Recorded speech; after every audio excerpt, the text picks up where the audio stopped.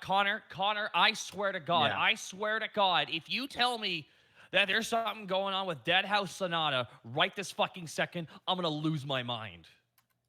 I haven't done. Gaijin, I swear to God, I'm gonna tell you this Oh, right wait. now. Uh-huh. If Connor tells me about one thing about Dead House Sonata, I gotta tell you that it's still fucking improbable that ants the size of a car can even support their own weight. Yeah, but see, how does that work? Because gravity is relative, isn't it? Like, Well, if you're it's still forgetting the the same square density. cube law right now. Oh. Are we factoring ants from The Simpsons when they were in space? Oh no, we are no fuck. No, we're large Anson now. No, we are factoring in the idea, like, you know, that the fucking science that if spiders were the size of cats, the human race would go extinct. That kind of science.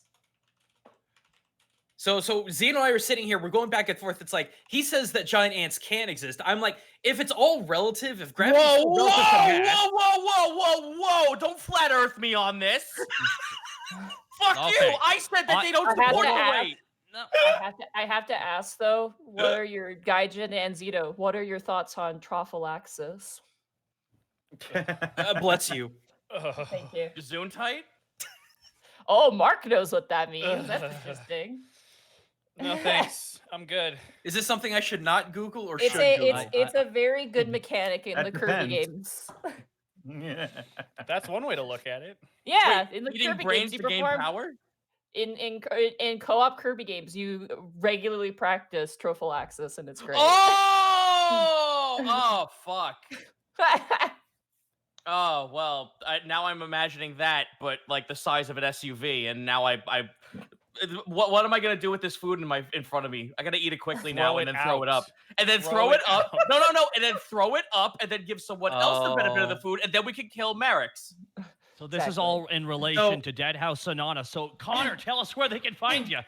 Well, I'm not sure. I'm not sure about ants, but do you know what would make the human race go extinct if they existed? Vampires, and you can find vampires in Dead House Sonata.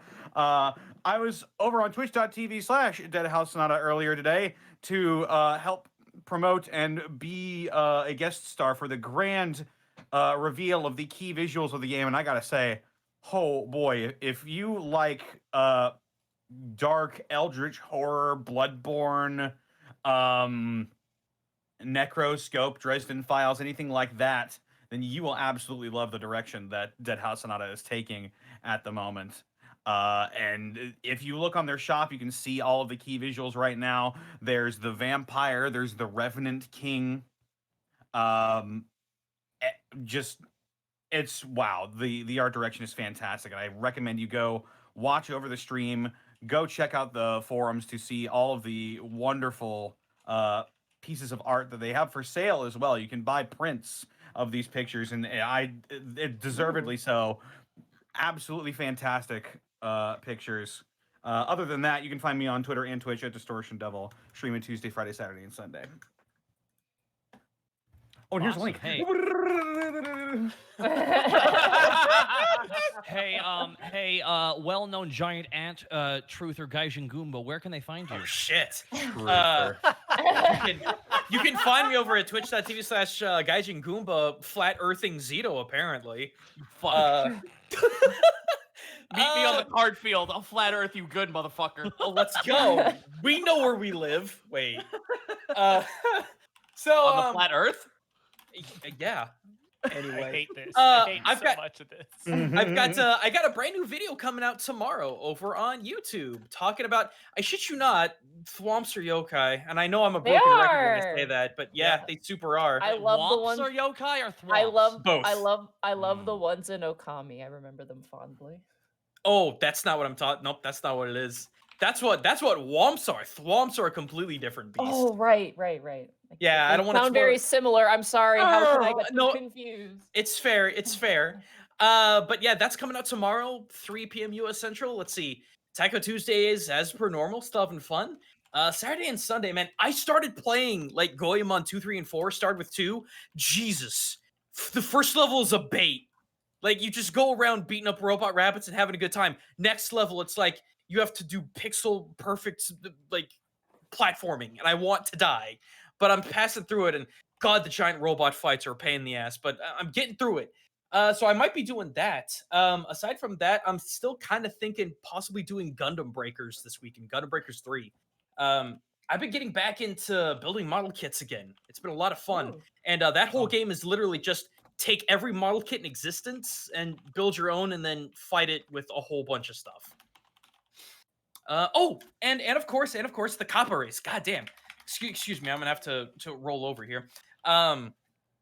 If you guys like the Tanuki race that I put out a couple months back, and a lot of you do because it just went gold, check out the Copper Race. Yeah. The Copper Race, man. the Copper Race just went copper. Oh boy, that ain't a tongue tie. So yeah, 6-page book, lots of great art in it, tons of folklore inspired detect balance rules stuff. Nod my head sagely. Yeah, dude. One playable race plus 5 other sub races. So you go enjoy that, and I've taken up enough time. Go for it. Well-known giant ant scientist, Chris Zito, where can they find you? Well, if you insist, you can find me over at twitch.tv/Zito. I got Clavin. Yes. Well, I'll try my best to find where you're at. Oh, good, Clavin, it's on my shoe. You can find me over at twitch.tv/Zito. CZ Backlash on Twitter and the Everington Almanac on Patreon. My time has been eclipsed by Spelunky 2, so expect a stream of that. Spelunky? Oh, Spelunky, yes. Da Vinci? Gesundheit. It's just as unforgiving as the last game, and thank God it is. That was a really good Frank, by the way. Jesus. Yeah. Shit, was it? Yeah, that was strong It Frank. was scary. It was strong Frank. Thank you. You had the Glyzen down pretty good. That Well, was I am from the East Coast. shit. We could do that voice very well. Like a lot of people can that I know. So there's that. I'll be playing Spelunky one of these days. It'll be fucking awesome. I got Gunfire Reborn just got an update. 7 Days to Die is zombies, and we have a couple of hours until Spooktober. Totally accurate Battlegrounds, where it's basically just wacky waving inflatable arm flailing tube man, the battle royale. It's good. Oh, and Ultra Kill, which is just fucking pure adrenaline. Got shot with adrenaline, and it's nuts. No more humans exist, only robots. Go to hell, fight. That's your gimmick. That's not hell. That's awesome. Robots are great. Oh no! You're going to hell as the robot, and it's also think Quake mixed with Quake with fucking Devil May Cry. Sorry. Zito, Zito, if it's hell, then why are bullet hells fun? Checkmate. Fuck, they're fun. I don't know. Also, That's news to me. Mark Allen Jr.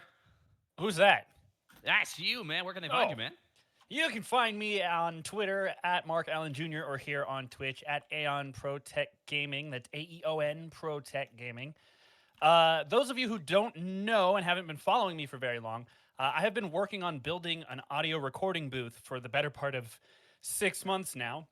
And as of today, I finished the door. So all that's left is putting the ceiling on That's and then amazing. sound treating it, Can which means... open! Sorry. Which means that come maybe 2 weeks from now, middle of October, I will finally be able to get back to my regular streaming sessions. So we will be playing Call of Cthulhu eventually. So look for an update about that in a couple of weeks. I will be trying to get through all of that in one sitting. I think it's going to be fun. I'm going to piss myself and scream like a little girl for your enjoyment. So Which game? Amazing. check is it out. this? Call of Sorry? Cthulhu, the 2018 version. Oh, it's good. It's I wanna- really good. I want to With the say sleeper something, hit. but I can't. But I've it's heard good okay. things, so I'm prepared to need a change of pants. Eduardo Boscaro. Edward Boscaro, Yeah. where can they find you, dude? They can find me at Ed Boscovia on both Instagram and Twitter, and then right here on twitch.tv/Edward Bosco. Good defense, Tyler. Thank you. Sorry. Are you watching? Priorities. Are you watching? I'm watching the NBA Finals because fuck Los Angeles. Well, hey! Don't. Dude, it's LA. Come on. I fucking everyone- hate LA. does Go Miami, Well, which I you never live thought I would there. say. That's your And there's a team. fuck. Thank you. They up 2. Let's go. Dude, Alrighty, that's Ed, moving So we on. don't have dude, that's Bosco like me. today. I'm like you can tell me that. Why don't you like the Rangers, dude? Fuck that. It's the Devils. There you go. Are you from? Yeah, No, they're you're my Long team. Island, right? No, I'm Staten Island. Oh, you're Staten. I knew it was one of the islands. All right. Bosco. No, they're called the Staten Island Trashmen. You will respect them, okay? They are definitely not Bos- called the trash Bos- men. Bosco. Yeah. When we start the game, you're not going to be watching sports, are you? No, of course not. I would never. All right, can I roll insight on that? Yeah. Yeah, Let's please roll inside. it. Go ahead. You fail. Just rolling insight real quick, and that is a 6. I believe him. All right, Yeah. Try that. Monty, where can they find you? Excellent. Yeah. When last we Like- left our heroes. You can find me at Montyglue on Twitter. I'm not on there a whole lot right now, but I did post a very perfect picture of my notes from last week. So if you haven't caught that, That was I excellent. forgot. Missed that. Yeah, I forgot about I've it. seen these notes every now and then, so I've seen these wonderful drawings. Yeah. Like truly, Nadine, you're putting that art degree to real use with these. I am, yeah. I my favorite will always be the picture of the chicken with a circle around it like 3 times and an arrow pointing plan. And I'm like, there was a thought there. It's There was- gone now, but yes, I forgot about Plan. that drawing and I was flipping through because I had to give some notes to Connor. And I found it, and I was like, "Oh, right!" So I was like, I took a picture of it. But you can find it on my Twitter. You can find other stuff on my Twitter. I must say I'm No, impressed. I'm not. Thank I you. have no idea what we're doing. I just wrote down plan. I know you did that, but Dutch, we can't just go rob a train when we just robbed it. Hello, You can Black also, speaking of robbing people, you can find me at twitch.tv/Montyglue, where we are really getting into the delicious meat of Final Fantasy IX. We're actually getting to the point where I actually haven't gotten past before, so we're getting pretty close Oh, to no. that. Oh no, Nadine, then Um, you're gonna find out how subpar it. I'm kidding. It's fun. Shush. So if you haven't caught that, I'm gonna upload all the parts to YouTube. It's great. I love that stream. It's really, really fun. And then I might stream intermittently throughout the week because this is my last D&D session I'm running until November. So bittersweet, but I might do a little bit more streaming randomly. I might stream World of Warcraft, but you're not allowed to make fun of the fact that I press the keys with my butt, like with my mouse. You can't. Oh, you're a clicker. I'm a clicker. I'm a dirty clicker. Dirty clicker. Ooh. Sorry. Playing, I'm also one of those. playing MMOs. Yeah.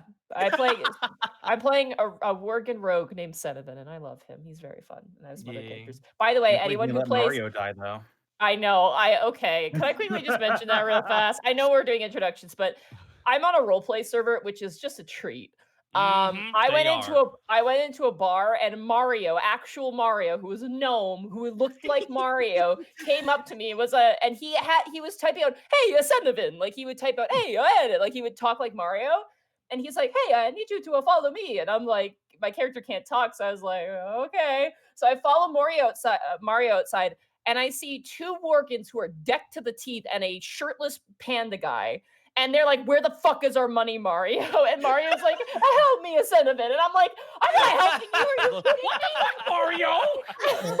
And they Where's proceeded, Luigi? They killed Luigi. and they proceeded to beat the shit out of Mario with like using like toys in the game. Like they were like all around him, just punching him into the ground. And he was like, "Ascendavin, help me." And I'm like, "I don't know what to do." And they ran Did he away. backwards long jump out of there? He ran away. Yeah, he ran away, and they all chased after him. And they're like, "Get that fucker!" And I'm like, "What's happening? I'm scared." So yeah, playing on a roleplay server is an experience. I'll just say that. How do you think they would have felt knowing that you were a clicker the whole time?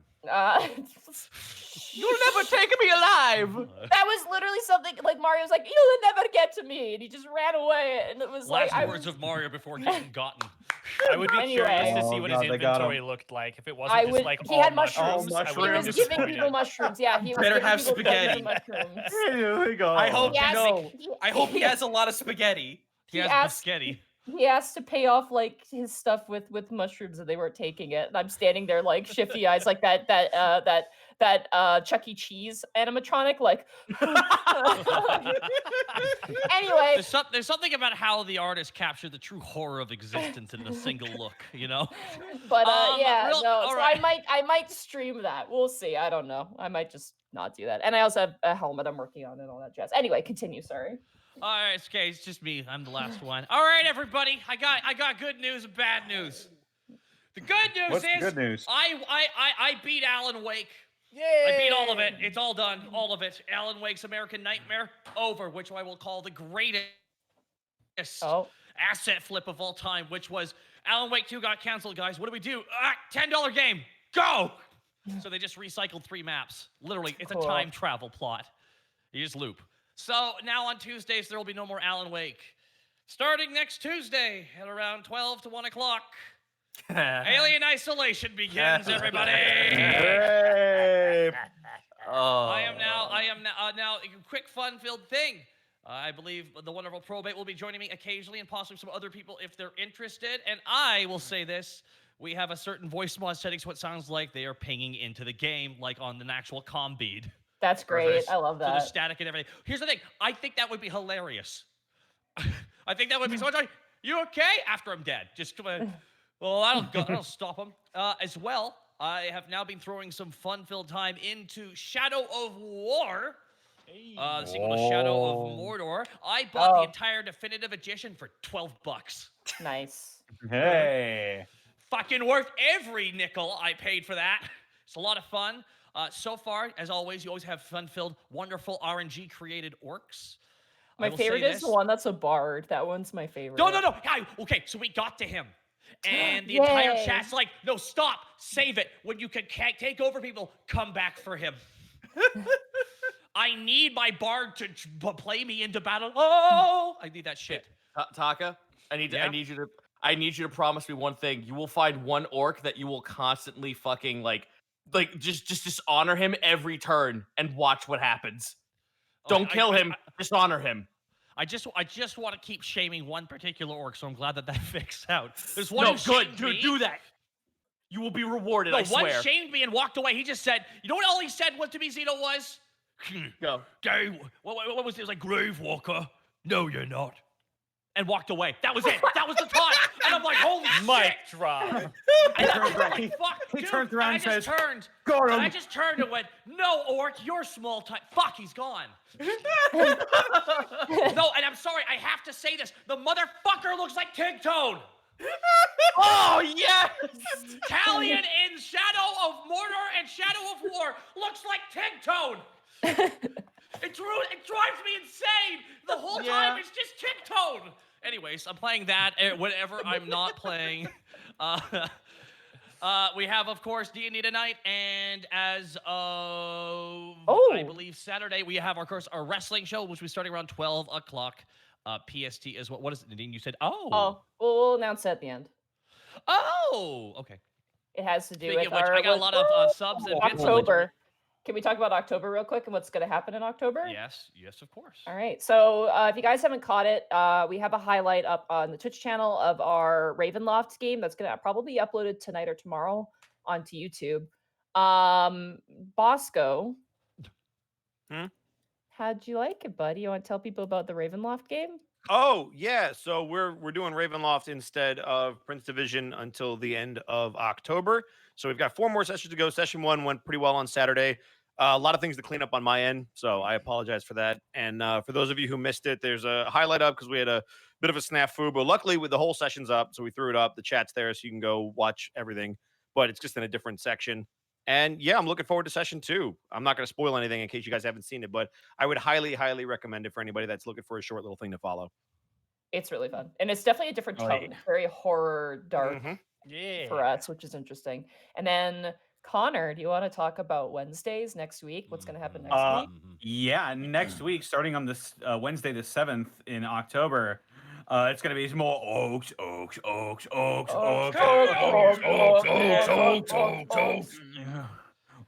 going to be Orktober. With featuring Edward Bosco as Gronk, the Commando, Gaijin Goomba as Kortag, the Pain Boy. Where we dropping, boys? Takahata 101 as the weird boy. That's his name. His name is and Chris Zito as Peases, the mech boy. happy to be here. And also featuring special guest star Monty Glue as Yay! How did we get her? As who? Who am I, Connor? Ah, Dang oh it. my God, Nadine! What What a a foul bait. name! Oh, I feel am salty. very excited for my orc. I sent all my details over to Citra King, and Citra King went yes with a period. And I'm like, I saw the picture, and the first words that came out of my mouth were, "Oh my God." Oh, I want to see this now. oh yeah, it's Oh, gonna you be will. good. He's gonna be. You Should we open the will. floor to He- wild assumptions? I mean, no, I want it to be a surprise. Okay. He's very fun. He's gonna be probably a very memorable orc. I hope he's gonna be memorable as an orc because it's Don't different worry. for me. It'll be good. But Opie's good at crumping. oh, he'll be the best at crumping. Whatever that means. Okay. Oh man. Oh boy. Oh, You're in the no. Nadine, you're about to. Here's the thing. There's a lot of different areas of the Warhammer 40k pool. You're Oh, about yeah, to go I to know. you're about to go to the place where that kid's splashing and everyone's avoiding. All right. That's, You are literally you just stepped out of the 4 foot and now just entered the 10 foot. Awesome. Can't wait. no. That's no, Zito. That's the Eldar. That's too deep. Okay, fine, 8 foot. Okay, I'm about to say because if you're into the Eldar, we're buying edition 2 models. Anyway, that's gonna be next week. Thank you, Connor, for running that, and it's gonna be my vacation, so I'm gonna be kind of loosey goosey, but I'll still be around. Kurt, ready to do bit donations? You have 10 minutes. Yes, I hope am. you did. Constable I Mutton- hope. Awesome. Good. Constable Mutton gifting 5 subs to the community. Thank you so much to Constable Mutton. Nerdy Notions dropping 2 subs as well. Thank you so much to Nerdy Notions with a Z. Fishnix, Dragonol Chemist 51, Coop 894, Random Person 4122, Danielle Bonin. Jai Kaizen gifting us up to Dragon Master Outcast. Thank you so much. Crazy Mans 2. Griffin 9989. Silent Jokes with a Z. Just another clone. Retro Royal Knight Infinite Kitty Send Sinful. Dude the Man. Son of J_J. Zan Wind. Thank you so much for all the subs, guys. Ashendari010 with 2,400 bits. I am so ready for tonight. Woohoo! Da, da, da, da, da, da, da, da, da. Are you? Oh, wrong one. But thank you so much, Ashadari, for the 2,400 bits. A Flustered Bun, Shiny Greymon, thank you so much for the subs. Gunzerker Crazy, Impulse 72990, and all that Chaz. Thank you so much for the subs, guys. Brutus Maximus.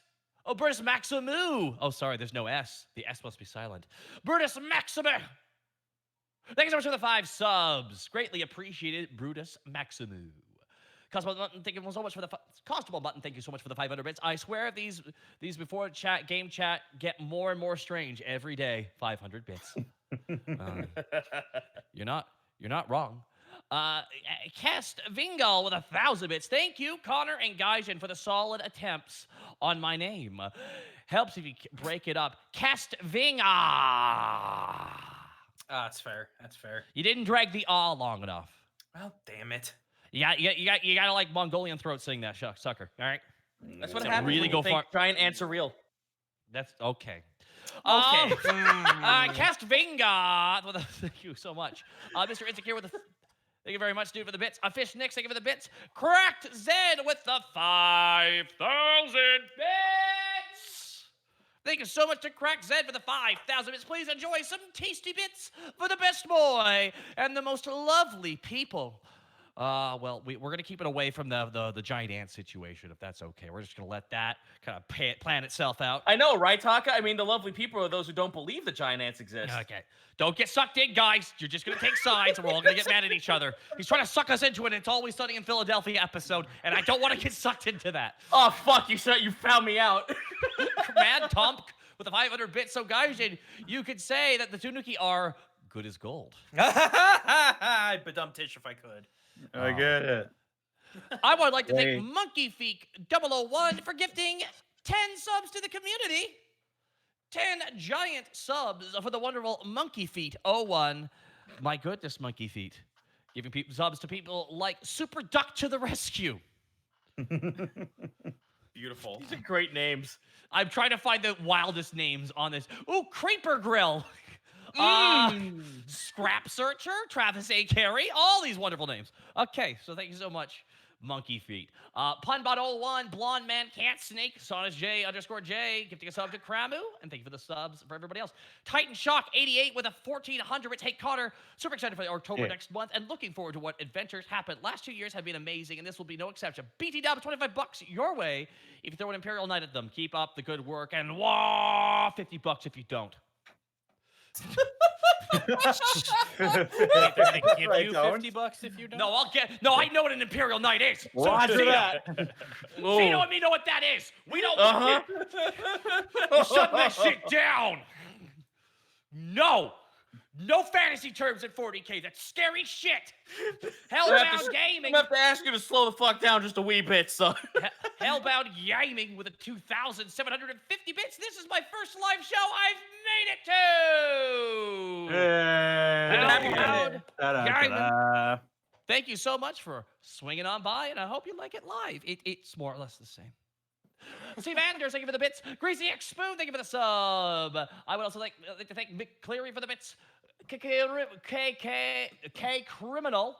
I would also like to thank Doom Knight 013 and Gibberish for gifting a sub to Death Revan 226. I would also like to thank Iron Hutterjar for gifting a sub. Spencer Taylor 182. Mud Martin, the Emperor of Penguin Kind. Saunas J_J. I'm getting double of them. Laura Hero, thank you so much for the subs, guys. And I want to thank you all for the bits as well. Blackfoot Ferret with the late bits. My FF14 character has 4 hot bars and still not enough buttons. I agree with that. I don't take any pricking about the clicking. Blackfoot Ferret, thank you so much for being classy about this. Thank you for the Are you a bits. summoner? Hey, don't listen to him. He's trying to bring up facts. Scuba Steve 12. 5'8" with a 600 bits. Thank you so much. Take all my bits at least until my next payday. Well, take care of yourself first and foremost. Freak Bees, Acro Aarako. No. Arakokraboy. Arakokraboy. Fuck me. Okay, that one blind kid. Also, thank you for the sub. Couldn't. Dude, I was looking at that on my peripheral going like, fuck, okay. It's like, Mr. Nani, Cosmosis, Laura Hero, thank you for the subs. Thank you for the normal names. Sorry, I'm just joking. Just me being very mad. I would like to thank Gorilla with a Glock for 500 bits. Gorilla with a Glock. The names are so much. on point tonight. The joke's on us. He shoots with his feet. Oh no! Monkey feet! Oh God, Monkey Filthy feet! Frank style. Chin chin the guy ski dio. Alright, you're up, Vernon. Oh! I know what that means. Goomba, it's a joke. Okay. Good night, everybody. We're gonna have to start putting out a content warning. You have for 4 these minutes. Yeah. streams. Oh, I have 4 minutes. I'm all done. Oh, you're done. Yeah. Okay. Yeah. I was listening to hype up music. Also, I'm going into this hungry, so I hope everybody is Uh-oh. ready. Hungry. No, stop. No, Nadine, go get a banana, an apple. No, I don't have those. We're going in hungry, boys. Put some water On in a festival episode. I thought they died. So, when last we left our heroes, Greckles the Kenku Rogue, Borky the Orc Barbarian, Panic the Tiefling Bard, Remy the Kenku Fighter, Task the Kobold Ranger, and a newfound friend in Seika the Fire Ganassi Monk, the party finished their first hunt, infiltrating a village of bullywugs and killing their god through a series of trickery performed by Panic and murderous assault performed by literally everybody else. The party managed to leave the southern marshes with Throgomoth lungs, usable in a particular device to allow them to traverse the elemental plane of water, leaving only one last ingredient for their delve into the primordial planes. But as they left and came home with the many other pieces and a giant frog named Shell to add to their collection, the party hands off the pieces to Iggy, and Now the party relaxes as a celebration of victory and happiness flow through the city streets of Alavast and into their hearts as the Alavast Victory Festival begins. So all of you, first of all, Kurt, your microphone's very sensitive. I could hear you smacking your lips. Yeah. Sorry. Okay. Yeah. Okay, So, all of you guys, just for the sake of timing, because we have a lot of things that can happen during this time. Oh, it's Alan. Mark, what are you doing? Alan. What? Alan. I hear not doing anything. I'm here crackling and Oh, things no, like that. Sorry, I was arranging papers. I'm sorry. How dare you? I have accepted no- the I'm punishment sorry. for you. I'm so Canadian. I'm apologizing for shit I didn't even do. Oh my god, it's the subway all over again, Kurt. Alan. Anyway. I'm sorry. By the way, real fast, I want to talk to Sonic the Hedgehog over here. I'm pointing at Zito. You've got our own setup of chows. Okay? You've done this. We have so many pets we have to feed. Shut up. Shut up, idiot. So, all of you guys make your way out to the daytime festivities of the Festival of Victory that has been coined and named by Balfour Balton through the Vetrion clergy as a notable day of celebration for the victory over both the dragon cultists and other enemies that the city seems to face on a yearly basis. So, all of you guys head out to the festivities with your items in tow, except for Task. You had a letter waiting for you that Helga hands off. Actually, Naragan passes off to you. Oh, well, shit. All right, crack her open. Let's take a look. All right. As you crack it open, and Naragan kind of peeks over your shoulder a little bit, curious. He's not trying to, like, spy or anything, but he's your friend. As you crack it open, it's from Winter. It says, "Hello, Task. Meet me at the pie eating contest, Winter." Oh. Oh, pocketing that letter. I look over at Naragan. I'm gonna roll an insight check on see what his face looks like in this little Sure, shit. absolutely. Go ahead and roll an insight check. Just like, you fucker. It's like, don't spin this on me, you awkward shit. Okay.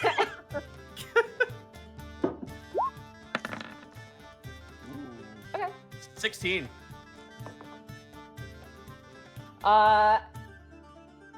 So you look at him and he gives you a smile, not like a condescending, like, "Ha ha, girl likes you, loser." More of just he smiles at you. He seems happy. There seems to be something else there, but you can't really pick up on what it is. Like, his happiness is almost shared, but you're not sure. But he seems happy, genuinely happy for you.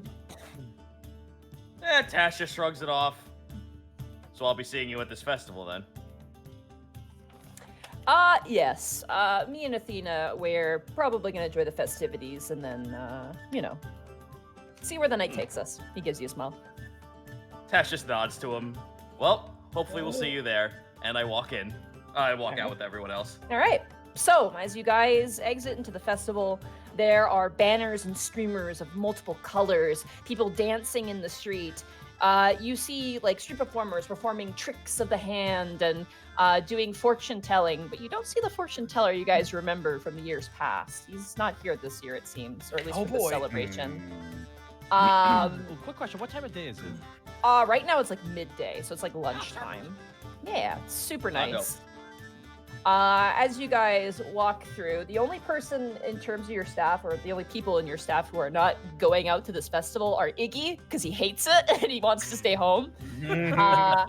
And obviously Frank. Frank is staying behind, along with, what did you guys name the robot that he made? I don't know if we ever did.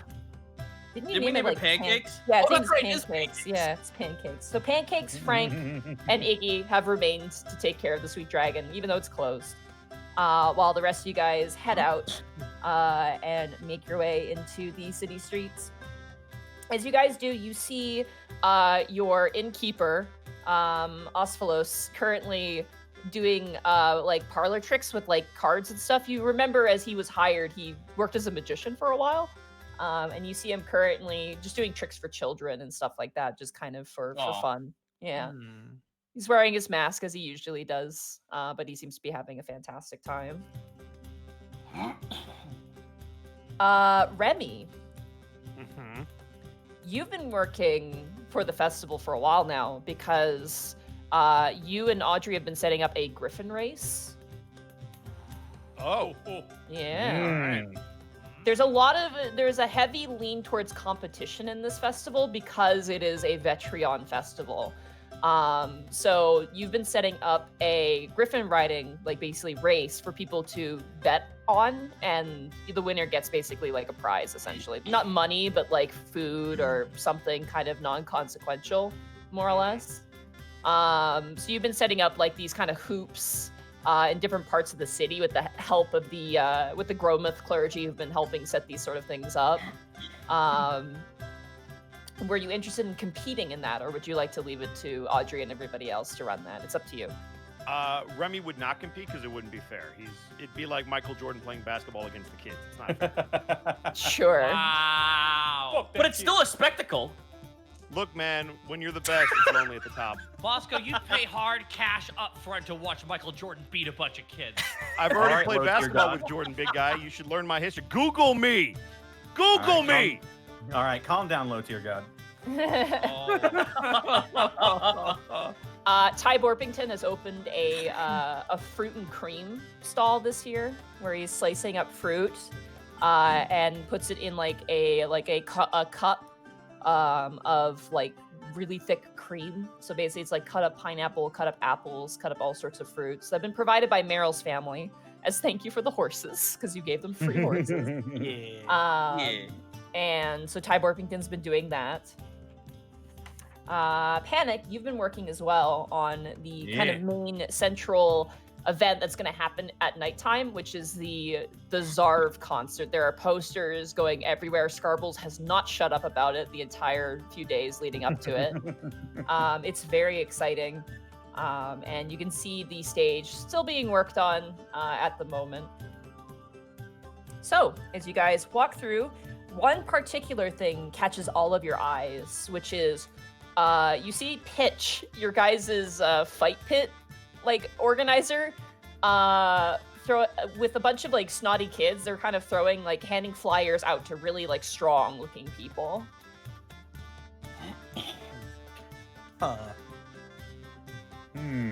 Also, let me know if the music is too loud. No, you're good. That's all right. Yeah, we can turn it in on our ends. Yeah. Well, I will investigate to see what these flyers are about, I guess. All right. You watch as like a young, like 8-year-old dwarf kid, like you kind of walk up to them, and for once, someone is smaller than you, and they hand you off a flyer. It is for a fight pit, an organized fight pit, where there's either single combat or double combat. Borky just like slides in with horrible animation stroking his chin. As horrible as you can imagine. Interesting. What does the rule say? Yeah. It is with weapons or without weapons of your choice. It is being hosted by the Vetreon clergy as well as the Hoketh clergy. And it is in the lower ward. They've emptied out one of the fountains, actually. They've removed the fountain, and they've like patted down ground at the bottom to become the fight pit. Oh my god. You can bet. There's not a tourney tree, but it is a 1 versus 1 where people can bet on individual combats. So you can either come in with a partner, so it's 2 versus 2, or it's 1 versus 1.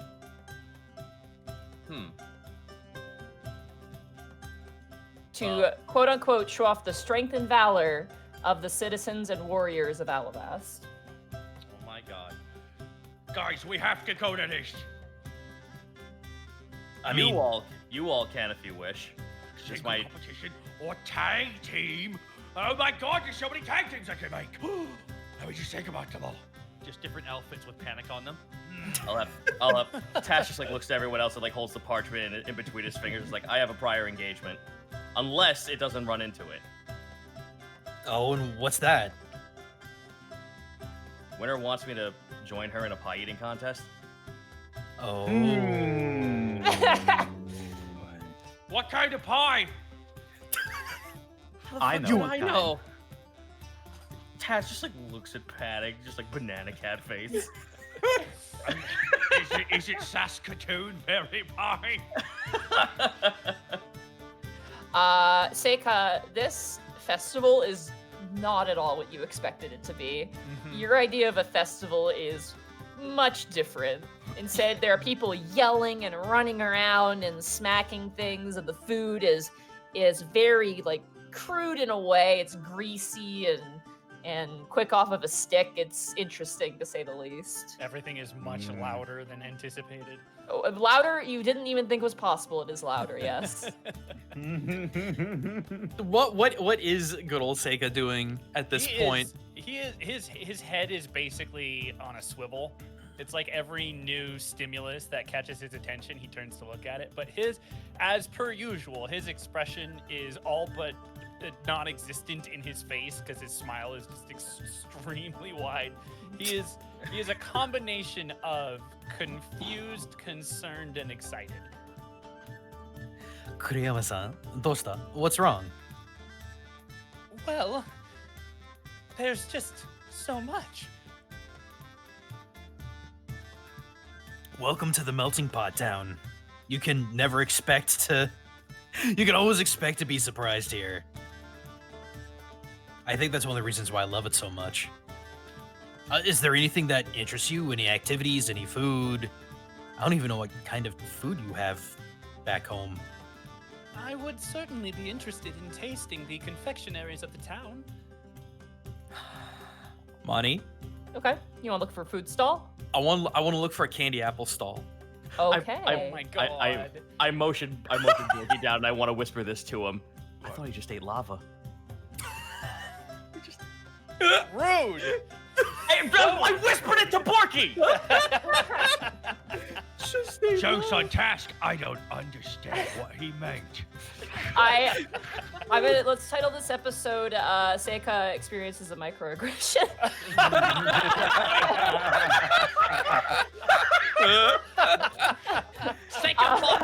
Seika calls HR. Let's just call it that episode. All right, now task. Do you know why you've been called in here today? No! Why am I here too? Go ahead. You know what? So, Gaijin, roll a D100 for me. sure. Here we go. That's a fat 32. Okay. That was a percentile of how weird of a stall you could find, and you got a 32. Yeah, easy enough. You find a candied apple stall, but they also have like other candied things. They have candied pears, candied apples, candied scorpions, candied insects. Yeah. Yeah. And then Danger there's like, pops. there's candied bacon too, which is kind of interesting. Maple candies, all kinds of caramels and things like that. It's being manned by a human, a pretty normal-looking human woman. She looks maybe mid 40s, tied up in a bun, handing off candied apple to a lot of kids. Kuriyama-san, how about this? As he just kind of does a wide gesture to the wide selection of just candy-coated goodies. Does anything on here even look remotely familiar? You're used to apples. There are fire crab apples in the elemental plane of fire that But you know not of. typically on a stick covered in some sort of syrup. No idea. This is like a red. It's red and fiery, but that's probably the outer part, not the inner part. I think you just described that you're gonna give him a fucking candied peppercini. Oh my god. Looking at Seika just kind of mulling over the apple, Greckles just go over to the stall keep. How much for one of the apples? Oh, one apple is 1 silver piece. All right, done and done. Here you go. She hands it off to you. It's in a like parchment kind of like, you get the thing. It's not wrapped or anything. It just, you get it, and there's like a piece of like almost like not wax paper, but some sort of like paper at the bottom just for it to stand on. So if you wanted to like put it away, you can. You could wrap it up. And she hands one off to you. Kuriyami-san, here you go. I guess you could call it an ameringo. Or Did you want a candied apple or a caramel apple? I just want. Candied. Candied. Give that hard sugar. Okay. So he'll take it from you, and he's kind of looking at it for a second, and then looks at you as if like, "Are you sure I can eat this?" What's wrong? I'm just not sure where to start, or how. You just kind of go in. You just don't think about it too much. You just go in and take a big bite. It's kind of You like say that, Yeah. You see that smile of his, which has always been this sort of thin line across his face. You'll see his mouth just almost like a jaw unhinging, just opens massively as he sticks the whole thing in his mouth, chomps down, and pulls the stick out. All right, I can't believe Seika is a Pez dispenser. As you bite down, Seika, immediately the sweetness of the red candy hits you. It's sugary, but it's not artificially sweet. It feels like it's really crunchy on the outside, but it's not like shards. Like you expect it to like break apart into like hard, sharp rock candy pieces. As you bite down, the surface of it, which is hard, cracks, but the inner side of the candy is like softened and soft and caramelly, almost of its own sort of texture. It's very sweet, but like kind of in just a general sense. But the moment your mouth hits the apple, there's this gush of fruity goodness that just kind of envelops the entire flavor. It's fresh, it's crisp. Every chewing motion just releases a refreshing flavor to your mouth that you're not used to. It's absolutely satisfying.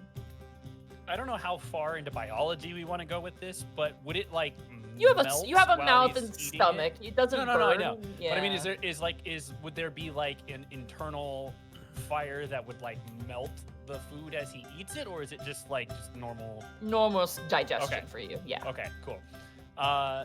So yeah, he'll take some time chewing through it and enjoying it, and his after the gaping maw closes back up, his expression kind of returns to that sort of neutral smile he's always had, but he kind of nods his head gently as he's chewing through it, kind of turning his head left and right slightly as he's sort of, you can tell that he's basically like compartmentalizing all the different sensations that he's experiencing.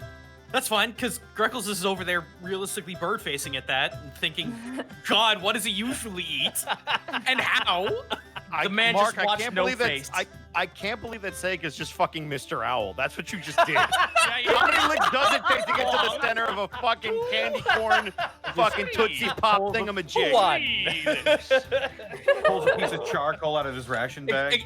Except that when he fucking opens its mouth, it's like watching No Face from Spirited Away. Except it wasn't even one, exactly like that. three. It was just one. Are you still hungry? Do you want something else, or? I would be very interested in experiencing more of these. Perhaps something with a slightly different flavor. Greckles does a little schemy smile. How much for the sweet scorp over there? The scorpions are unfortunately a bit more expensive. They're 5 silver pieces. These are sizable too. They're like probably, I'm gonna say at least 3 inches long. Jesus Christ! Big Jeez. Big All right. Kuriyama-san, try this one then. He just hands you just a candy-coated scorpion. Stinger removed, I hope. No stingers there.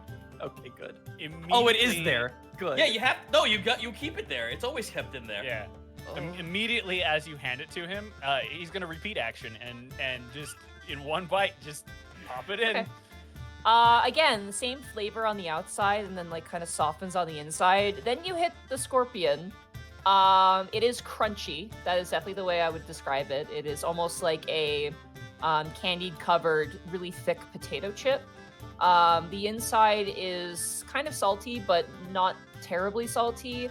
And eventually in the center becomes a bit gooey, almost like a brownie sort of, mixed with the sugar, it kind of gives you a brownie sort of phenomenon. I hate you, Greckles, for making me describe the taste of Yeah, I was scorpion. gonna say, I want I've you to know, never- above You game, shouldn't have offered. Monty, you shouldn't have I've offered never- it. as a germaphobe, I'm clenching right now. You but should have not have please should have offered it. Monty, as Monty, someone who's eaten these before, I'm like, yeah, dude, this Monty, is you legit. should Yeah. know better. Give us an inch, we will take a mile. I know. I just feel bad because I like scorpions. I think they're cool, but they are food. You can't eat them. Yeah. Not as something about it. It's definitely good. It doesn't taste awful. The apple was definitely, you felt more festive with the apple. Uh-huh. The scorpion feels like you kind of eat. You're just this is the sort of thing that you imagine people would dare each other to eat in a way, or you kind of look down a task. He would probably have a better experience with the flavor. Just seems like there's a lack of flavor there for you, but it is good. It's my not own terrible. microaggression. Joke's on you, I'm having fun with fucking life. Fuck you. This one is Exotic. Yes, though admittedly they all are. Do you have scorpions back home? I'm guessing not, fam. You have artwork of scorpions. You've heard of like fire scorpions and like more of the less civilized locations of the They fire would plains. be much bigger though, yeah. Oh yeah, they'd be huge. Like you could ride on them. Kuriyami-san, Not of this size, no. one of these days you need to tell me what it's like back home. I have zero idea. Well, it's not extremely different from what you see around you, save for a little bit more uniformity. Sorry, I'm turning pages. I'm sorry. No worries. What season is it right now? In the plane right now, it's like late summer. Okay. There are trees similar to these, though. They often have an appearance more of burning stone. The leaves come in shades of reds and oranges. Not unlike these, but different in color and texture. Sounds like a never-ending fall then. Yes, I suppose that would be a great way to describe it. That would be an interesting thing to see. And I pray you see it soon. Kind of reminds me of Momichigari. Well, best to focus on the moment. Who knows how long it's gonna be before we have another good time like this. Yes, these moments of peace do tend to be fleeting. It's true. And soon there shall be violence in the pit. Gotta find me a tag team partner, if I do that, though. Borky's just literally been like, you see him, he's been rubbing his fingers this whole time. Tash just looks at Borky and then looks over at Remy. I'm like, I just hold my hand out to him. To who? To Remy. To Remy, yeah. For Borky to see, or you're? Yes. Oh, okay. I was like, Who is my tag team partner going to be? Task points at Remy. That is the scene that just transpired. Okay, well, I'm glad we got there. Remy's a soldier. He doesn't do it for fun. Remy kind of nods. See? It's because he's noble. I think.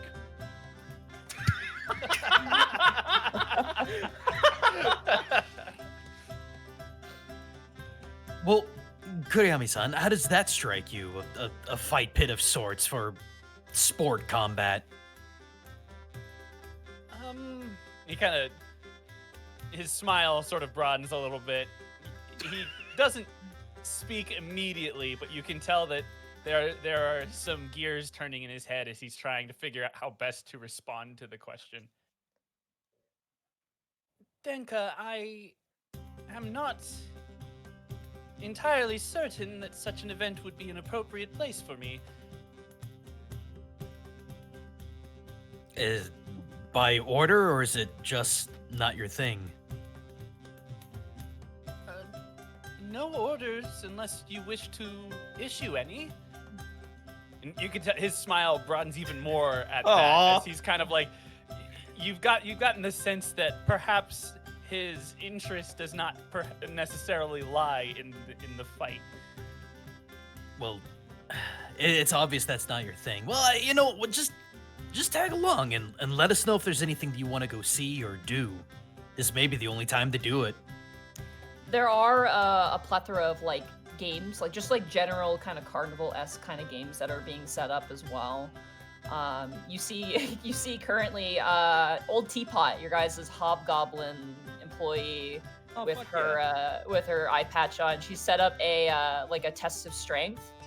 she's got this little ramshackle device that is a test of strength. Where you see currently a human, like farmer-looking guy.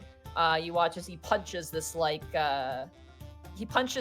big sandbag that's on this long, like horizontal sort of like metal piece, and he punches it really hard, and it slides back and then stops at a certain point. You see his old teapot checks it and goes, "That's a win!" And she hands him a strawberry, and he hands it off to his daughter, and they kind of keep walking as you guys kind of make your way down the street and see old Teapot currently sitting there with her apron, and she resets this test of strength. Hey, Borky, why don't you... Oh, sorry, go ahead. No, go ahead. I was gonna say Task was gonna just walk right up in front of the machine. Nice. Hey, aren't you all a sight for old eyes? Big Enjoying the business so far? festival? She kind of picks up a small tin cup and she shakes it. You can hear some coins. That's doing okay. It's more for fun for the kids. Do it every year. I just look Speaking back of- at everyone else. You guys I'm want to sorry. give it a try? Free of charge. Please explain it to me slowly. You punch the thing, you punch it good. If you punch it good enough, you get a strawberry. I see. What kind of strawberry? You watch as she lifts up a big, juicy strawberry. If you don't like Oh. strawberries, she reaches over. We also got plums. And she holds up a big, juicy, purpley, dark, black plum. Ooh. I like Would plums. you say that plum was plump? I'd say so. All right, so I just gotta punch this thing right here. Just gotta punch it right there. Ah, that's- Okay, Borky starts stretching out his arm, just like okay. cracks his neck, cracks his knuckles, and what do you want me to roll? This will be a to hit with unarmed strike. Or an armed attack? Yeah, unarmed attack. So that's going to be, you're proficient in those because you're Tavern Brawler. So Yeah. roll a d20 plus your proficiency modifier plus your strength. So that's going to be, for you, is going to be Says 4 plus 4. So it's going to be roll a d20 plus 8. Oh, okay. Alright, sorry, 1 second. And roll. This thing's CR is so low. 15. Oh, yeah. You hit it. You hit it. Now, as you hit it, you roll 15. You punch it, and you watch as the whole thing like ricochets back and goes a little bit further than that previous guy. It wasn't the most Yeah. solid hit, but it's a win. And old Peter goes, "Hey, there you go. You got some arm strength. You want a plum or a strawberry?" I want another shot. I think I can do better. Sure, but don't clog up the line. She kind of shoots It's it all all forward. about me, damn it. Okay, that's fair. I'll take the straw. I'll take the straw blueberry. I'll take that. And All right, she hands you a strawberry. God, so It is ripe. so It is succulent. it's very ripe. It's very, and she's keeping them in like cold water, so it's like really cool as Aw, well. dude. Really nice. Ooh, Yeah. Nice. Super nice. I would crime for this. Borky walks away. Anybody else gotta want to go give it a try? Sure, why not? All right, you watch as she takes the device and she has it drop down like vertically. She has like a way of it to kind of shoot down, and she like jams a piece of wood in a hole to just kind of stop it in place. And she turns and goes, "All right, go ahead, give it a shot." And she pats it twice and steps back. The target you guys are punching is like a poorly sewn. It almost looks like a bag that's had like arms and legs sewed onto it, but it's very crude. And, Oh, it's human. yeah, it's Oh, like no. yeah. Oh, no, it's- not it's human. Finally time. Back. Okay. Eh, You 9. punch it and it goes back a little bit, but she looks at you and goes, sorry, it's not a win. Tash just shrugs. Who's up next? Kuriyami-san, how about you go for it? Very well. She raises it back up again to your height, Seika, and she steps back. For funsies, I'm gonna 1-inch punch it. It's not Okay. necessarily anything different, but yeah, just. Okay, full-on, Ip like, Man. First of all, You're about to Vegeta First this of all, motherfucking thing. one I of my swear to heroes. God. Thank you very much. Second of all, unarmed strike. Yeah. Yeah, on our start. Third of all, this is the stance. Nice! 19. You bring in your hand and you punch it with the 1-inch punch, and the entire thing knocks all the way back. It doesn't fall over, but it solidly hits almost all the way back. There's some resistance the further it goes. and it stops in place, and old Teapot goes, "Well, you got some muscle hiding behind that scrawny body of yours, huh? What would you like, a plum or a strawberry?" A plum would be very interesting. Thank you for the compliment. She tosses you a plum in the air, and you kind of like quickly catch it. It's wet, and it's firm, but it's got like some, when you push in, you can tell it's juicy inside. You just got this feeling about it. He'll head back into the line of people, and as he does so, will once more pez this thing to death. As you do, you've had there's plums in the elemental plane of fire. They're just different. They don't taste this way. They're different plums. They're plums, but on fire. Yeah. Fire plums. This one is filled with juice. The biggest difference is that there's a lot more water in the food here, which makes sense. Right. And it is juicier. Like the moment you bite in, juices just kind of squirt, and like you're just like, oh my god. But it is very satisfying, and you have to kind of spit out the pit eventually. Is it bad that I'm? Do I have to spit out the pit? Maybe the pit's the best part, Monty. Now, why the fuck do I now imagine just like Seika as like the fucking imposter from Among Us, like opening his mouth, and just stabbing it? He's just full on Pac-Manning everything he eats. I actually didn't know that the pit is poisonous. Is that true, Connor? Yeah. Spit out the pit. Yes. It's poisonous. Is it? Yeah. Oh man, as a kid, I Someone sucked better on tell that goddamn Seika. pit so fucking much as a kid. Oh boy. Would the Explains a pits lot. of the plums in the plane of fire be poisonous as well? No, they're actually not. You can actually Right. dry So them out if and no eat one tells them. him that, he's eating it. Okay, roll a Constitution saving throw.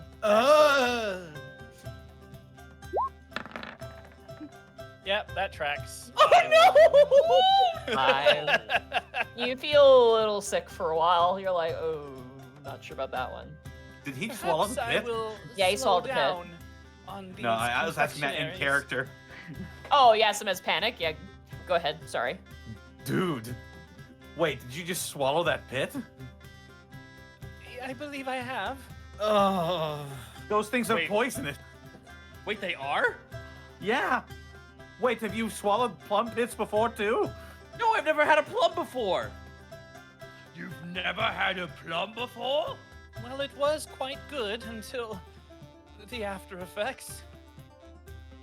So we gotta spit out the plum, or the plum pit. Apologies, Tenka. I figured it was similar to those Quick. in the elemental We plane gotta- of fire. We gotta perform. We gotta perform. A maneuver of some sort. We have to perform a surgery. Panic, he's already swallowed it. Wait, that won't work if he's already swallowed it. No, it's if it gets stuck in your throat, remember? Ah, jeez. Remember. Wait, quick, Sega, do you breathe plums? Oh, wait a minute. Hang on. Did you You're- just call are you- me Sega? Are you a 10? Are you a 10th level monk? I am. You're immune You're to poison. immune to poison, yeah. You've been faking it this whole time. I wasn't faking it. I forgot. I totally Wait. forgot. I Yeah, am in the fact immune to feeling, the poison. sensation of it goes away instantly. You're like, oh. Well, it was Like, still uncomfortable. Damn it. All right, cool. Just gotta. Great. You gotta show me how you do all these things, Koriyama-san. I'm not certain that I'm doing anything special. You just completely walloped that contraption and then swallowed a peach pit without a problem. Plum pit. Well, Plum pit. Ugh! I As- just got peaches on the brain. as far as the test of strength, bet. that is a very common practice amongst martial artists. I suppose I could show you that. I would love to learn how to fight like that. Its usages aren't quite as practical in a real fight, but it does well for conditioning the body. Well, I mean, these old bones ain't that good unless I've got something in my hand, but it's happened quite often that I've been without a weapon in my hand. Looks to the sky, God curse you. Shut up. Don't put that evil on me. God's a rug flies by. Oh! You watch as like a guy who's got like a sneak charming area. He's just like, oh, sorry. He's just like dusting it off and putting it back down on the ground. Greckle just shivers. you guys hear a lot of commotion as you see a bunch of children running by you, rushing past you guys, and they're like, "They're over here! Come on!" And you just watch as like kids from ages like 5 all the way up to like ages, probably teenagers, are like running past you guys in droves. Perception check. What are they looking at? Yeah. Sure, go ahead, perception check if you guys want to follow them. Someone hunting all the children? Orderly. Something Oh, that's will a happen. 20. 23. Nice. Yeah, it's empty on- Greckles. Get it out of the way. Get it out of the way. Get it out of the way. Get it out of the way now. Wow. I'm like winding up for my punch to punch this thing. It's like, hey guys, are you looking? What are you looking? Hey, I'm gonna punch it. Aw. Okay, I as guess we'll Panic just- goes to punch, so Panic, go ahead and roll your punch attack. That's nice, Panic. 15. Okay, you punched really solidly. You got a strawberry or plum of your choice. Wow, I'm gonna take the plum. All right, you get a plum as you punch The it sad back. thing is, everyone's gonna think you just stole it, and no one will believe you actually did it. I was Hey, guys. watching. I totally punched that thing. It's really good. Everybody else, you see as the children are running past, and Greckles and Task, you see Anj sitting on the ground, and just there's a petting zoo that appears to have been set up by the Druidic district. And you just see Anj sitting in the center of like rabbits, and like there's like a chicken on his head, but like half of the children are petting the animals, and the other half of the children are petting him. Oh my And he's just sitting there looking very content. Remember when we almost murdered him? Yeah. Above Yeah. game? I'm so As- happy we didn't murder As him. if It's we, so... as if we could. Come on. No, you don't say that. Monty had many scenarios planned. Oh yeah, his stats were scary. Yeah. Eh. Is he in human form or regular? No, he's normal. He's totally normal. Oh, And the thank kids are God. just- and the kids are just like petting him, like, "Oh, what is this?" Like, there's like a kid climbing up his back, and he just doesn't care. He's very tolerant. A lot of Appa energy coming from him right now, I'll say. Yeah. Are there any other strange animals that aren't like, considered just like farm life or whatever around here? No, it's mostly like llamas, alpacas. Your frog is there as well. In like a pool of water, like there's like a clay bucket, and your frog is there, and the kids are like poking it, not aggressively, but just like touching it. There are other druids there as well. It's not just Anj by himself. There's like a ton other ones. No Moidos, so you don't see Moidos there, but you see other ones. Definitely druidic in nature. Do we see a dead husband anywhere? Roll an investigation check. I honestly am shocked we haven't bought one accidentally and eaten it. I swear to God. 22. No, you don't see one, which is good, because you look at some of there's like, you see fish being prepared, and you're like, Oh. you kind of sweat a little bit, but no, you don't see any husbands. Get the She's sense actually that having a probably, wedding right now. well,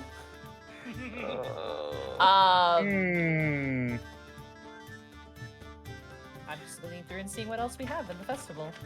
You do see Log, like a tour guide, like touring all the constructs around, showing them like the festivities and stuff, and like explaining them to them. You see. Can Borky yells at Log, by the way. Hey, Log! Oh, And you watch as Log runs over. this is called a festival goer. They come here to consume food, be in the activities, and poop after they're done. That's true. For 8 hours a night, I am completely defenseless. They all turn to each other. All of the construct. There's about 7 or 8 of them. Turn to each other and like nod, and they totally are like. Plotting. I sometimes think, what's the worst thing I could say? Oh my god. Jeez. Continuing on our tour, Log kind of not really paying attention to you guys. Log seems to be on a mission right now. He's teaching these constructs the meaning of a festival. But All right.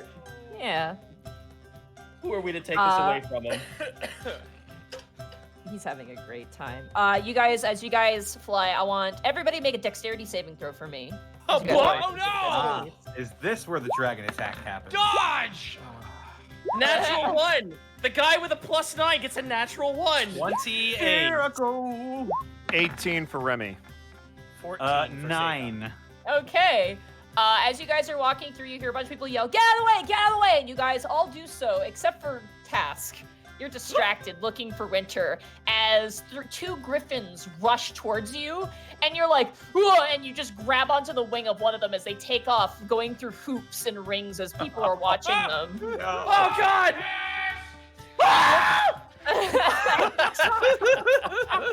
Task, as you look to the side, you see Audrey as she lifts up her goggles and looks very like, "Oh my God, I just kidnapped this guy." And she kind of does a loop around and goes, "Sorry, love," and she kind of like grabs you by the scruff, and as she goes down low, she drops you off on the ground and rushes past as the audience cheers and roars at the Griffin Riders. Skip on the ground like a stone, like, ah! Your helmet kind of like thuds like forward over your eyes, and you guys have readjusted back. Oh, just as you get over something, it kind of hits you again really hard when you do it another time. Just like stands up, like dusting himself, just like, I'm fine. Oh, fuck, No, I'm fine. no, you're not okay. You're covered in dust. Forky starts shaking him around.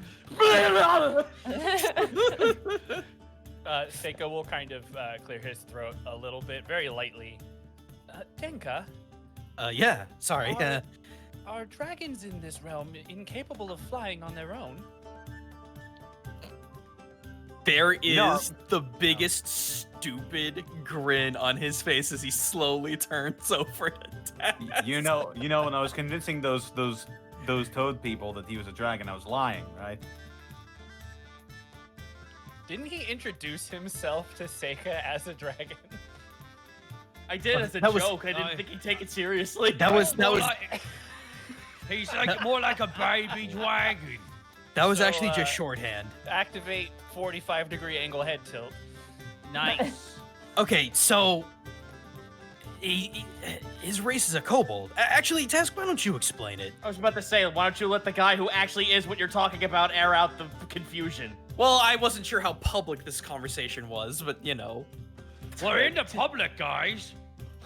I am draconic in nature. I am a small miniature dragon, as people would put it. I am a kobold. We are derived from dragons, but we lack some of the features that are more predominant. He's about as much of a dragon as I am a devil. Wait, Does that Wait. mean anything to me? that Yeah, means a lot. Okay. That means a lot to you. Devils, they can sometimes appear in the elemental plane of fire. They're very evil, obviously, as the name entails. But you haven't seen a whole lot in your lifetime. They tend to remain in their own planes, but there are certain doors sealed by fire that the devils can make their way through in the elemental plane of fire. I just had a huge brain blast because like it's this idea of diminutiveness, and then I'm like, wait, we have a great grandson of like a demigod. Not that many greats. And then the reincarnation of the freaking first red dragon. I'm like, damn, they're right. As you guys weird. continue moving forward, you guys begin to see a crowd gathering around kind of a central area at the moment. She's a vibrate, jumping over. And you see actually you see a lot of people you recognize here. You see currently like fingers entwined. You see Willow and Doros are on a date. Currently just kind of looking to the side. Doros is not on duty. It looks like he took the day off. And they both have cotton candy. And like Doros is tiny, and then like Willow just covers her head and she kind of leans back behind and goes, "Hi." They just kind of give you a quick hello and go about their business. They're just enjoying the festivities. But you do also see I'm gonna say who's one sec, I gotta check my notes here to see who's traveling with you right now. Oh man. Okay. You see Lady Isla and Balfour Balton sitting at a table above this area where everyone's looking. And you see off to the side of them is Solly and Azra Sahar. Oh, hey. I'll go make my way downtown to that scene. Okay. And I see you. As you guys make your way closer, you hear the sounds of combat. This is the fight pit. And you see quite a few people you recognize. You see Vel and Hala currently stretching and doing push-ups. You see Ragu and Huxley The followers of Azra Zahar. Ragu is flipping through a book, and Huxley is looking like anxiety incarnate. And you see Helga currently taping her fists. Oh You shit! see What kind of tape? serious tape. Oh no! It just doesn't work. It just has Spike Helga's tape. The tape face, has like but those like a angry, tile. inward pointed eyebrows on it. It's just the frowning emoji over and over and over again. It's fucking. She writes an orc "do not cross" on him. It's just a picture of Borky's passed out body and tile format. You see Quarion actually at the moment. And you see Solly actually in battle armor at the moment next to the pit. And you see Balfour Belton and Isla giving like commentary on the fight that's currently happening between a dwarf with like a big mace and like a human guy. And like it's boisterous and loud and crazy. And you see Pitch there just like, you know, he's moving money fast. Let's just put it that way. There's a lot of people here watching this. He's moving money rather quickly. As you guys make your way closer. Oh yeah, and Gruel's there. I forgot to mention that. He's there too. Oh good. Yeah! Oh yeah. Yeah, Gruel's there. That girl's there. He's been here the whole time. Thanks for having me, guys. I guess Greckles will go saunter up over to Sully. Are you And gonna try Borky's to gonna stealth walk over to or are that you gonna crowd make of- yourself known? Are they all like kind of in the same area, or are they all separate from one another? They're separate, but they're all in the same area. They appear to be contendants in this fight pit. Oh, are they? Borky starts wandering over to Gruel. Okay. I'm trying to find out what weapon Gruel has because I'm an idiot. So let me just grab some. I gotta grab some books here, and I have no upper body strength. Give me a second here. Hey, in character, I just want to quickly like say to Borky before he like gets too far away. Yeah. You know that I like just grab him by the leg and I look over to Gruel and I go, you know, if he's going solo, maybe that's your tag team. That's what I was thinking. Depends. Can you be in one or the other? Or both? You guys can approach Pitch and ask. He seems to be the one organizing. Borky approaches Pitch. And that'll be 50 gold pieces. Thank you very much. Well. He kind of tosses his hair. Well. Well, hello there, Pitch. Well, hello there, Borky the Orc. That's true. I am me. I see you've got your motley crew with you today. Are you interested in participating in the festivities? Yes, I have several questions. May I ask them very quickly? Yeah, absolutely. Are you the All right. only one interested or any other interested in participating? Hey guys, you want to fight? That might depend on a few things. Okay, it might depend on a few things. All right, well, what questions do you have for your good old, and he flips his hair again, Pitch. Oh, This man talks with his eyebrows, by the way. Like, every Oh, time I see. like, his eyebrows are moving every single time. Can I insight check him? I want to see how much of, just to see if this is similar to something that Seika does, how much of his outward personality is a performance. Well, let's talk about his outfit first. Oh boy, here we fucking go. Pitch is the most egregiously dressed up human being. I actually had to look up a picture of him because he's got way too many details to his character, and I cannot forget his dog. That is the most important thing. Yeah, He has a dog, yes. Pitch is a human man with blonde hair, kind of comes to a pompadour in the front. He is wearing, from like top to bottom, a leopard print suit with like a purple trim. He's got a massive wide brim hat with 2 ostrich feathers coming off of it. He's got like a goatee, and in one hand he has a chihuahua that's like eyes are going in 2 different directions. He's a pimp. He does and he's got a flamingo staff as well. Like he's got like a cane that has a twine on it. I will say Yeah. this is giving off a lot of Chris Tucker energy right Yes. now. Yeah. a lot of purple, a lot of leopard print, well groomed, very like this guy is extra, and he has probably invented the word extra in his lifetime. If you want to insight, you may, you absolutely might. All right. Okay, 23. this is a sort of activity that's meant more for the peasantry, but here it seems to be commonplace. It is common for nobility to bet on fights. Every year or so in the Primordial Plains, there is like a tournament between all of the different Ganassi races as well. That's not something too uncommon. But it's generally like, for you, like you've had like ceremonial combats. That's something you've definitely been a part of.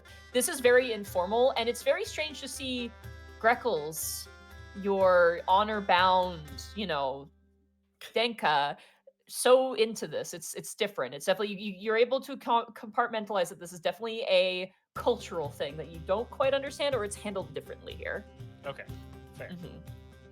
Especially the passing of money. That is interesting. So you guys approach Pitch, who is looking very content. My question is, now there are two little tournaments, yes? Yes, there are 2 categories which one person can attest to, or a party of 2. We currently have the solo fighters, and he points over to Solly, Helga, Gruul, and Quarion. Oh, shit. Or if you're feeling a bit more strategic, and he takes both fingers and kind of presses into his head, and his dog goes with his arm too, right? We have the double fighter bracket, where you and another good old friend of yours fights. I'm gonna be honest with you guys. I think I might go solo on this round. Hey, Monty. Just for the sake of brevity, could like just for the sake of brevity, could I do this like one tournament and yes, then? Absolutely. Yeah. Okay, yeah. that was my biggest concern. You can do single and double. There's single. No, you can't do both. So whatever you enter, you can't do both of them. You've either one or the other. Yeah. Borky wanders over. Alrighty, guys. See you on the other side. Borky kind of just. On Pitch, I will enter into the singles. Alrighty. If you win, you get 200 gold pieces to your name. Bang on. Sweet. Put me in the singles. Singles, all right. Task. Hey, Greckles is gonna go slink off to Sully because he's been meaning to do that. Okay. Is anybody else wanting to enter? This I event? might. After this conversation, I might. Okay. You walk up to Solly, who is like, okay, you got this. Oh, hey, Sully. Ah! Whoa, jeez. Oh, you're looking a little tense there. Yeah. Hi, Greckles. Oh, and hello, nice to meet you again. She kind of nods towards you, like gives you a slight bow, Seika, acknowledgement. He will bow lower, of course. I want to immediately insight her just to get some kind of grounding. Sure. Go ahead, roll an insight check. Oh, 16. 16. Alrighty. You can't really get a read on her. She seems focused. But she seems somewhat confident. But she seems to be like psyching herself up. Not like freaking herself out, but just like, got this. Like, we're gonna totally do this. It's easy enough to tell that she is part of this fighting tournament. You can obviously Sure. tell. Oh, She's yeah, yeah. decked out. Yeah.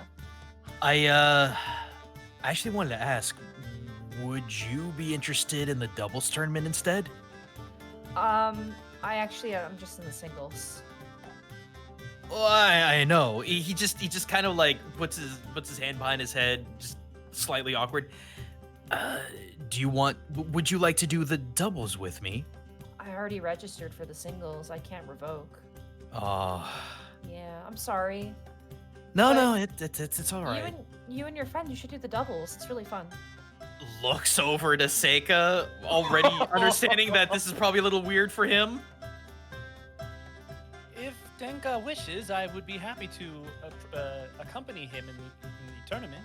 Denka? She kind of looks towards you, Greckles, looking confused. It's a bit of a long story, but we'll get to that later. Oh, it's a nickname, because you guys are such good friends. Sweat, toothy grin. Smiles broad. Photorealistic face. Well, all right then. Best of luck out there. I heard Borky and Tasker jumping in, so. Oh, really? That's gonna be exciting. He leans in a little bit. Look, if you want to take out Borky easily, just surprise him with something.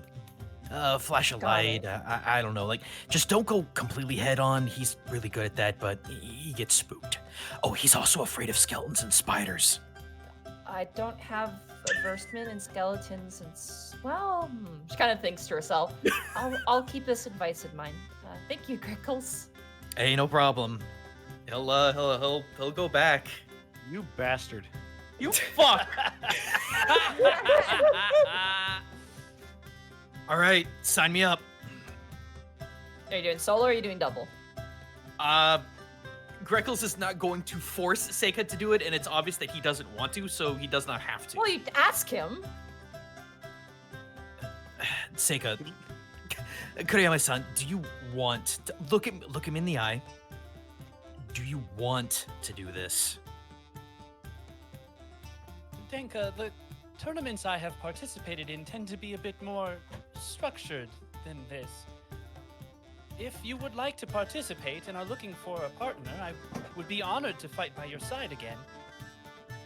All right, good enough for me. You're asking what I want.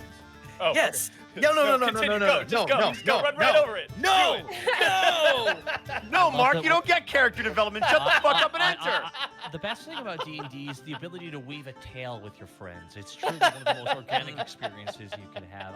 Yeah, and tell all your other friends their weaknesses. Absolutely.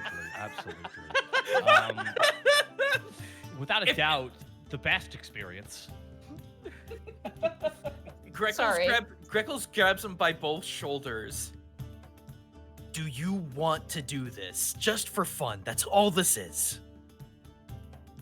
He's getting kind of in your face, like just the wah is being bent. It's not quite broken yet, Mark, but it's getting close. He's so out of his element. He doesn't know how to handle the situation. How apparent is it that Greckles wants to fight? He seems like he really wants to. He's I wouldn't even say you'd have to roll. He's interested in proving himself. I would be honored, Denka. Ah, there we go. All right, good deal. All right, sign me up. All right. Task Borky, I wish you the best of luck. Task is telling Sully all the weaknesses of Greckles. That's So fine. then- I'm in the doubles tournament. He's in the doubles tournament. One second. Son of a bitch. You just got pranked. You got pranked. Can you talk? Kurt, can you Hello, talk? how's it going? Yeah, you sound fine. I don't know if people are talking. I've seen a couple of comments. Sorry, I apologize. No, you good. I'll bump you up, but Nah, I'm loud. yeah, you are. You're quiet. And look. Fuck, imagine being me. Did you just know the whole time? Like a dog pooping? Ah, jeez. And Zeno, I'll have you know I only told Borky's weakness. Because, I mean, come on. Of all of us, he would be the one to explain Borky's Yeah, but weakness. Gaijin, I hope he kicks her ass. Wow. All right. Take your bets now, folks. Panic and Remy. So all you gotta are do is just guys- make him drop his knives. Panic, Remy. Are you guys interested in participating, or are you guys wanting to? Nah, I'm good. Okay. All right. Remy will look at his sword, look at the guy, kind of sigh, and go slaunter over to watch. Is magic allowed, or is this just straight Oh yeah, weapons? this is straight up combat. Oh, you fuck notice, yeah. You notice that there are Hoketh clerics and Vetrion clerics currently on standby to help resuscitate people and Good. get them back up to snuff. This is definitely part of the agreement. So I bumped everybody up around, so you guys should sound pretty good. All right. Excellent. So, someone roll a d6 for me. Anyone? Sure. Okay, Task roll a d6. Okay. 3. Wow. That's gonna be 3. So that's gonna be Task. You're actually up first. Dope. Roll a d4 for me. Task! Roll a d4 for me, buddy. Uh-oh. 1. Okay. All right. Interesting. Fight Azra again, with no Tasks. weapons. Fuck you. Well, you're getting as you jump into the fight pit and people are roaring and cheering around you. Watch as Solly jumps into the fight. Kick, hey Task, hey Task, kick her ass. Man, what's got you on a... I'm hyped. I want to. Oh, You see, as you jump in, Task, you notice Azra's Zahar look down to you, and she gives you this like head tilt, which you get the sense of is do not hold back. You get the sense that this is probably a training thing for Solly, so don't hold back. Fight Okay. as well as you can. So, I'm gonna take us over to the fight pit. Oh, fuck yeah. Here we go. Yeah. Nice. And I'm gonna grab tokens. I had to do a lot of token preparations here. Jesus. Whoop. Oh, I had to remove Fight. that one. Oh my god, I just realized this is Rayfire and Sosoran fight again. Yeah, Yeah. that's exactly what this is, which is very This fun. actually looks really freaking cool. Yeah, they emptied out a fountain, and that's what the fight pit is. Hey. And then I gotta grab. Sorry, I should have had this a little bit better. Because the fights were random, I didn't really put any No, tokens it's up fine. yet. How much blood is in the fight pit, by the way? There is none. It's very clean. Okay. This is not you know where. Also, Yeah. Task, I'm living vicariously through you, so just let me cheer. You guys are in the Go for it. audience. Good. And Borky, Bosco? here. Yeah. What do you Okay. have against my not almost but kind of wish girlfriend? I just want him to whoop that ass. Okay, Oh, it's I'm one gonna- of those kinds of fights. I feel like Meowth just looking out to the crowd and going, I have a lot of people to fucking disappoint. Look, all I'm gonna say is, listen, Sully's a lovely girl, but ride or die, Team Unexpectables. I'm rooting for Task. Let's go, kick that ass. Also, this is me. Remy's just chilling out. This is me above game, wanting him to whip that ass. Okay. Task, as you jump into the arena, Pitch says, all right, ladies and gentlemen, we got our next singles round up. We have Task, the Kobold Ranger, and like the audience just starts roaring with like Task know holds you. his fist. Task holds his fist up and materializes the bow out both ends of the fist. And on the other side, Lady Solyandris, and you see as Solly just kind of nods and pulls out her mace and her shield and just kind of lets off a breath. So, roll initiative, buddy. All right, Yeah, fight each other. 15. 15. That's great cheering there. Yeah, kill him! Ladies and gentlemen, welcome to round one of the Vetreon Classic. We have Task Ooh. going up against one-on-one against Solyandris. This is going to be a heck of a matchup. The Absolutely. Ranger taking on the Bosco. Cleric. Can we mute him? Can we just cut his mic? Folks, we're at Bobby Big Time here. Solly got a natural 18 plus 0, which is very good for her. All right. It's going to be tough to overcome. She is up first. And she is going to start the turn. She knows who you are. She knows what you do. So she's going to charge you. She It's charges slower in. reaction. No, it is an action. No, it is not. Okay. Yeah, it's an action to utilize your Go Astro ahead. Deus. She charges in with her mace. Yeah. That is going to be a 21 to hit you. Yeah. That's going to be 7 points of bludgeoning damage as she bashes you in the chest with her mace. Oh, God. You see some resistance, but she sticks with it. And then as her bonus action, she is going to cast with her clerical spells. Where is it? It's a level 2 spell. She is going to cast Spiritual Weapon. Oh God. Oh, shit. Oh boy. Yeah. It's the fun And one. you watch buddy. as a spectral sword appears next to you. And I feel like this is premeditative. she's ready to fight. Oh, plus that one, okay. Giant answer, real Zito. Fuck you! That is a 24 to hit on the spiritual weapon. Yeah. And that is going to be, what's the bonus here? Spellcasting ability modifiers. That's going to be that's going to be 10 points of force damage to you on her first turn.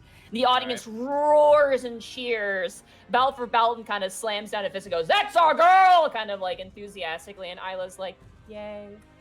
What a 1-2 combo. The wallop with the mace and the spiritual weapon on the follow through. I'll tell you what, Bobby Big Time, that was a heck of a move.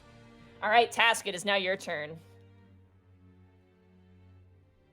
I picture, if you will, as she tries to swing one more time with the spiritual weapon as it slows to a halt, casting slow. Casting slow. That's a what is the saving throw? It's Constitution. Oh, Wisdom. Wisdom 7. 17. Oh, she's a cleric, so we'll see.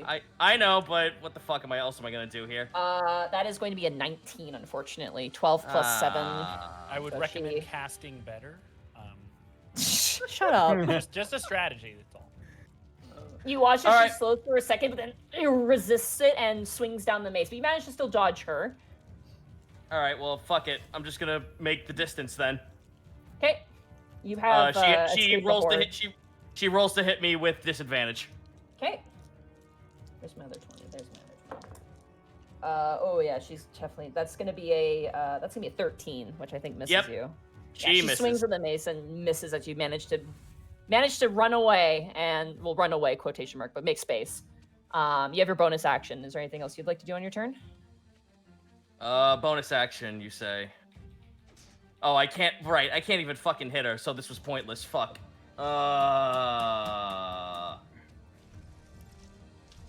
Oh, this was pointless. I should have fucking attacked first. Well, I fucked myself, so I have nothing else to do. Okay, that ends Task's turn.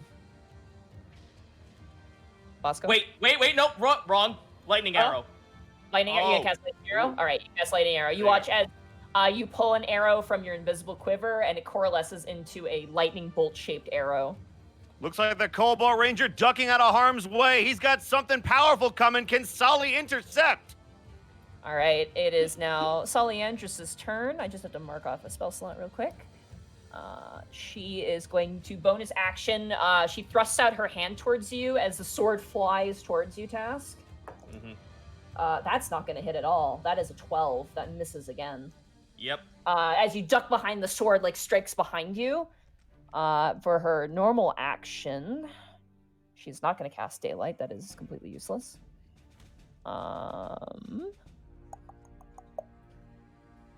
Yeah, I think she is going to cast.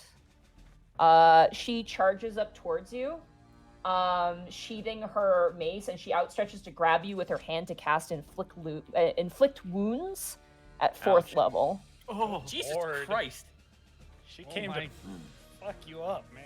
Oh, damn, she's in the other bracket, thank God. She's in block B. So I'm just counting here. She has to hit you first. Oh my God, 13. That's not gonna hit you, is it? Nope. No, you managed to like grab her arm and like with your bow and twist it behind you as her hand like she's like almost trips up, missing with the inflict wounds, which would have really hurt you if it had hit. That is her action, her movement, and her bonus action. Now it is your turn, Task. All right. For flavor, I slide underneath her and move away. Roll to hit with disadvantage. Roll with disadvantage. Okay, absolutely misses. She doesn't even have a weapon out. She just turns and twists around to see you. And she's gonna see a lightning arrow shot at her. Let's go. Okay. Roll to hit, please. Yeah, Man, that nat 20 on the other side, but it's That would've been 27 good. might do. 27 hurts. 27 hurts. So that's Alright, lightning so- arrow. Don't So mind that. That's 10? That's 10 plus my lightning arrow. Okay. 4d8.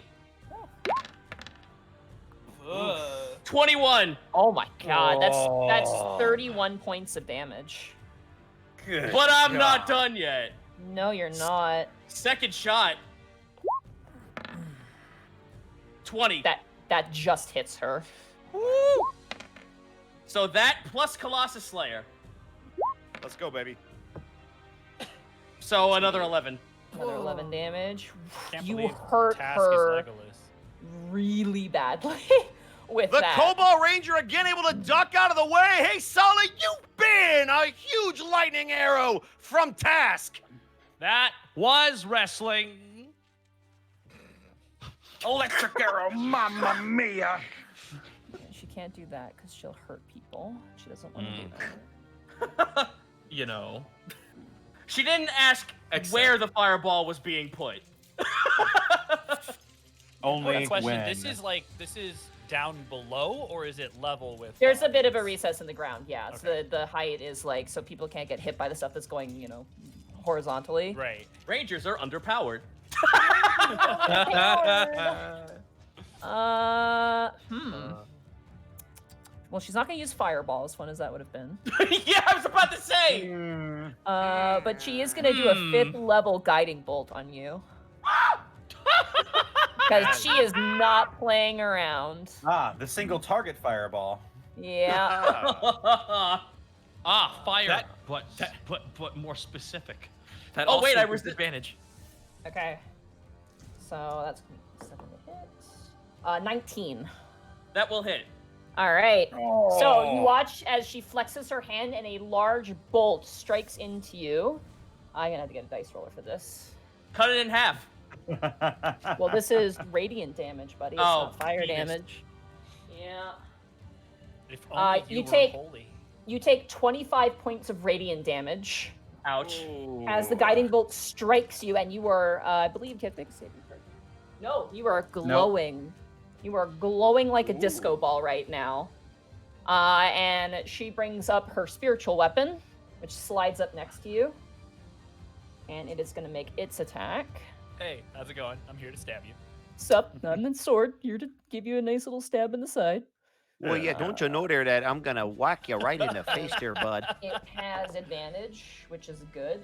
That's going to be a soft 20 to hit. Yeah. That is going to be... This is a fucking fight. It 11 really is. points of force damage to you as a sword. As you are like staggering and clutching your side from the guiding bolt, the sword just comes out of nowhere and strikes your back for an additional 11 points of force damage. You see Solly's like panting now, like her hair is kind of tossed to the side and like she's kind of wiping her face from her brow. That ends Solly Andrus's turn. Actually, she's going to close the distance on you again to give you no breathing space because she knows you're ranged. And that ends her turn. Go ahead and give that a roll at me, because I'm moving away. Okay. 9. Wait, no, 10. That's not gonna hit you. Yeah. You see, like, Tash, like, fucking, like, Tony Hawk style, like, grind the wall and then jump off it. And while mid-air, taking a shot. Bonus action, lightning arrow. Okay, again. Come on, baby. 29. That hits. Oh, Lord. Boom! So this plus Colossus Slayer plus arrow, so that's 5d8. Oh my god. So 10 plus 5d8. Oh, Lord. Ooh. 24. How do you want to finish her off? Oh my god! She had 73 health and you got her down in like 3 turns. Oh, God. Wow, dude. God! Sorry, did you think Tash was playing around? I had 20 HP left. Guys, I think Rangers really need a buff. I feel like they're not doing I enough agree. No, I know they're Yeah. they're still underpowered. No, Yeah. I'm not convinced. I'm not convinced. All they can do is look at leaves. They need more guns. I don't even shoot at her. I shoot at her mace, and it sparks so much electricity she has to let go of it. And I hold my arrow as she goes to reach for it. And I just tell her, "Don't do this." She kind of looks down and she leaves the mace kind of stays on the ground. She just goes, I can see defeat. I help her up. Yeah, she's eaten up. She's at 1 HP. And what an upset! Solly Andrus goes down round 1. Task is the winner. Yes, and he put her to task. That is true. If only she had have won, then she wouldn't have lost. Boo, commentary team, boo. Task, you win. Due to your victory, you win 298 gold pieces. Nice. Yeah. Alrighty. Task, you are victorious. Hell yeah. I'm gonna say, roll for me, Task, a d6. Oh boy. By the way, Here I go. What was Greco's 5. expression like during that and after that fight? Probably Yeah. like very like semi squinty-eyed, contemplative, watching the moves, trying to figure out how it would have played. Like he's trying to figure out how each one of them would have moved before they do it. Like he's trying to psychoanalyze their fighting patterns. As Solly Andrus kind of climbs out of the ring, you see Azra Sahar walk over and she kind of nods and goes, good, you did not hesitate. And Solly looks up and goes, but I lost. And you watch as Azra shakes her head and says, that's not what this was for. It was to make sure that you don't hesitate. And she helps Sully up and kind of gives her a pat on the back, and they move towards the table. As kind of sort of maybe care. She's training her, so you know. Alrighty. So with a 5, Greckles and Seika. Oh, good. Can we have? Oh, do we have any time for strategizing? Yeah, if you would like to strategize, now is the time. I will give you 2 minutes to strategize. All right. I'll finish you in 2 minutes. So, first thing. And by the way, he's just completely speaking in Orin. Not Orin, but Orin. Yeah, I got Slight difference. Just to completely mask, like when tag team calls are being called out, all of it in that language. So obviously they can't understand. Monty, you have to pretend not to hear this. I always do. Go ahead. Excellent. I'll open up with a big visual distraction, probably a blinding smoke, something like that. That'll get me enough time to get prepped. It's gonna be difficult. Usually I've got Borky or Remy taking the hits for me, and I can get behind and do some real damage. You can feel free to treat me the same way. As I must assume we are not playing for points, I feel I have no need to hold back. No, absolutely not. I actually am curious to see your ultimate fighting prowess. It's one of the reasons why I wanted you here. I wanted to see what you could really do. I don't think you will. I need to be the one not to be a disappointment to you. You have me at such a high expectation. He sweats, even though birds don't sweat. I've seen Sweaty you bird. take down monsters 4 times your size. I think you can handle a ring fight. But can I handle a fair fight is the question. He kind of cocks his head at that. As they're talking, Seika's going to be removing his upper garment so that his upper body is just unclothed, so that he doesn't have anything getting in the way of his movements. Okay. Is he I ripped? need you guys He's to a roll. monk. He's a monk. He's ripped. He's got literal obsidian abs. That was for the artists. Legitimately, actually, this is the first time I can point this out. so cut.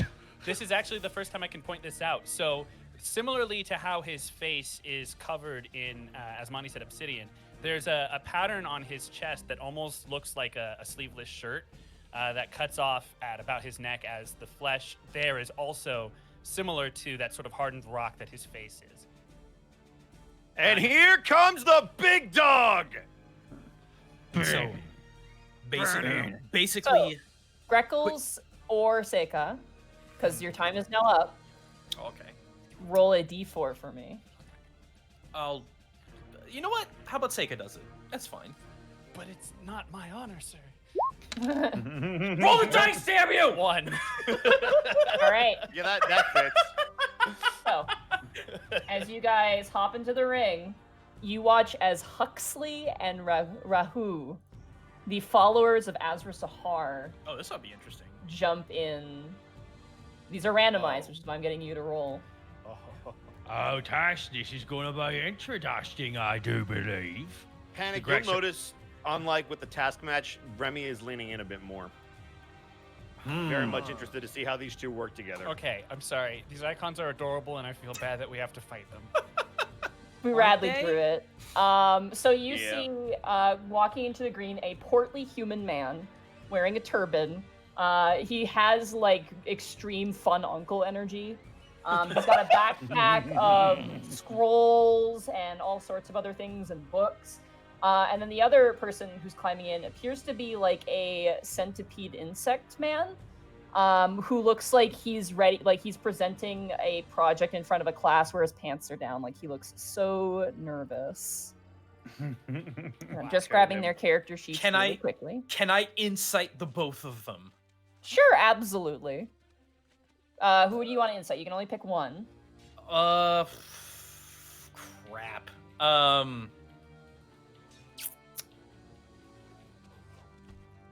I guess Raul. Ragu. What was it? Ragu. His name is Raghu, but it's Rahu. That's how you say it. Rafu. Okay. Yeah, You've been thinking Ragu. Yeah. Yeah. Let's see. Where are you? There you are. Oh god, the crab rangoon. Well, Get that bad roll out the way. 8. He rolls up a scroll he's reading and tucks it into his side. And he kind of crosses his arms in front and goes, "Well, may the best individual win." He kind of gives you a big smile, and Huxley goes, "Hey, this better be worth it." Seika will bow very respectfully. And Greckles will bow. All right, initiatives. Let's roll. Yeah. Ladies and gentlemen, we God are set damn for it. tag team action. The minions of Azra Sahar taking on Greckles Birdman and a newcomer to the ring whose name I'm being told it's the Fireman. Oh, good. That's a 26 for Seika. Funny reference. The man on fire. 7 The for man on Greckles. fire. Because that 18 rolled just off. Alrighty. I'm gonna grab some different music for this fight. Yee. The Naruto soundtrack starts playing. You joke. You joke. But Alrighty. So, Seika, you are up first with these two individuals. You do like a Naruto run, speaking of Naruto. Basically, yeah. Almost immediately as the fight initiates, Seika, with his, as the party have seen already, his significant speed just closes the distance between them and immediately moves into a threatening position for both of the other combatants. At the start of my turn, I'm going to use my bonus action to spend a key point to initiate dodge. Okay, so you're gonna do a dodge action. Right. I don't like this. I want a different song. As part of my Ooh. there we go. Nice. And, Well, I mean, that's a good track. Do you guys hear it on the? Yeah. Dude, this track is so lit, Monty. Heck yeah. My roll 20 froze. I have to refresh. oh no! Oh I would also have accepted the One Piece fight music. Which is You fun. Sorry. don't walk away. You Seika- won't Stop, hear me stop, say. stop. No, that's wrong. Stop. So We'll get dick Seika, mugging. you are starting right up in their face with a dodge action. I'm using it as a bonus action, so just in case they get any reactions, I want to make sure that it applies. Okay. And then for my 2 attacks, I'm going to levy 1 at each of them. Okay. For flavor, it'll be very much a punch to sort of determine their abilities.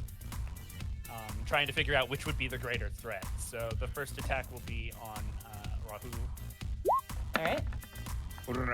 That is a 13. That misses. As you go to punch him, he is wearing armor underneath that robe. You realize very quickly. Okay, and for my second attack, I will punch. What did you say the other's name was? Huxley, that was his name. All right. Full 20 will let it. There we go. 25. That will absolutely hit Huxley. Sorry, Huxley. For 7 damage. 7 damage, not bad. And then, just as a continuation of the patient defense, I will move back into a defensive stance. You swing and Rahu was like, "Whoa, this one packs a punch." You punch Huxley in the face, and he's like, "Ah!" He's just like crying. And you watch as Huxley wild shapes. Oh, he's into hucking up, brother. I have to find the stats for this and the size. Oh man, he's pulling a Hux Hogan, brother. Oh my goodness, it looks like he's hulking up. You watch as he transforms into a giant scorpion. Oh, good. I know those. Oh, he's looking for the scorpion death drop. Oh my God, you're gonna put him in candy! Sega came out of the bricks hot and on fire, quite literally. Quick, open your mouth, bite him! Feeling the heavy effects of karma right now. Yep. That is his bonus action, and for his action, he is going to do 3 attacks with his multi-attack as a giant scorpion. Cool. The first attack is going to be a claw attack. And they have disadvantage on each of these. Okay, so that's going to be, let's just see what the pluses. My goodness, he's turned into bad CGI The Rock. 9 on the first claw. Yeah, we'll miss. Okay, second attack. Natural 20, but it's with disadvantage, you said. Yes. So that's going to be plus, that is going to be 18 to hit you. That'll hit. Okay. So you watch as you duck underneath the first claw, and the second claw grabs you and crushes down on your body. You are considered grappled. Does that mean I'm incapacitated? No, you're not incapacitated. Okay. You were just grappled. It means your movement is 0 essentially. So so then got it. My dodge now is no longer active. So you take 4 points of bludgeoning damage as you are crushed in its claw. And as you're trying to push the claw away, you watch as the sharp stinger rears itself forward to strike down at you. So I don't roll with disadvantage anymore. I just roll with normal. Correct, because my speed dropped to 0. So. That is going to definitely hit. That is going to be a soft 20 to hit. Yep. And that is going to be 10 points that is going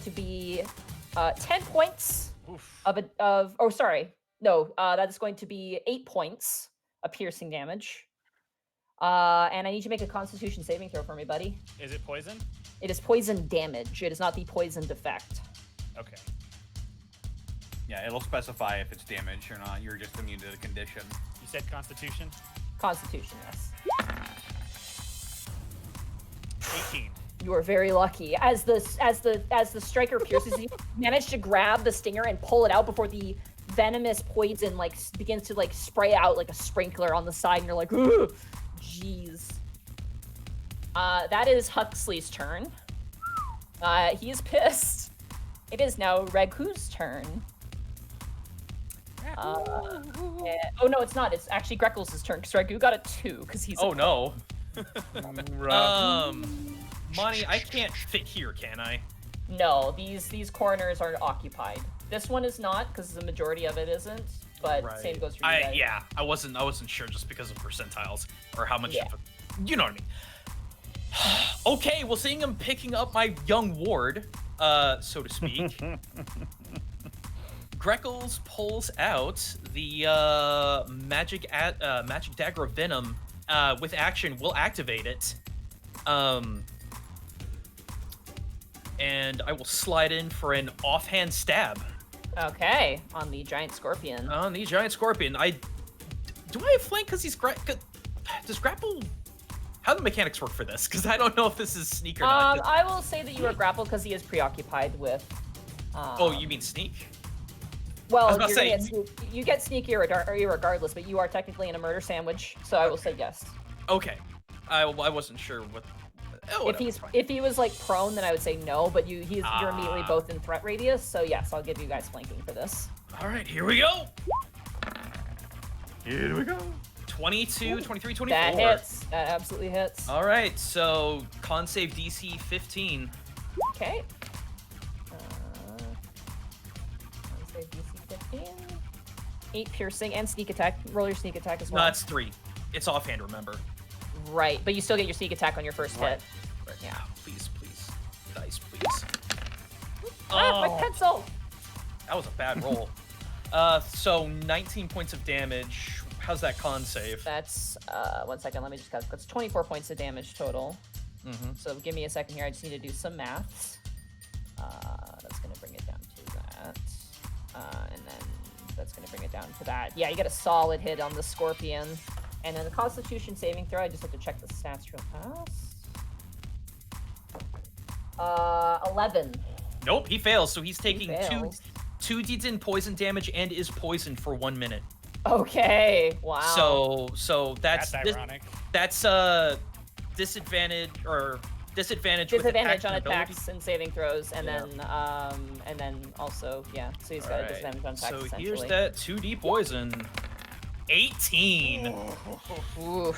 Ooh, Yeah, boy. he is not doing great. This scorpion, you watch as you're getting you're having this wrestling match between the stinger of this giant scorpion. You watch as Greckles come by, slashes into the tail, and swings around and sweeps the legs as the scorpion just does this kind of deep insect-like screech and discomfort, essentially. Even though they're technically arachnids, but you know what I mean.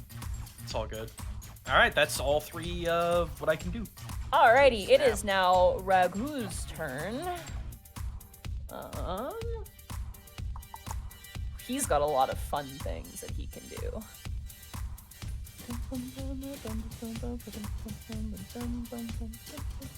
Music's really good.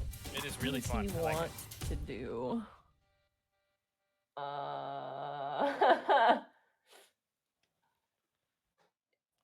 No, I'm not gonna do that. Why not do it? How long does this last? Oh, that would be no fun. Sorry, he's got just so many spells. I'm so sorry. There's so many ways I could end this. I just have so many spells. Yeah. He is going to cast Cure Wounds on his. Actually, no. He is going to cure his affliction with restoration, lesser restoration at level 1. So he's going to use level 1 spell slot for lesser restoration. Lesser restoration at level 1? Yeah, lesser restoration. I thought it was a 2. Level 1. Oh no, it's No, level that's 2. a 1. You're actually completely level correct. 2, yeah. It is a level 2. I I'm thought it looking was at the 1. wrong list. Is it not? Nope. No. Level 2. No, Level that's 2. actually from Good at Evil's 1. That'd be That's real level 1, strong at yeah. level 1. And Huxley is now no longer poisoned. Oh, And as his bonus action,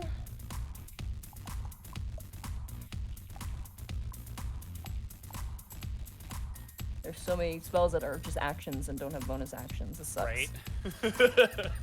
Ooh, actually. Mark, remember that time you played a wizard and you had like 79 spells?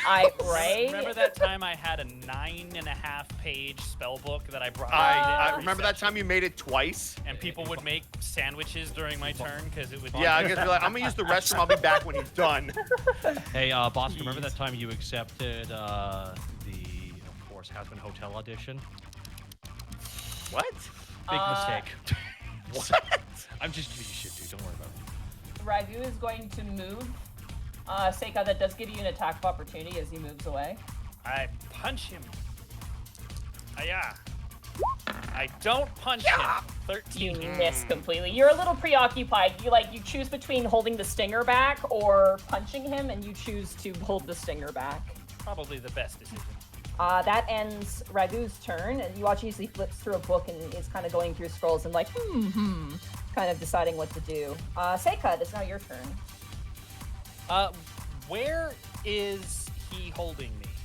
Is he He holding is me like down to the ground, up in the air? He's holding you up like your legs are above the air, and you're like being held like in your center right now. Like it's like gripping down and squeezing kind of like where your belly button is and your back. So it's like squeezing hard right there, but you're managing to resist the effect.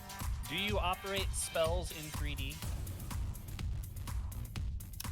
What? 3D. So let's say, for example, I wanted to use a spell that has a 15-foot cone.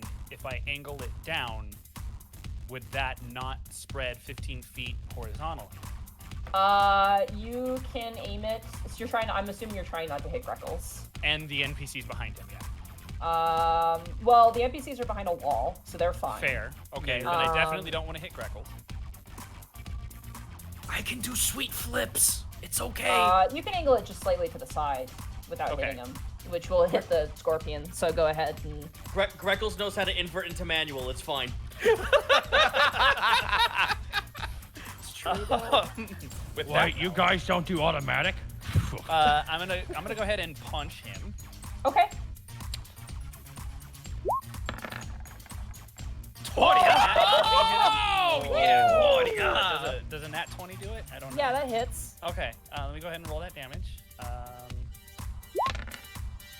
That's gonna be 12 damage. You punch him right out of scorpion form.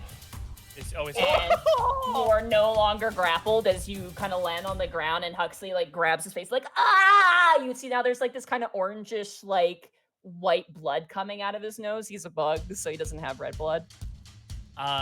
Greckles will notice that Seika's hand is poised in a position that he's seen him hold before. Oh boy. But as Huxley kind of starts to cover his face, he turns that hand back into a fist as he turns his attention back on Rahu. And I'm gonna move here. All right, Huxley is gonna get a free swing on you.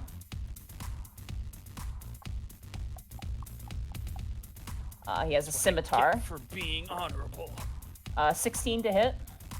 That will hit. It's not very strong, don't worry. Well, he rolled max damage. 7 points of slashing So damage now I to you. worry. All right.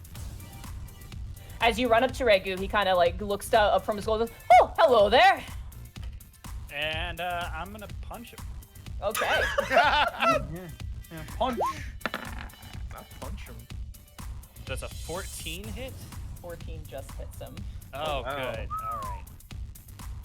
So he's going to take 9 points of damage.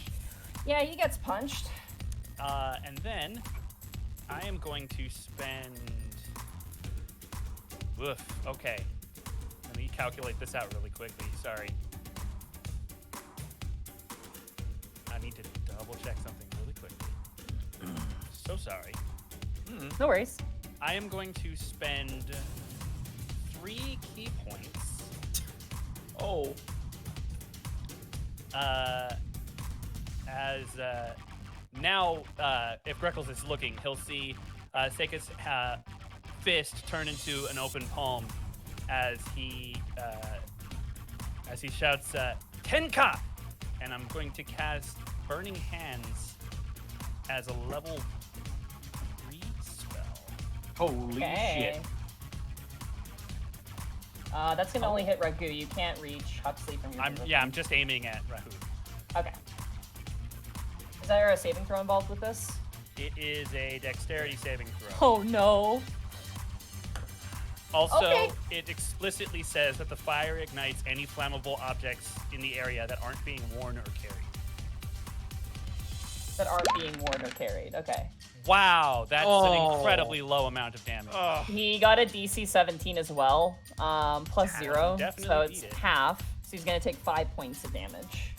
That was so very sad. Alrighty. His scrolls do not ignite because they seem to be magical in nature. But his face is like, you know when an explosion goes off in a cartoon and like the mustache is all burnt and like the face is all like, his turban is all blackened with soot now, and he just kind of opens his eyes, these big kind of doughy eyes, and kind of coughs. A little bit of smoke comes out. His fire just erupted over, and the audience is loving it. They're like cheering and roaring as the fire like shows up. It's like, you know, it's a spectacle. Alrighty, that ends your turn. That's it. All right, it is now Huxley's turn. Yeah. Huxley is upsetty spaghetti. Oh, guy. Oh. He did not want to be here. He is going to. The festival, they said. Have fun, they said. I hate being a bug.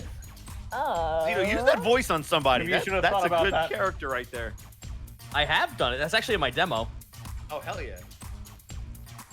I want it on a D&D Should have character thought about now. that before you were a bug.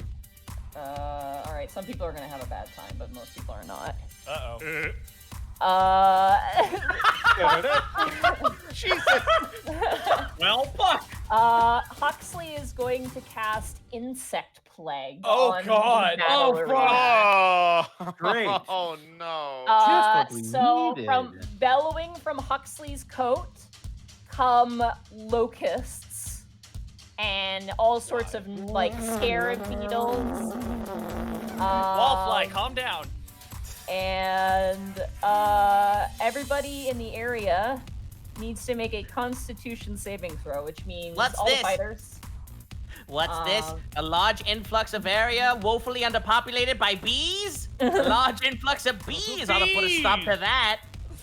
All right, so everybody, including Ragu, have to make Constitution saving throws for me. Boy. Good luck, guys. Oh my god! Oh, no. Oh. Running this Constitution save forever. Ragu got a natural 20 because, of course, he did. 18 for Seika. And Borky as well. Everyone. Wait, Yeah, what do I need to do? All There's the fighters, you got to bees. roll a con save. Roll a Constitution saving throw. You know what? This fucking flies. I'm allergic to bees, so this completely flies. 24. I can't believe the pun I just put on myself. Fuck. 5. Panic, you're actually out of the radius. You're fine. It's Borky you need to make the Constitution saving throw. So this is going to be... How much damage is this? Oh yeah, the area is now filled with difficult terrain. So it is now difficult terrain. I scoff at that. And I need D10s for this attack. I don't scoff at that. Are you hacking over there? Seika and Greckles, you take 14 points of bug damage. fuck? What was the And- DC? The DC on this was it's Constitution 17. He I passed. got an 18. Oh, you're fine. You take half though. So how much was it? Oh God, I just forgot. And I 14, you said. Okay, so I take 7. You take 7. Greckles, you failed completely. You take the full 14. And Ragu got a natural 20 and ducks out of the way because, of course, he did. He can't dodge fire, but bugs he can see. Well, he's more used to bugs than fire, to be fair. Look, if you can That's dodge a bug, absolutely you can fair. dodge a fireball. I'm not sure that tracks. Uses his second charge of beast shape to revert back into a giant scorpion again in front of you, and turns around and looks at you, Greckles. Okay. You know, Say, Tama, okay. next time I'm not going to be Volca. honorable. No, don't. Alrighty, that brings us to Greckles. It is now your turn. There's a giant Oh. scorpion in front of you. Well, he's gonna have a problem. Give me a hot second here.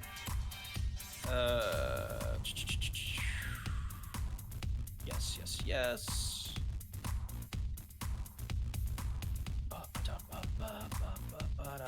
As the bees are flying around the stadium, he watches like Balfour Balton stands up and like pulls up his sleeve, and Isla just puts a hand on his chest and has him sit back down. He's just like, yeah, okay.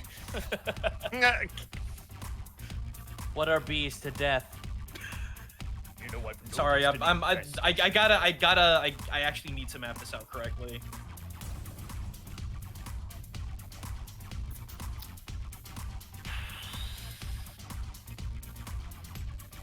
Screw it. All right. So money. Let's see Yeah. here. Yeah, that'll work. So gonna do an offhand attack first of all. Okay. Let's see here. The crackling blazing sunblade. Keop. 18. That hits. Go ahead and roll the offhand damage. No sneak attack. This is very Right. well aware of your presence. So that is 7. 7, not bad. And let's see here. So Seika, if you are seeing Greckles, he'll bring his hands together. I just did this. And he will call out Muto no Jutsu. And a giant fog of cloud is going to obscure this entire area right here. Alrighty. Noise. Including the audience as well. Yeah, Did you just use your fog jutsu? I just Yes, you did. did. Yes. Oh my Uh, gosh, ooh, well ooh. done. Can, Why can didn't you, As the fog appears and envelops the space, Money. everyone in the audience boos because they Mo- no longer see money. I need You the suck! I need the edge to I need the corner edge to be over here. the corner edge. Nice. Oh, The bottom So- bottom left corner. Guys, hang on. The bottom left corner. There we go. yeah. To task here's your 5 gold. He used a smoke screen. All right. And You can't wrestle! You He's just ignoring you. Doesn't give a fuck. Doesn't give a fuck. 20, 30, 40. All right. I will make my movement. All right. You ended your turn in the insect swarm. I mean, So the insect swarm is everywhere, isn't it? it is inside the entire fighting pit and slightly outside. So, of it. not much I could do. Does the smoke do anything to the insects? No, they don't care. It makes them angrier. Okay. Go ahead and roll a Constitution saving throw for me again, as you get just swarmed by insects. And as you're running away from Huxley, Yells in moth. back of opportunity. Oh no, No, he does not. I have mobile, you- and I hit him. Jump out of his way, and you just narrowly miss the snapping claws of a scorpion. You feel like you lost maybe a tail feather as you run back, but the insects do descend upon you. God Royal damn, tail I feather. can't con for nothing. Same 3. Oh, that's pathetic. Where do we get these placebos? 7 points of piercing damage Okay. as you get stung by centipedes and other nasty creatures. Oh god, the centipedes can fly. Damn, what the fuck? They fly now? Oh! They fly now. Welcome to Alabas. Flying centipedes! My god, task, they travel in herds. That's your turn. That is turn. All right, it is now Rahu's turn. Rahu turns towards you, Seika in the fog. Can't really see, but you feel a hand grab you. I was gonna say I'm kind of a glowing beacon of light. I think You are, probably yeah. knows where I Oh, you know, I would agree. You really are inspirational. Shut up, boss. I need you to make a wisdom saving throw for me. Wisdom? Oh no. Yeah. You should be good at that. Nat No. one. He says he rolls a nat There one. we go. Don't say things like this. Thanks for that one. That wasn't me, Mark. That was on your boy. Chant something in a language you don't understand, and you feel the world spinning around you. You are now confused. You are afflicted by the confusion spell. So, on your turn, we're going to roll some dice, and it's going to be very interesting to see what's going to happen. Mutt, Regu, is in a fog cloud. He does not like it. So he's going to run outside, and he runs up and slides next to you without noticing you, Greckles, and turns and goes, "Oh, hello!" Just kind of waves at you. His face is still singed. That is going to end his turn. Which brings us now back up to Seika. I need you to roll a d10 for me, buddy. This is gonna be great. 3. I got nothing. The creature doesn't move or does not take his actions on his turn. You're just there spinning, like, in place. Can I take a bonus action? You do not, doesn't move or take actions this turn, so no. So bonus actions are considered part of regular actions. An affected target can't take reactions, and yeah, it says the creature does not move or take actions on this turn, so you It's don't. still a bonus action, so it's no actions, no bonus, no free, no anything. Gotcha. Yeah. Like, Yeah, unfortunately. you're just done. Cool. Fun. Awesome. I That's am a candle in the wind. But does he get to repeat the save at the end of his turn, or is that only when it comes back up? It's every The round. target can make a saving throw at the end of each of its turns, so go ahead and roll Okay, a. so I can There you go. Wisdom. Right. See if I can win this penny back. Oh 9. my goodness. Use. We're rolling not great. This is how I died in my campaign on Monday, so I'd prefer if that didn't go this way today. God. Yeah, but what are the odds you would die twice in 1 week? Let's be real. It's me. They're pretty high. I know. This turn. Oh no, and then Ravenloft is Saturday. I know. Oh shit! I'm fucking done. Greckles. Huh? Scorpions have blind sight, Ah, interesting. and it's going to chase after you and is going to flank you with Ragu. Hello. Ah! First claw attack with +2. I'd like to think that board. A 16 16 just meets. just meets, okay? As you were like, you feel a giant claw grip around you. You are considered grappled. And you take 5 points of bludgeoning damage. My hollow bird bones. Second claw attack. That's cocked. That is definitely going to hit. That is a 21. Second claw is going to do 7 points of bludgeoning damage. You watch as one claw grips around your waist, and the other claw grips around your shoulders and squeezes down. And then you watch as that stinger kind of like sways side to side and then comes down towards you. That is going to be a 17 to hit. I will reaction to take half. Take half damage? Okay. That's going to take half of this damage. So you're going to take half of 9, which is going to be 4 points of... Oh, actually, I rolled the wrong dice. Sorry, let me reroll that. Same number. So it's going to be 4 points, cut down in half. I need you to make a Constitution saving throw for me. I'm not rolling good with those. Still not 10. 10. You're going to take poison damage, the full brunt of the poison damage, buddy. That's going to be 14. Ooh, 18. 27 points of Holy poison damage. I'm down. The I'm stinger down. strikes you. You are unconscious, and Greckles is now unconscious and out of the fight. And the fog is gone. Well, this is balls. Yep. Oh, no, I mean, our rolls have been. Scroll up and look at our rolls. Oh, They've no, been I've all been watching them. garbage. They've been I all love garbage. the fact that I was blinded and moment. confused, and A then the moment. fog lifts, and now Denka's unconscious. On The audience is like, yeah, and they see that Grockles is unconscious. They're like, oh, like they missed everything. They're so pissed. All right. That would have been outside the fog, wouldn't it? No. It's a cube. Right. Yeah. You said that the lower corner was like over here. Yeah, but Narratively, they missed a lot of it. Just let it ride. Okay. Bye. that. Yeah. I was just trying to make sure I understood. Alrighty, that ends Huxley's turn. Greckles is unconscious. You're not dying because you're being that people that cast a spell on you essentially they've cast spare of dying. So you're stable. You're just still unconscious. It is now Greg Huth's turn, and he kind of gives a thumbs up to Huxley, and he's like, "Good job!" And he turns towards you, Seika. And he is going to. Oh, I have no reactions. Oh no. Yeah, we're boned. Oh no.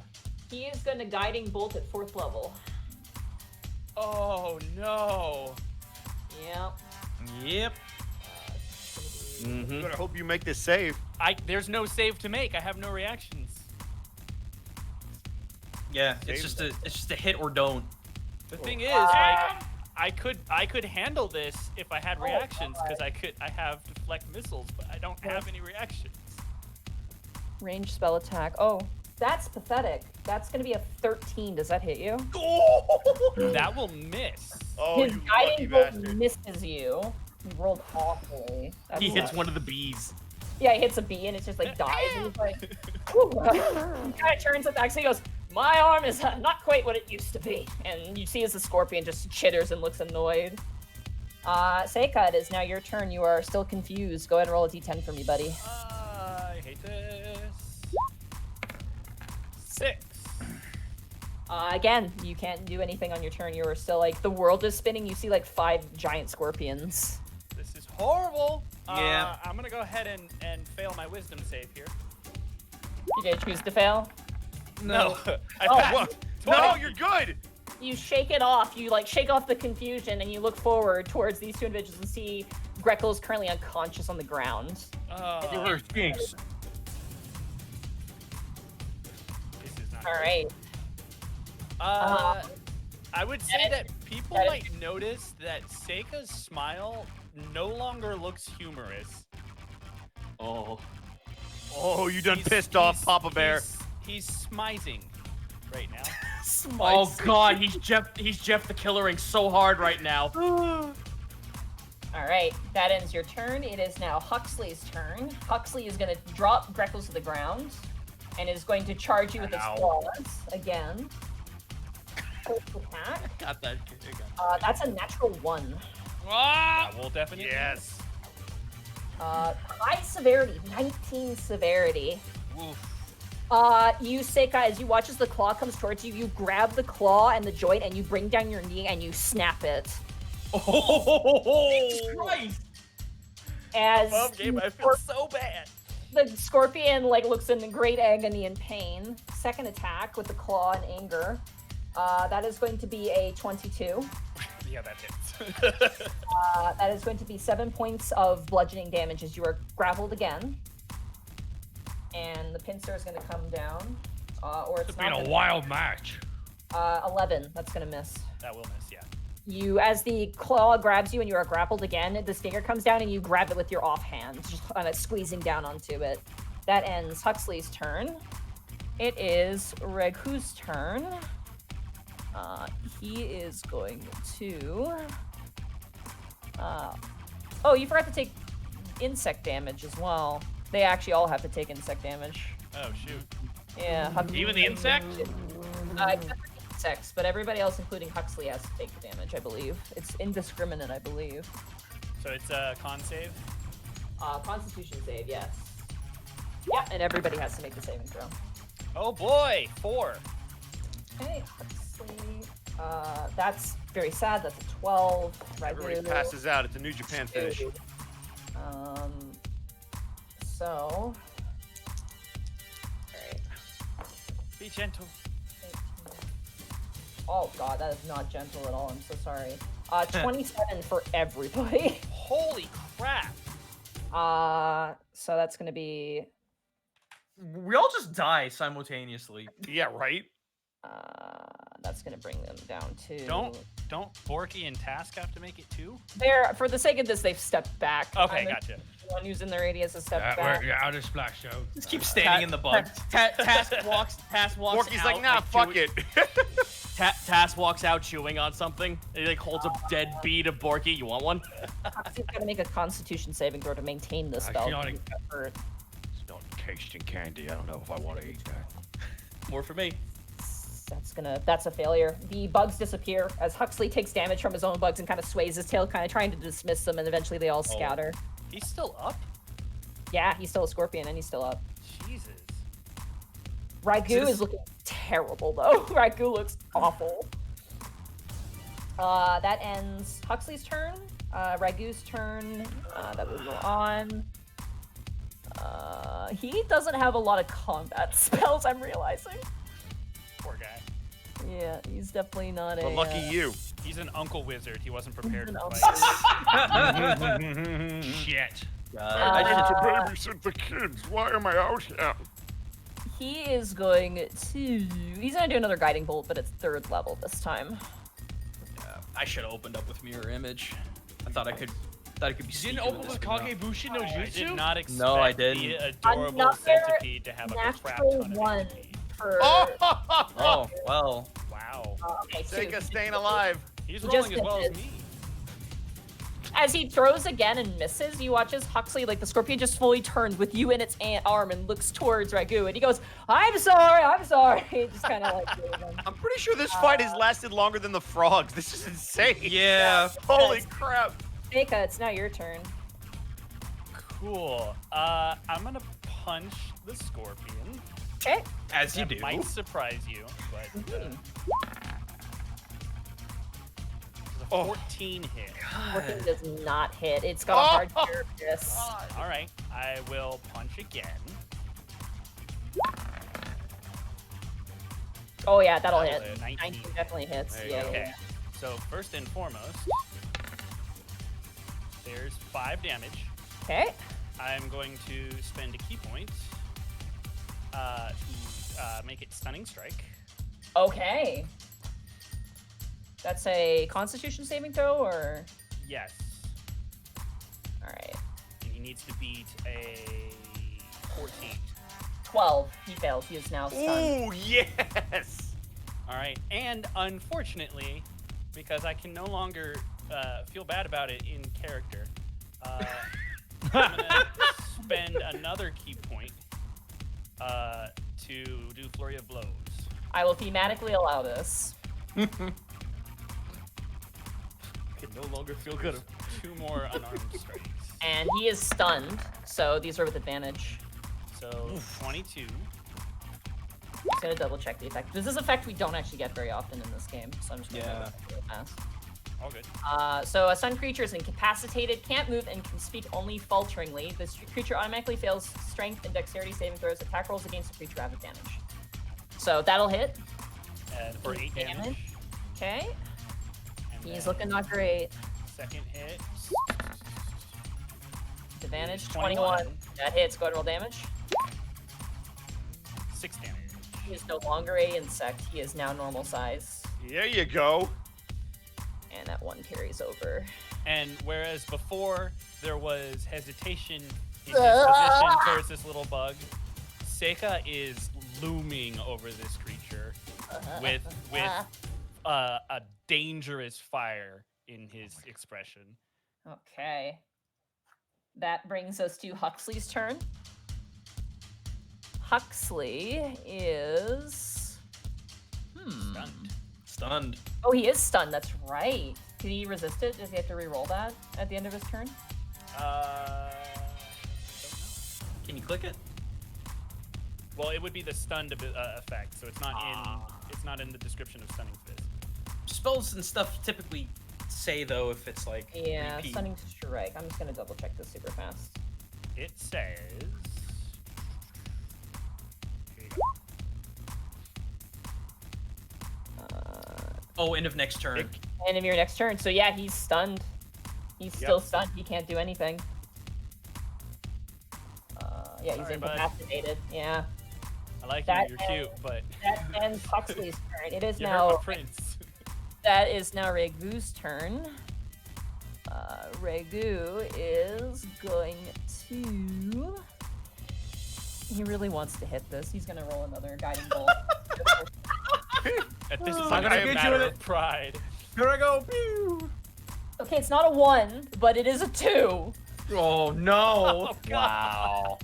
Mark, you are getting so fucking lucky. Oh my You god. have no the idea. commitment to be lazy on this man. You actually have no idea how lucky I am right now. As he flings the guiding bolt, you just kind of do that Neo sort of like side twist of the neck and just slowly turn towards him, and he's just like, he kind of runs over, kind of getting some distance between you and him, and he kind of goes, Huxley, what are you doing? Come on, chop chop. Crush the bug. It is now your turn. You have a Crush the bug. bug. I'm gonna surprise you here. I'm gonna punch him. Okay. With his own fist, grab him by the wrist and make him hit himself. Hit him really, really hard. 15 hit. Oh yeah, it totally hits him. Alright. Let's. 7 damage. Okay. This dude's Come on, still take him up. out. Oh yeah, he's still up. Good lord. It seems Yeah. as though his scorpion damage doesn't apply to his damage.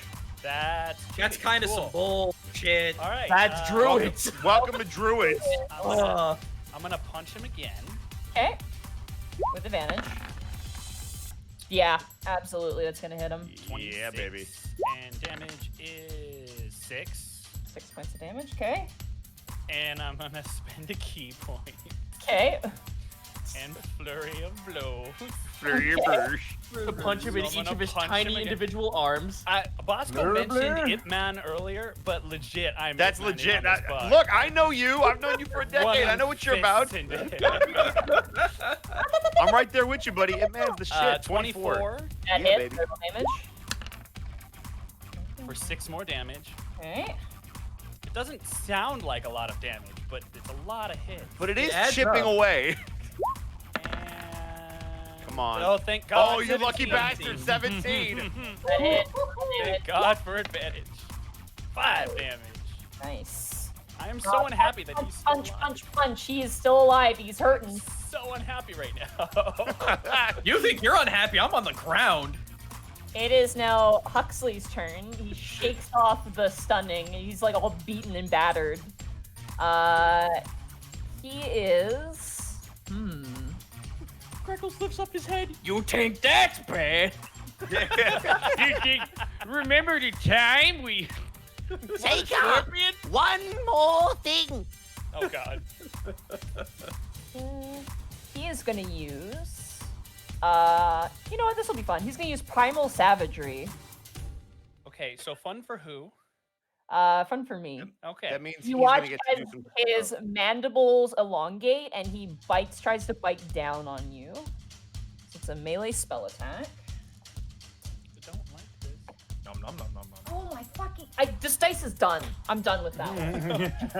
Hey, crit ladies and gentlemen, this natural one has been brought to you by Die Hard Dice. Did he crit fail? No, he got a 2 again. All right, well, this I wish- natural 2 has been brought to you by Die Hard Dice. So he I wish- misses. I wish I could throw away you- my bad dice. You grab his mandibles and kind of hold him in place, and he snaps away, and he's scared. He's gonna run away. I'm gonna Kick him. punch him. Again, I know this. I'm Punch the bug, for God's pulling sake. all the really original ideas out today. Actually, mad at that dice. That's bullshit. This fight was going so well. That hit. 21. This fight was going so well. Fuck. 7 damage. All right. You punch him on his way out as he's running. Monks, man. It is now Ragu's turn. Oh my God. Ragu. Yeah, we were waiting on No this damage, break. dude. You've only attacked the scorpion thing. I was No, about to I say. hit him a lot. I was about to, well, you had to chew through his scorpion health. I Yeah. know. I didn't realize it was separate health. Yeah, I they wouldn't are know that separate. in character either, but yeah. Yeah. Sucks. I'm waiting for a second to go. Hold on 1 second. Fifth It's about level time. guiding bolt. He's doing Jesus, it. Monty, calm down. He's doing it live. With the new dice in my hand. And here comes the 3. Here comes the 3. Natural 20. You. Ah! Wow. So, important question. Mm-hmm. attacks of opportunity count as reactions, correct? Correct. They do, yes. I don't think guided- you could deflect missiles this anyway. Here's what I was gonna Yeah. ask: is guided bolt an area of effect spell, or is it a directed? It is ranged a attack? magical attack. Okay. It is a flash of light streaks towards a creature in choice, so it is not tangible. Yeah, I don't think deflect missiles would work here. No, it will not work here. It is it's not considered a projectile. It is a Right. magical effect. So this is 5th level. So that's gonna be an additional 3d. That's gonna be 76 double. Don't even bother. Minimum damage will kill me. No, I want to roll this and see how much it is. No, God. You take 53 points of radiation. Oh my God! That wizard. That's saving fucking 3-5. Greg Oh. knocks you out. I am so unhappy. Yeah, you and me both, buddy. So sorry, guys. Remember that scene in? Remember that one scene in the first Wallace and Gromit special? Where Hey, the Mark, ship you're lucky takes you off? can't die in these because that was definitely more than half your health. No, I mean, it's non. I imagine it's non-lethal anyway because of. It is non-lethal. That's what I'm saying. You're very lucky it's non-lethal. You have worshippers of Hokep as well who will prevent you from dying. They have Right. Revivify on standby. So unhappy. You guys are. Huxley is like swearing and is so pissed right now. He's like he's been punched in the face. He's upset. No amount of money will. You guys are resuscitated. And Ragu kind of walks over and he helps. They both help you guys up. Like good sportsmanship. Hey. You watch as Huxley the bug guy kind of leans over. You say, "Guys, you got me out of my scorpion form twice." My Turn towards apologies. Ragu. You said nothing bad would happen. Everything bad happened. Seika kind of bows apologetically at him. My apologies. It was all for the sake of sport, I believe. I don't like sport. I almost lost my other antenna. You watch as Regu is like shaking your hand like too bombastically, and he's still covered in like smoke and soot, and he's just completely ignoring it. He's like, "That was a good fight. What a good story for the ages." As he shakes your hand, Greckles, So- you're like, So imagine if like Greckles is just stone cold, but his arm is flailing around like it's made of rubber. He's looking at the ground, not angrily, but tremendous like what's the word? Shame. Shame's a good way to put it. Shame is big. You hear as Balfourman goes, "Give a round of applause to our combatants!" And the audience roars. Some of them are covered in bee stings and are crying, but by the way, anyone who took bee damage, you have been healed by the surrounding clergy. Right. Hey. Okay, good. We're at full health, yeah.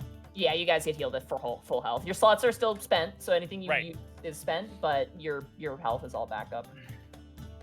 Alrighty. So, as the next round comes to, we're gonna take a break. You guys stop for Yeah. smoke. I gotta pee and get a drink. All right, everybody, get out of there. Before we go, Borky, do you want to roll a d6 for me real fast? That'll just tell me who you're fighting, and that'll help me out. I think he stepped away. Oh, did he? Oh. Yeah. Well, Roll it. we'll find out when he gets back, I guess. That's fine. Time to. Also, Dan, you. Hi, hello, guys. Welcome into the Edward Bosco halftime show. I hope you guys have been doing all right. I'm gonna pop in With over here in the chat. color commentary by Chris Zito, who's still here. Oh, hey, what up, Chris? Good to have you on the program. Oh, Here. thank you. It's nice to be here, Bosco. Yeah, thank you. I appreciate it. So, Chris, tell me about that clutch play with Sully Endress, that lightning bolt right there to seal it at the end. I gotta tell you, as a guy who went to art school for 7 years, Yeah. I followed by this one little bit of tidbit of advice that I tell myself all the time. You gotta fake it until you make it. That's true. And were you faking it out there? Is that a quote? My God, yes, I was. I was down to 20 HP. I faked it pretty fucking good. Well, I mean, you heard it here, folks. Chris Zito, the one and only player for Task the Cobalt Ranger, victorious here at the Vetreon Invitational. We'll see how Borky the Orky will be doing coming up after these messages. Now, as we take a look at the competitors he could be facing, one of the interesting matchups, Gruul, a fellow orc and a man that only Remus Corbeau has gone one-on-one with. That would be a tremendous matchup, power against power. I mean, do you like Borky in that matchup, Chris? I do, but we got to think about something that the fans have all been clamoring for ever since the last time Borky was inside a recreational fight, and that was Helga v. Borky back in episode, I believe, 46. That would be absolutely true. Good memory there. Our statistician, Chris Zito, joining me here on the Bosco Halftime Report as we get ready for the second half of action, including Borky the Orky going up against a mystery opponent. Now, Zito, who do you think is the most dangerous for Borky to go up against of the competitors left? Well, I gotta tell you, Bosco, if Helga was to get in there, it's all about Fear is the Mind Killer.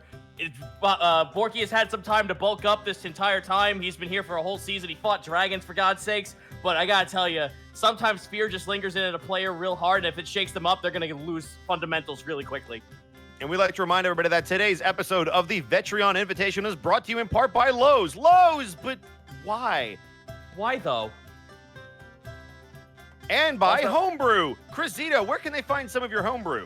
Well, I mean, you can find some of my books over at DM's Guild if you just type in Christopher Zito, and you can find yourself playing. Not gonna lie here, Bosco. I was kind of shocked that you allowed an irregular play by allowing someone to be a fawn in your D&D campaign. You know, so what I understand nice about you did that.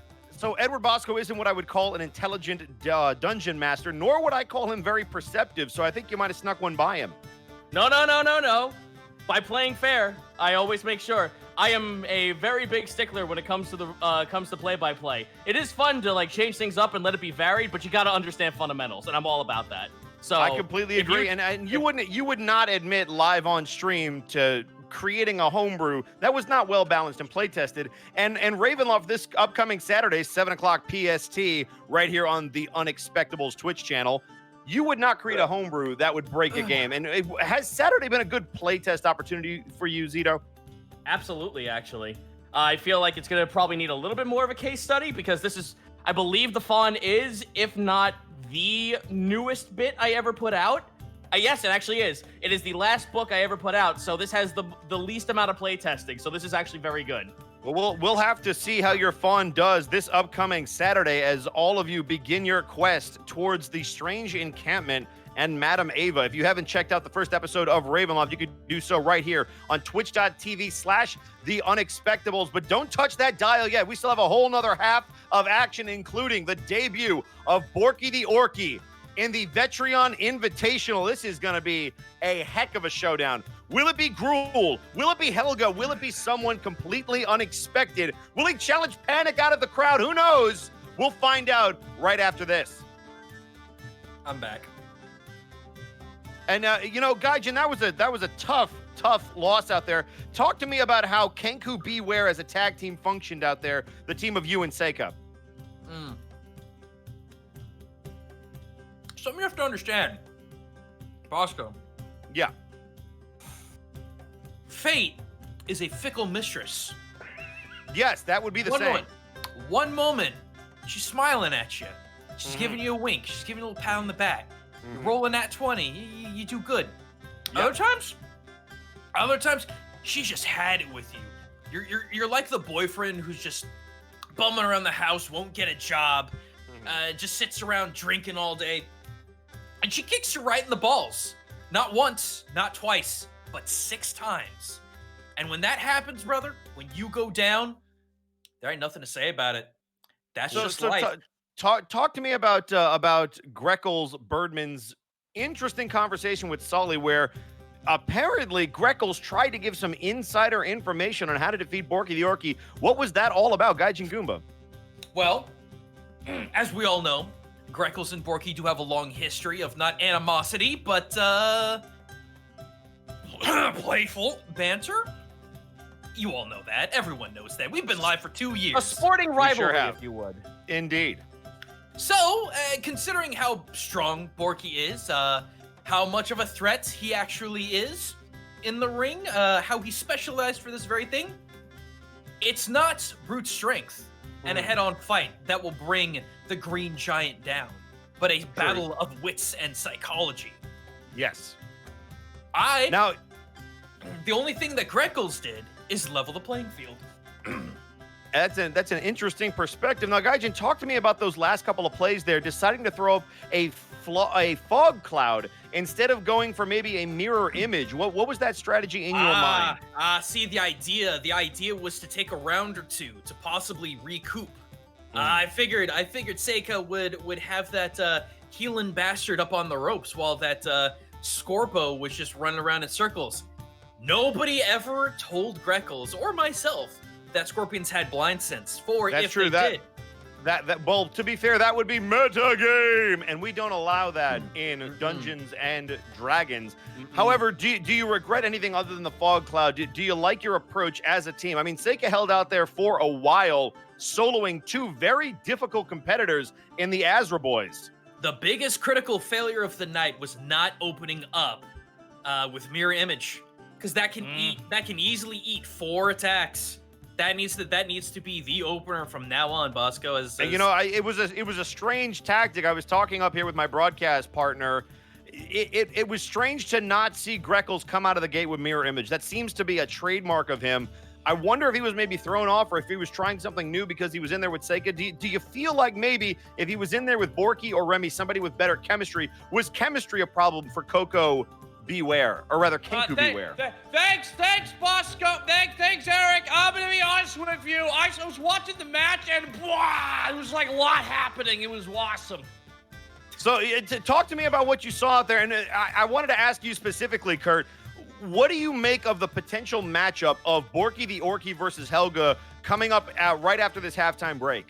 Well, I'm gonna tell you right now. Now, I saw these two. He's not up against Helga. You don't know who he's up against yet. Yeah. He hasn't rolled. I said potential we were talking matchup. hypotheticals, ma'am. I said hypothetical. I said potential matchup. Oh, I see. I do hope someday we get something better than Streamlabs, because it did that thing again. And there were a couple of 5,000 bits drops, and I want to make sure once the hype train's over, we'll be able to read off who that is, and then we give them proper thank you. But real quick, let me just jump into bits here. Pi Rando, thank you for the bits. What kind of Rando with 1,000 bits? Thank you so much to What Kind of Rando for that 1,000 bitty boos. Iron Ein Hajar with some bits. Thank you so much. Verdi and Winter with the 1,534 bits. Bees and hype bees and hype. That's really the message. This is the message. I just want to say this is probably the most role-playing above game I've ever done at any table ever. So, right. talk to me. So, Kurt, are we good? Are we good to keep going? Is everybody Yes, here? please Time. rescue us from what is happening Thank you so much. All right. So, roll a d6 for me, please. Helga. Shoot! 4. 4. All right. You jump into the ring. And as you do, on the opposite end, you see Quarion. Oh, break him in half like a twig. Oh, no. He won't. fuck. He won't. Wow, no faith. Motherfucker can meld into shadows. That's fine. You know what's hard to come by with shadows? If there's complete shade in the whole place, you can't hide in the shadows. Everything's a shadow. Little do you know, Borky fucking rolls a nat 20 and Snowplex is a shadow. I was going to say, Borky's proficient against shadow boxing. Joke's on you, Quarion. I watched that one episode of the original DuckTales. That's a pull. That's a pull, Zito. That's a solid reference. That is a solid reference. We're deep in the mausoleum for that one. Ladies and gentlemen, we're going to send it down the ringside. Borky the Orky goes one-on-one with Quarion in the Vetreon Invitational. This multiverse matchup is going to be nuts. Grave Walker, you wish to fight with... No, never mind. We're not doing that. Big Tone, I am not your What is father. a man? Well, it's you. Get him. Some of that shit's just that simple in that game. 1 second, I gotta grab specific dice because he is a rogue, and there's specific dice that are tied heavily to rogues. Are they dying dice? They're called D6s. Hey, better a Shadow Walker than Brandon Walker, am I right? Can we just vote Exactly. Ed off the island? Is that? Yeah. We've done that multiple times. He has a boat. I just want to make sure. I do have. I'm on a boat. We're on round 7. We're on round 7 of a Alrighty. 10-man match, and he still's not So, sus. Borky, you jump into the ring and Quarion kind of gently, kind of drops down into the ring and pulls out 2 daggers and kind of spins it around. You notice that there's like a band-aid over his chest where he got stabbed, or by the arm, on the arm where he got stabbed by Greckles. There's like a bandage there. And he kind of spins the daggers around his fingers, and he kind of rolls his neck a little bit and looks across from you. Now, Cora, if I knew you were going to be in this tournament, we could have just waited to get your blood right now. That is funny. You might have strength and bulk, but we'll see how well you handle my speed. Well, I don't know. I kill the mood pretty quickly. Wow. The audience all look to each other and look back into the ring. Oh no, everyone the office faces. Shit. The entire crowd turns. All right. Borky. Just gotta grab his health here. Can I cut take away an to action Borky and be before- like, when I made that joke, I thought it was a little funny in my head. And, I fucking maybe the presentation I was really feel like everyone's dumb for not getting my joke. Cut back to the ring. Are you trying to say something? Because you can't. Oh, I want to go rage. immediately into a simple rage. No, you have to wait until the combat starts because Damn it! I would be allowed to do that at the same time. So I could have had Regu and Huxley cast stuff already, and I didn't want to do that. I want to be fair. So, but you advantage on your initiative. So go ahead and roll initiative.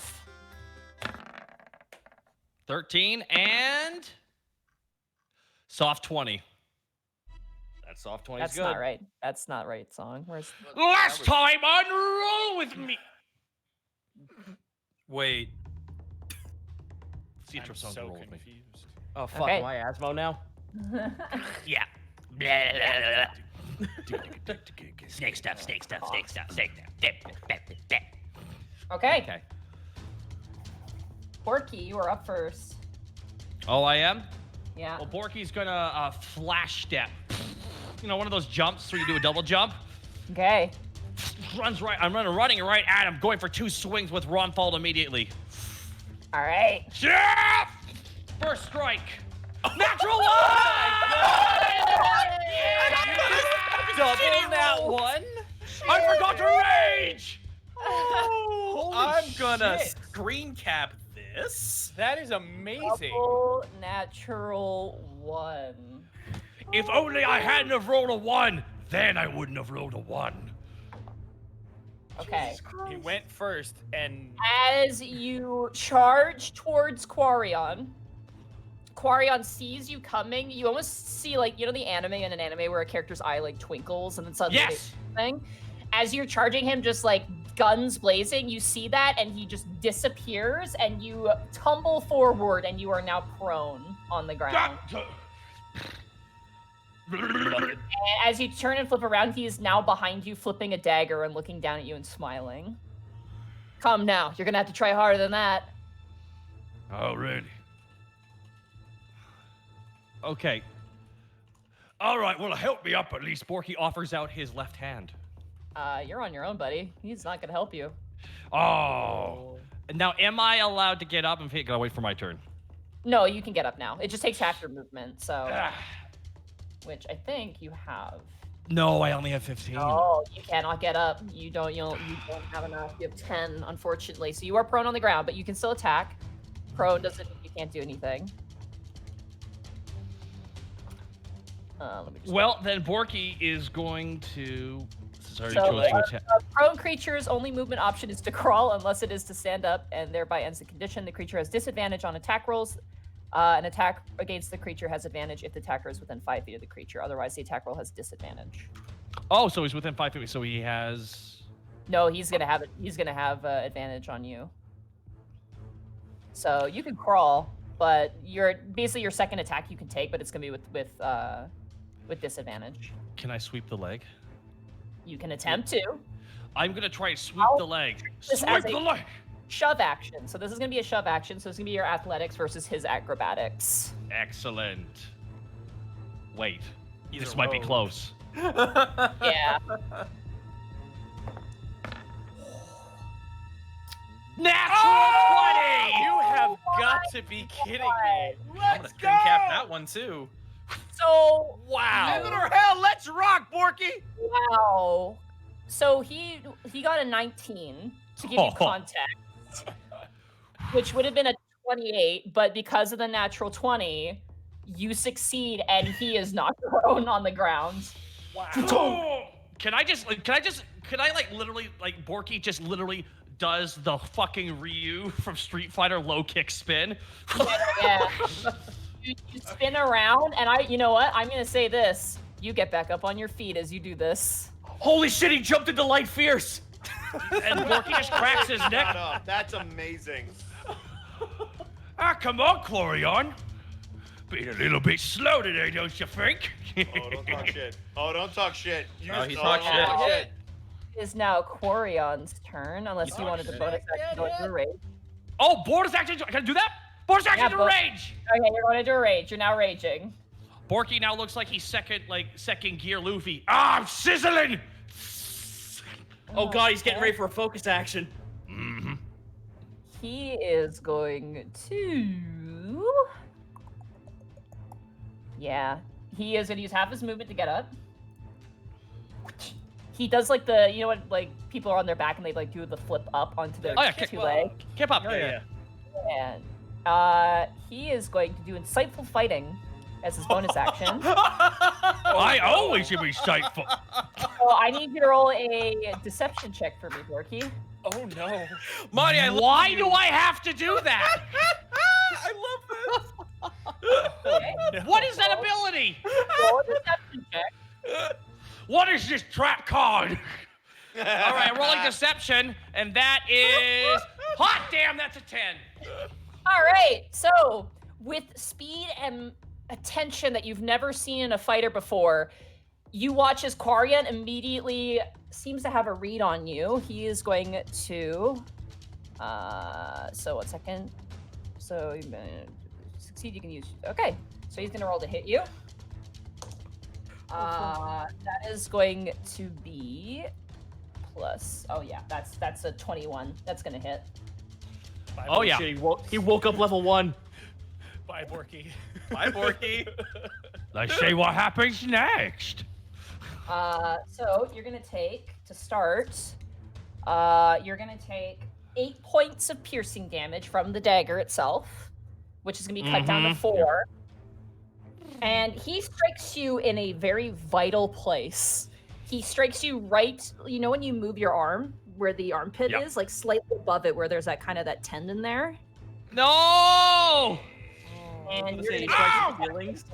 because Quarion is an inquisitive rogue. Yeah. They're gross. Okay, that's Monty, I was gonna say you struck him in the feelings. that is going to be 19 points of sneak attack damage to you. Oh wow, really? That doesn't get halved? No, that is essentially rogue damage. In the past we've treated it as its own entity. It doesn't get halved against enemies where they have resistances to normal weapon attacks. So if anybody's asking, that's why. Because there have been targets that have raged in front of you guys, and I didn't apply it that way. So Okay. he swings around and he kind of gives you this like cocky little grin, and he goes, "How's that? Come on, don't hold back. I have people to impress here." It is now your turn, Borky. Just grab him by the chest. You joke, but I oh man, because here's the thing. I got 2 strategies here. What a heel. Oh man, crowd booing Borky. Come on, he's not that sexy. Panic's right there. Ugh. Panic, stand beside him so he's uglier. Okay, so Borky. Borky's feeling a little reckless. All right, reckless attacks. Reckless attack with advantage. All right. Now Borky's eyes anime style. Soft 20. That hits. 24, sorry. 24, yeah. That's going to be, he's going to uncanny dodge whatever damage this makes. Okay. That would have been 13. So that's going to be 13. That's going to cut in half. That's going to be okay. Second, just applying damage right now.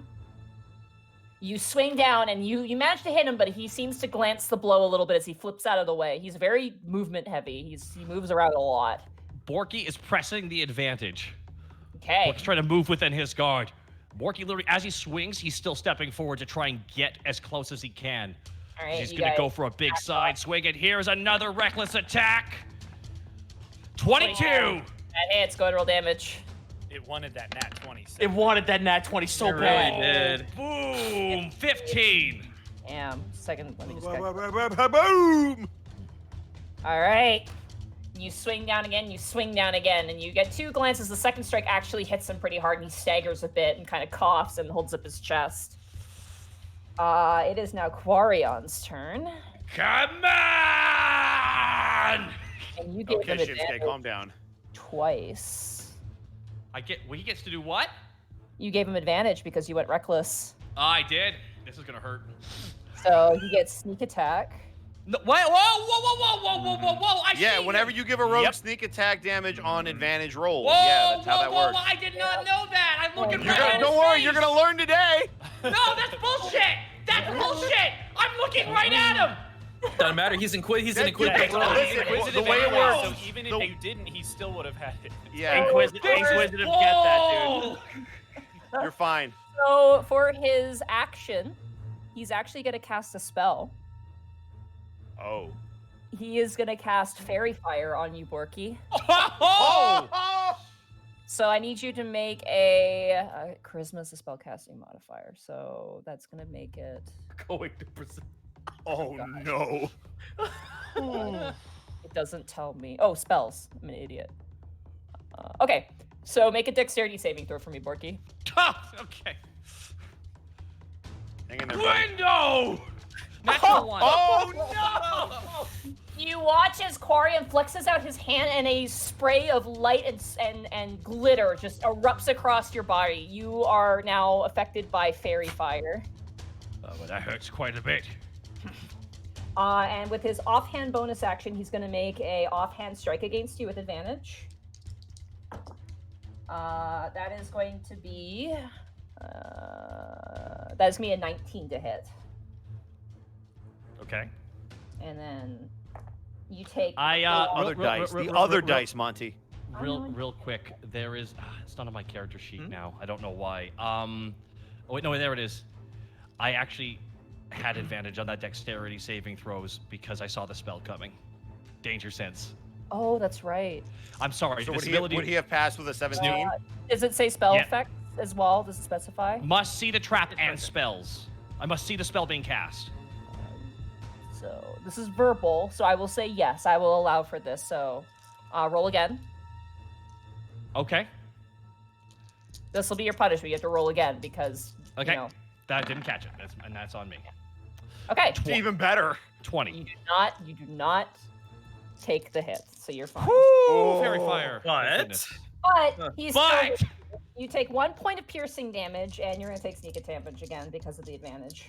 oh no, this is gonna hurt. That's gonna be. to be fair, does Fairy Fire do anything else besides give you It advantage? would give him advantage for the rest of the match. That's Doesn't- not good. Doesn't he already have that? Doesn't he already have that? No, this but turn- he has to roll for it every turn. Now he just has it. That's not true. It lasts No. for a minute. Yeah, it lasts like, a This while. would be the whole match, really, if we're being honest. Yeah. Fairy Oh, Fire fuck, lasts he only has to roll that longer once? than Yeah, it's Inquisitive, one time. so- Inquisitive Rogues can be gross. Oh, fuck But me. Fairy Fire Yeah, lasts dude. longer, so. It is a concentration though. The Fairy Fire would have been essentially like he would have had advantage the entire match. He has to make the roll with Inquisitive Rogue to ensure that he gets the sneak attack damage. By having Okay, Fairy so Fire. Inquisitive Rogue, you do have to roll, but not for Fairy Fire. Yeah. That's what I was For saying. an Inquisitive Rogue, he just gets sneak attack on every hit. He doesn't have advantage. That's what the Reckless did. Right. Oh, I see. Okay. Yeah. You Yep, take yep. 13 points of sneak attack. Borky much? at Quarion, 13 points of sneak attack damage. As Quarion hits you in like the back of the leg, like where the knee is, like the weakened side of the other side of the knee, right there. You feel a sharp pain in there as he swings around behind you with his speed. That sucks. Ow. That is going to end his turn. You watch as he flourishes around and flips the blade. He does do like a gesture to someone in the audience. Everybody who's watching, go ahead and roll a perception check to see who he might be. Oh my god, I'm done. I'm done rolling tonight. I'm done. It's gonna be a 22. 15. 20. Soft. That's an Okay. 18 for Seika. Remy and Task, you notice that he's kind of nodding ahead towards Solly, who looks a little like, okay, like she's looking a little. Aw. Yeah, he's trying to show off, right? The double finger crossbows. Hey. Yeah. So, above game, can I just tell him she's not in your league? I mean, you can heckle if you want. Remy wouldn't heckle. I want to heckle, though. I know. All right, This that is what- ends. Come on, Remy, be more of a douchebag. I hate this. Forky, it is now your turn. Okay. Okay. Dude, you got like 50 health kicking. No. It's because this is interesting because one-on-one combat's so different. Okay. Well, I'm gonna take a look here. One more thing. Let's see if I want to use this. Hold on. Let me just take a look here. And unfortunately, by the way, you can't use Fairy Fire again because that's a racial spell. Yeah. Oh. Yeah. That was just one chance.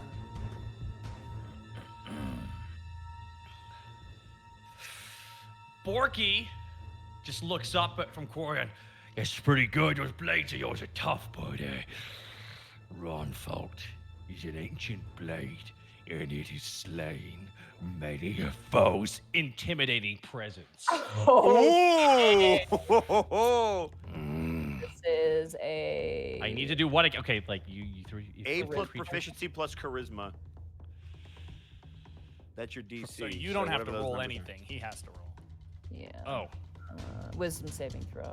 Okay. For the sake of this and this combat, he is frightened of you. Yes. So his attacks will all have disadvantage on you. Oh, he will now. That Now I big. forgo any combat. I can't take any swings because I use You my can't action take to any activate. swings, no. So on subsequent turns, you can use your action to extend the duration of this effect of the frightened creature. So the creature is frightened of you. So Corian is frightened of you. But you have your bonus action. So if you have a light weapon like Gruul's axe, you can use that to attack him if you would like. Oh, I can I? Could I just go? Can I just punch? Can I just give him a punch to the punch face? him? I'm Sure, gonna punch him right in the schnoz. All right, so go ahead and roll a d20 plus. Let me just double 4. check here. Oh, no. D20 plus 8. Okay. Right in the stupid pretty face. Yeah. Bonk. Bonk on 26. Yeah, you Jeez. punch him. You punch him in the face. Go ahead and roll damage. Bonk on the hand. What do I? What, You said uncanny dodge that, so go ahead and roll damage. So damage to be 1d4 plus 4. So roll 1d4 plus 4. yes, thank you. 1d4 plus. It's cut in half to uncanny dodge. No, it's okay. It's okay. It's a good ability. Bonk 7. Oh. right. He's gonna take 3 points of damage as you punch him right in the face, and he looks at you terrified. Pay attention. You're one-on-one with an orc, and now he's a little bit pissed. Okay. Okay. Oh shit. Never a good sign when your DM says that. I just realized. So insightful fighting attacks against that target, but not if you have disadvantage or on it, or for 1 minute, or until you use this feature against a different target. Oh. Yeah, Yep. so it would have continued. So he doesn't get his for sneak a attack minute, anymore. But he doesn't I get it get it. now because he has disadvantage. Oh my God! Yes. Yep. As soon as you have disadvantage, it's negated. Yeah. Oh The my advantage war God. was dude. The advantage war was fucking real for those This- 3 turns. Yeah, it was. This was literally like reverse Unoing each other, not like boom, boom, boom, boom. Damn, This is damn. like- This is like the band, the battle of the bands from Scott Pilgrim, where like you guys aren't actually fighting, but there's these giant spirits above you who are slapping hands, trying to see who has advantage. A little bit. The fight has already begun. With disadvantage,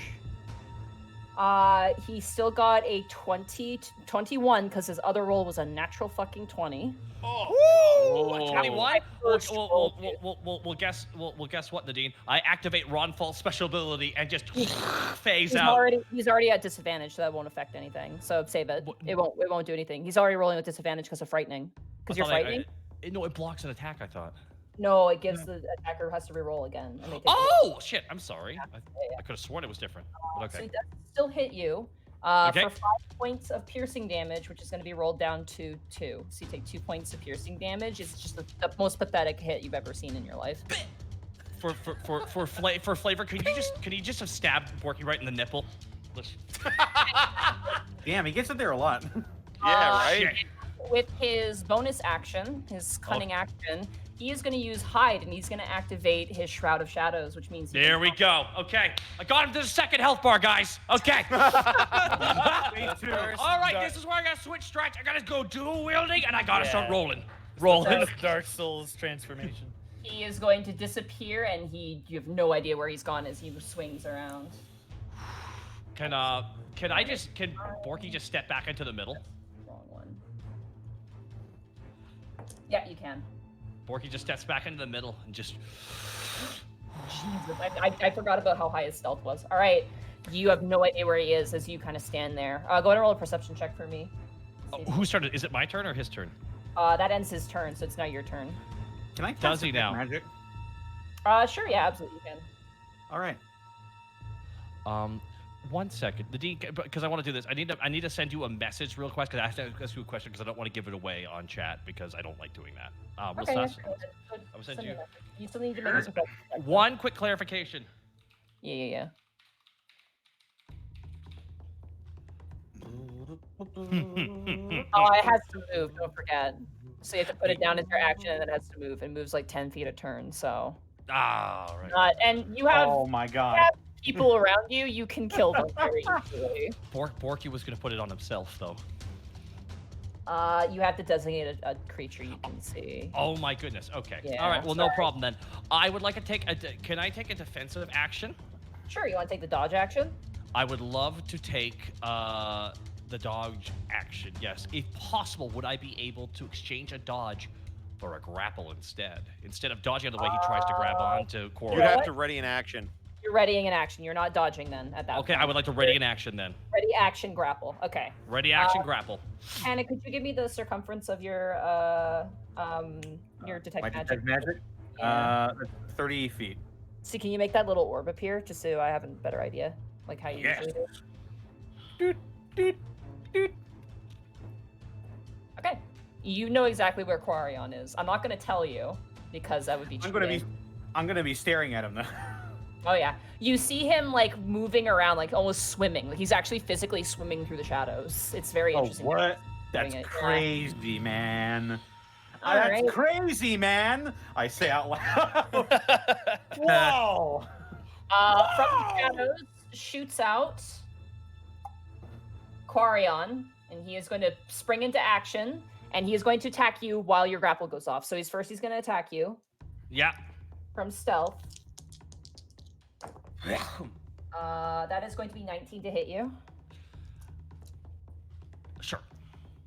He's a high level rogue. Sure. Welcome. Yeah, no. The question is, does sneak attack activated, or did I get rid of that? No, he came out of hiding. You have no idea where he was coming from because he got a successful hide. So it would be sneak attack anymore. So he's not. So sneak Oh, attack. because you didn't use your action to maintain the fear. Yeah, you didn't maintain it, so he's not frightened anymore.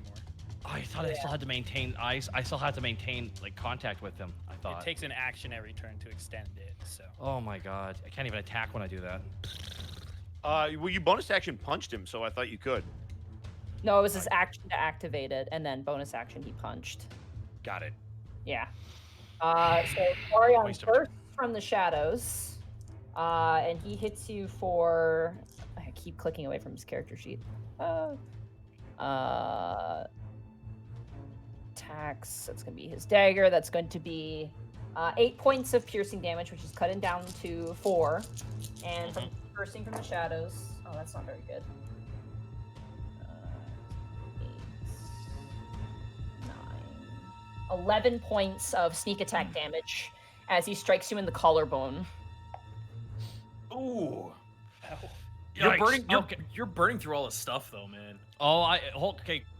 Quick question here. Now, Now you need to grapple for him because he's about to go for a second swing, but you see him now and you grab him. So you're gonna try and grapple with your held action.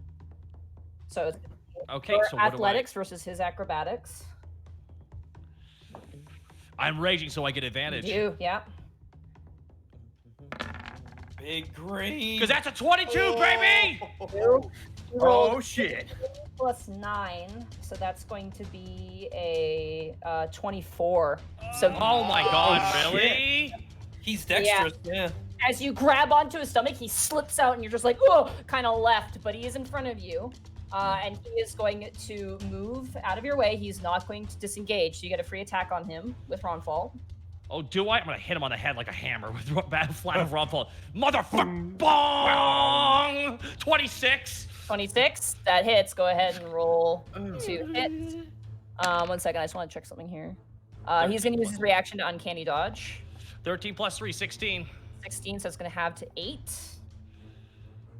And he is going to use the hide action to disappear into the shadows again. I'm gonna take the same action again. Okay. He's going Hold to... on, wait. I'm gonna take the same action again. Panic, he is on the cusp of your detect magic, and he's swimming very furiously. You can tell he's hurt. Whoa! I say out loud. He's like swimming through the shadows and stuff. Alrighty, that brings us around Borky. It is now your turn. Mm-hmm. You're holding your action to grapple again. You know what? Yeah, I'm gonna do that. Okay. One You more kind time. of stand ready, just with your arms like a wrestler, like ready.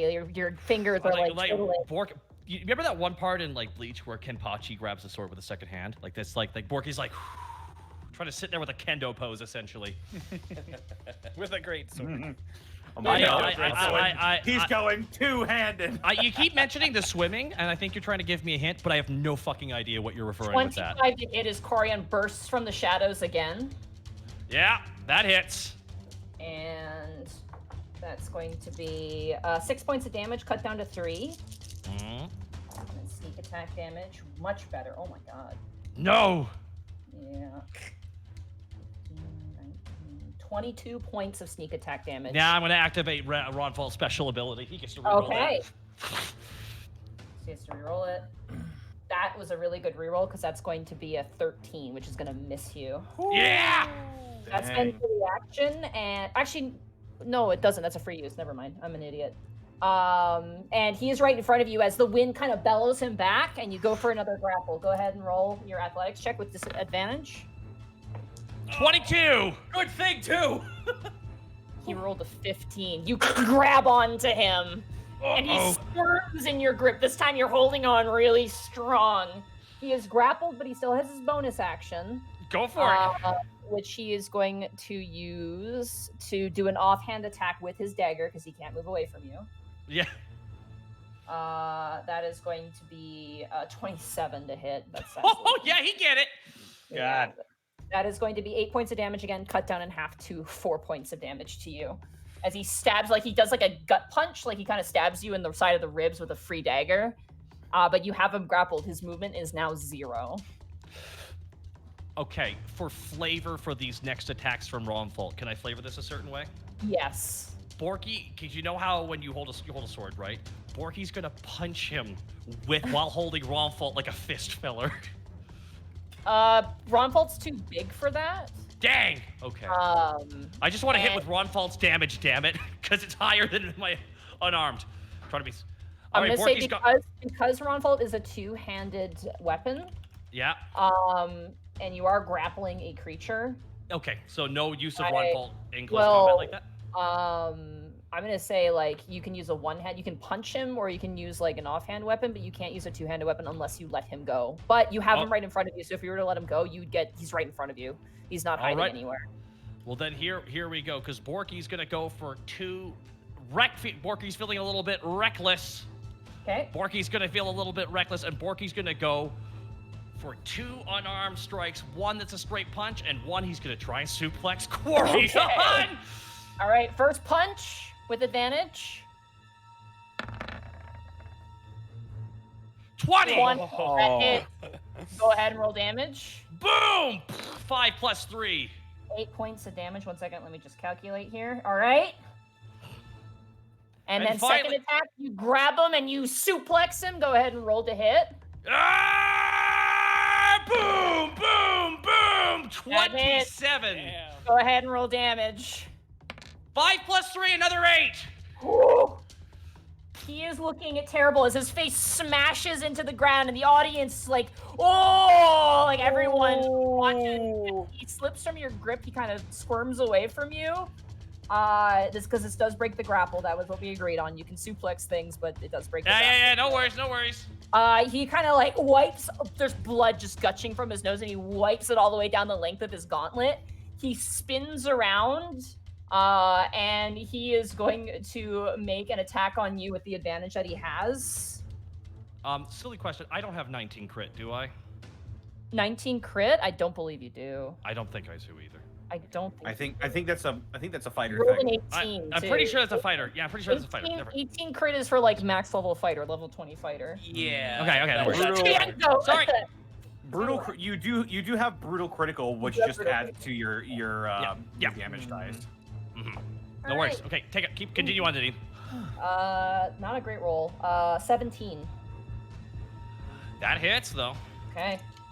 I mean, I got 15 armor class. That is going to be 6 points of damage, cut down to 3. Okay. And he gets sneak attack because he had advantage. 14 points of piercing damage, sneak attack damage to you. You cannot resist it. No problem. As you suplex him over, he swings around and with a dagger in his boot, he slices down your back and like ducks away from you. Oh, that's And he is going to use his movement to move away, allowing you to do a reaction. Oh, really? Yeah. So you can get an attack off on him. What am I allowed to do in a reaction? Just curious. Aside from attacking. You have one attack, or unless Then you have a reaction spell or something, but you're a barbarian. Well, Borky's then as he sees Corin lifting away, he's going to swing Romfault as far as he can by the tip of his fingers. All right. With advantage. Actually, no, you don't get Reckless Fighter in reaction. So 26 still hits. So go ahead and roll damage there. 8 plus 3, 11. How do you want to finish him off as he ducks away? You know what I want to do? When he tries to run away, he's trying to wait, and his hands grabbed by Borky. And Borky just pulls him in and just clotheslines him as hard as he can, and he flips in the air 3 times and lands on his head. Oh shit! Rainmaker! And Borky just hands raised high.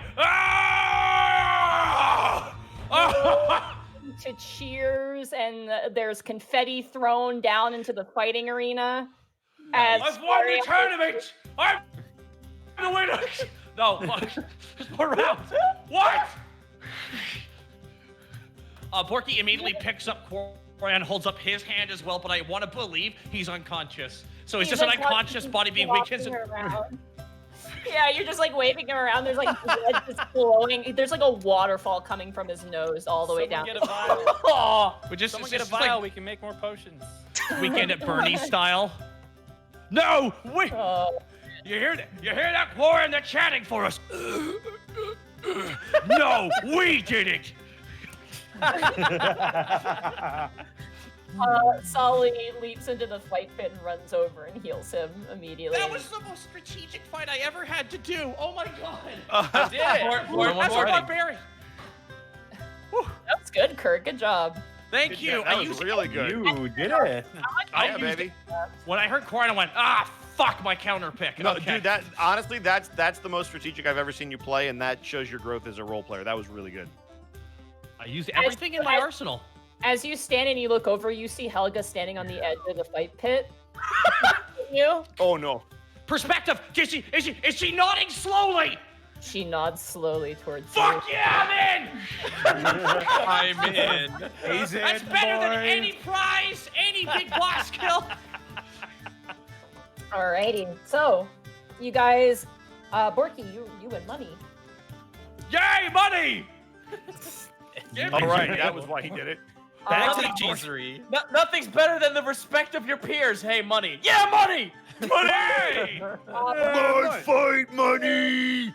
Due to your very enthusiastic and very entertaining fight, you earn 291 gold. Damn. Yeah. Just in time to put it all into a building. Yeah. The rest of you guys watch as Gruel fights Helga. Oh, who wins? Helga by a landslide. Oh my god. Oh my god. Like throws him by his tail and he like crashes to the ground and that just finishes him off. You see Audrey and she actually hangs out with you, Remy, the whole fight, and she goes, I wanted to fight too, but she kind of pats her stomach, you know. She should have entered into the tag team tournament. Got it. Yeah, who won the tag tournament? What? Oh no! Oof, buddy. Oof. What? Explain to me how the paperwork would be any different. Oh man, can't go be no. Vel and Hala fight Jeff and Solomon, who are two individuals you've met, like, well, you guys have probably completely forgot about Jeff and Solomon. A gold dragonborn and a human man. They fight Vel and Hala. Wait a minute. Yeah. Were those the guys that we met way at the beginning of the game? Yeah. Holy shit, I do remember them. We found them on the road. You could have fought them. That was one of the random people you could have fought. Oh shit. Oh my god. Yeah, so they spared fight their lives. Vel and Hala fight together, and Vel and Hala just absolutely cream them. Like, Vel is strong. Vel, you find out that Vel is actually a, I gotta find the word for it here. It's in her sheet real fast, because this is kind of fun. Hala is a open hand monk, you discover. And Vel, where the hell are you, Vel? Long death. Vel is a, well, yeah, I know she's a barbarian, but she's a storm barbarian. Storm hero. Yeah, that fits. Yeah, that fits. Yeah. And Tundra is her thing, so she... Oh, fuck. Yeah. So, she to give him a cold reception. yeah, she's quite strong, and they make some money as well. And with that, the fighting tournament ends. Balfour Balton gives a speech. Everyone here today, merry in heart, and you watch his eye kind of taps on the waist, goes, this isn't a wedding. Everyone here who fought. Also in the celebration of ritual combat and feats of strength. And thank you all so much for coming. Please enjoy the festivities. Get a cheesecake. Okay. Whoa, what's that? Literally a platter of cheese. Cheese and cake, Borky's two favorite things. You guys all disperse and... Right, but you don't understand. I need to be shown the menu. If I could, while Lady Isla is there, Sure, I want to try to catch her real quick for something. Yeah, you see her. She's with Solly. And you walk up to them, and she's standing there, and they're just kind of doing idle conversation. Miss Isla, it's a pleasure to see you. Oh, hey. You. Me. Listen. I don't need to know what happened exactly during the attack, but if you ever need anything, just ask. Oh, I would say that you owe me quite a bit. And she gives you a smile. I said don't go into details. I said if you need anything, just ask. I don't need to know. Mm-hmm. She kind of leans forward and she puts a hand on your shoulder, and it's cold. Reimbursement for the component would be much appreciated. And she gives you a small tap on the shoulder. I pull out 5 platinum pieces. That's a start. Huh? Oh my god, she's a loan shark! She kind of takes it and pockets it, and she turns to you and goes, whatever is due within your lifetime, Hoketh clergy, any temple, will know.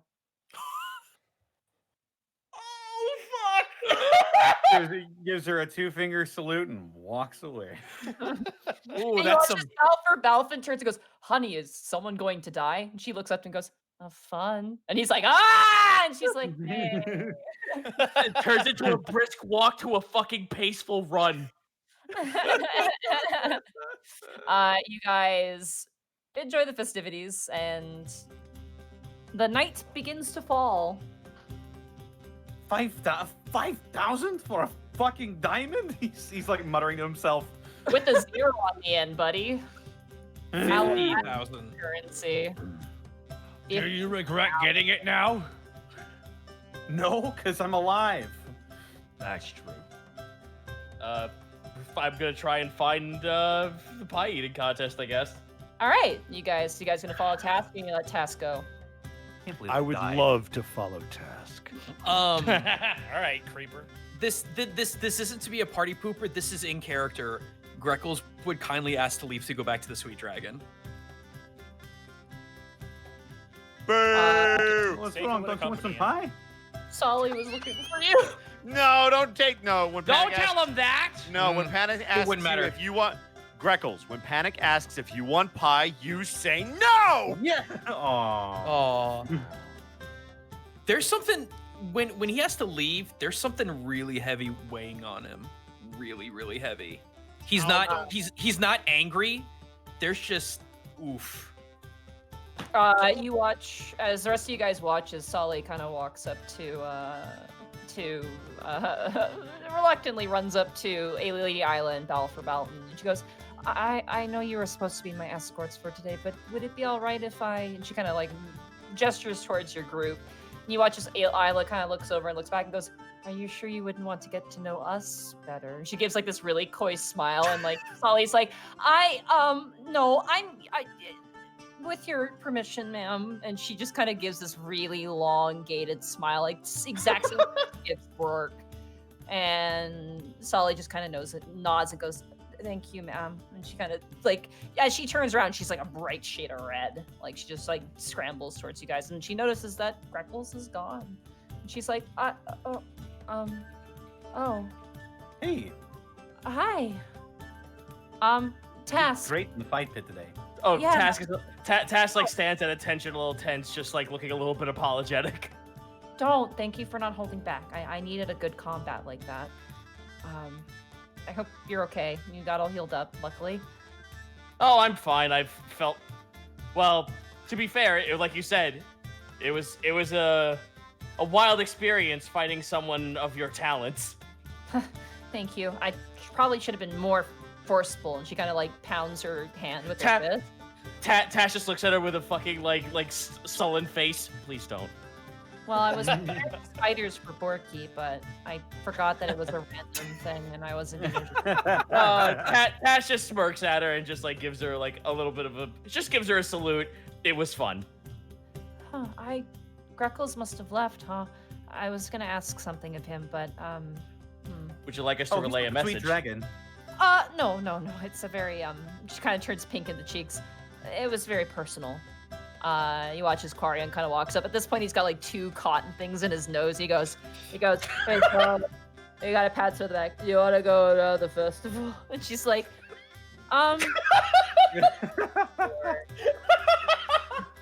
Great. You want a festival? Quick question. Mhm. Seika, do you go with him? Yeah. No hesitation. Well, no. I mean, that's the thing. So Yeah, I said I was going to accompany you when you Right, said you okay. were going back. Immediately walking in the door, not stopping, he's going to the training room and he just goes. It's hard training, just going, sweating, not stopping, Okay. falling Well- down, getting up. We'll come back to that. No, you're fine. I just want to throw that out there. Hey, You watch Monty, as... Mm-hmm. I was gonna ask, does Remy know what Winter's favorite flavor of pie is, or if she even likes pie? I don't know if she likes pie. You didn't really have any. Oh other no! Dude, she's mute. What? How do you? I thought maybe I had seen her eat pie I'm before. offended for them. Pie. I'm gonna. Where the hell is my information? I hate you guys because I have to do this now. Remy is gonna give Task 1 platinum. Oh. Get her something nice at the festival. I'll see you at the Sweet Dragon. Very you're well. going to? I know that look anywhere. I don't want to ruin the fun. We should get going as well. Sully kind of gestures away. And they leave. And they say something. Does anybody want to listen into what they say? Yes, I yes, do. yes, yes. Okay. Perception. Yeah, perception. I'm very good at that. Natural 1. 10. God. Perception. Wow. I'm terrible at that. Which means you'll pass. 12? Yeah, you do.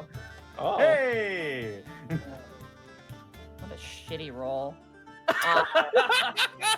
It's my day today, apparently. Only Panic hears this, though. All right. You hear Quarion say to Solly, kind of patting her on the shoulder, goes, "Hey, if you can't date one rogue, at least you can date the other one." Then he kind of pats her on the back. Oh, no. Oh, fuck. Oh, that's not good. Wow. I'm sorry, what? I'm going to you know the hang 10 sort of symbol where you stick your thumb and your pinky out?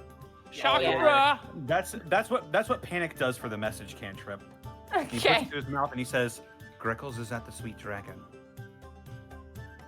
Solly kind of turns and sees you, Panic, just as he's turned the corner and gives you a wink. Shaka, bruh. So, Task, are you saying the truth or are you splitting away?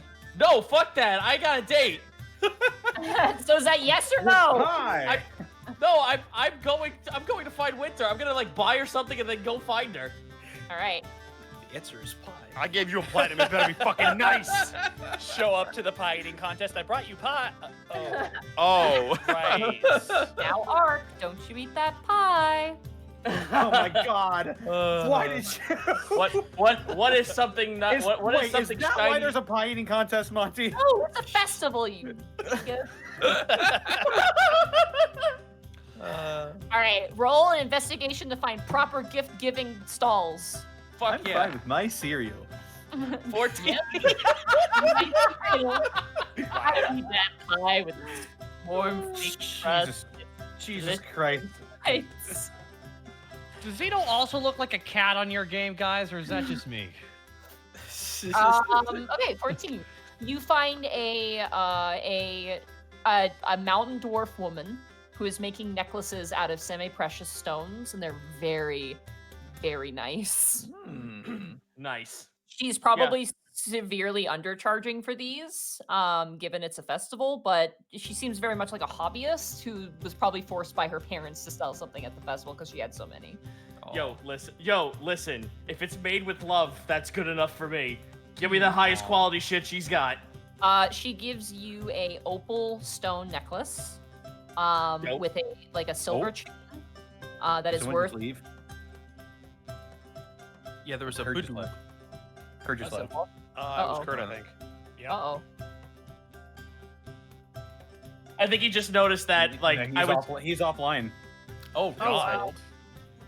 Please hold. Do we really need him here?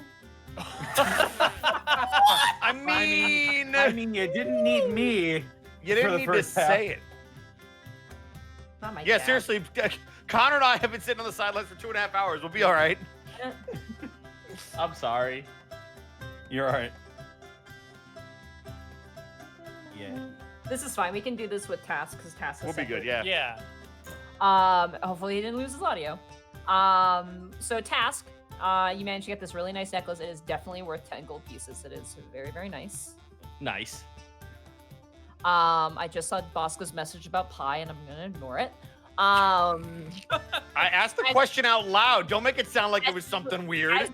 As you make your way to the pie eating contest, I want you to roll a perception check for me.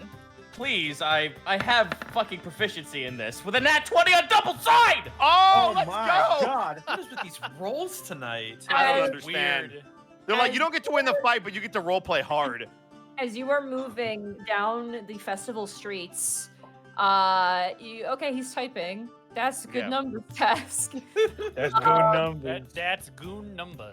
As you move, as you're moving, you can't help but notice the really tall Goliath and the black Dragonborn who are ducking from stall to stall, following you. Son of a bitch. It's just Tash just fucking stops and just he doesn't turn to them, but he's just Black Dragonborn.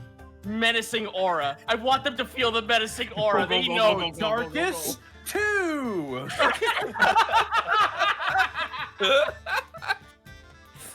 You watch as Doros hides behind a stall, and it's like he's just hiding his face and not his body. And Naragan is like hiding in an oversized pot and slowly lowers into it as they're following behind you. As you What is this Looney Tunes shit? You see Winter standing next to like a bush that has like flowers in it, and you can't help but notice Hosrad hiding behind the bush, like staring out. What the fuck? Do you have 3 Sebastians here? I do, apparently. Go to kiss, nigga. Winter has her arm is in a sling, but she's standing and she's holding what looks like a very identical letter to the one that you received this morning. Oh no! You fucking assholes! Oh no! Oh my god. I just can't believe Hosrod of all people is in on this. Oh boy. Okay, well I just walk on up to her. Okay. She notices you and turns and kind of gives a nod of acknowledgement very quickly. So Tash just like looks to her, nods, and just looks around. Well, I hope you were enjoying the festivities. I figured you would like this, and I hand her the necklace. Roll a charisma check with advantage. Please, please.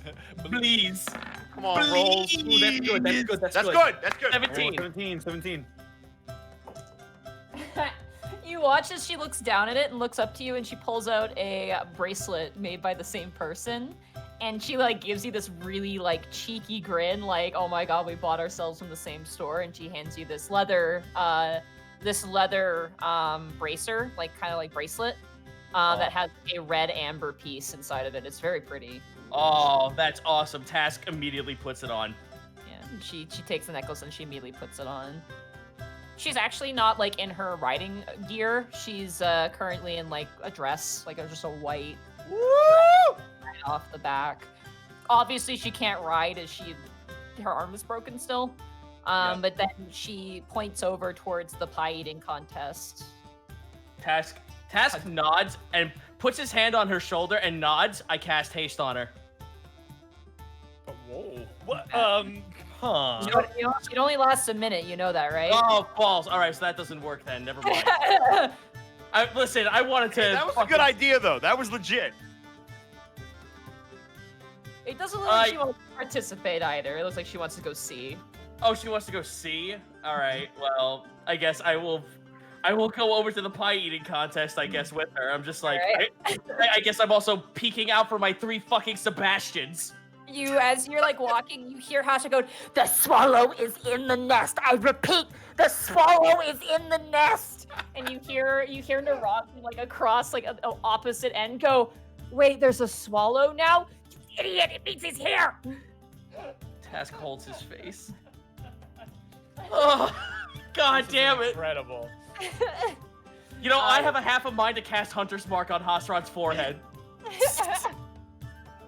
You make your way to the pie eating contest, where you see currently who of your party members are there, or at least your employees are there. If Scarbles isn't one of them, I'm gonna be really shocked. Scarbles is not, but Arlo is. Arlo's there, and Kiwi is there too. Oh boy. Only food can quell my sadness. Oh, I have to. Task just grins. Oh, I have to kick his ass now. Are you in it? Fuck! I look over at Winter. Are you okay if I join? She nods, like, "Oh yeah, I want to see this." Cool. I look over at Kiwi and I stand next to him. Hey, what's up, buddy? Oh, bloody hell! All right, you sit down and you watch as a very like. She should be on like a maple syrup packaging. This gnome walks by and hands off a pie each person. And there's a snap as everyone has to go. It's a huge pie too. It's probably, I'm gonna say at least like 30, like I'm gonna say, how long is I'm gonna use centimeters here. I'm sorry. You're fine. No, go for it. All right. 30 centimeters is a foot. So like about, I'm gonna say like in terms of like all the way around, like it's probably a foot and like 2 inches all the way around. It's a huge pie. Good lord. Circumference So- or This is gonna be a Constitution check, just a straight check Oh boy. to see All right. how well you stomach the pie. Now, if you cast haste on yourself, I will give you advantage. Never mind. Okay. Well, with 2 3s, I guess whatever the fuck flavor it is, I hate it. It is. There's 2 problems with this pie. Number 1, it is clearly was made not for quality, but for quantity. And whereas the plum and the strawberries of the festival were rich in flavor and delicious, this, in stark contrast, is overly sweet, probably had everything tossed together, and your entire snout, like, sinks in, like, 2 feet because it's so awful tasting. It's sour. Arlo hates it too, and also takes 1 bite and just stands up and leaves. Oh my god. Okay. Yeah, Hey, props to Arlo. That's what's up. Stands up and walks away, and like the gnome is like, "Hey, you can't." Okay. Kiwi fares way better than everybody else, and he eats the pie, albeit he loses. Aw. The winner is a Goliath, who you recognize as Zeus from the Romantian. Hey man, he's He used knows to how to stuff eat that in his pie. mouth. Every time he shows up, I regret it. It's your fault. I was gonna say, did you think Connor and I were not gonna make the jokes? I did a Goliath for a high constitution, and Doros is busy stalking tasks, so I was out of Don't worry, options. man. You picked the guy with the better mouth anyway. Oh, well, Tash just like solemnly returns to Winter, just like, oh my god, that pie was terrible. She kind of like wipes a piece off and bites it, and you just watches her entire nose scrunches inwards, and she's like, See? She nods and like opens, like winces an eye open and nods, like, I do not blame you at all. Dude, fuck that. Let's like Tash just like looks at her, just like smiles. Screw that. Let's find something good to actually eat. Kurt is rebooting his computer. Apparently Discord hard crashed on him. Oh. Hope he saved Is his this audio. Yeah, his audio. He probably did. Yeah, he Okay. just said he's Yeah. saving his audio. All right, so you and Winter go and enjoy the night. A lot of talking on your end, obviously. The course, entire but- time, though, you are being followed.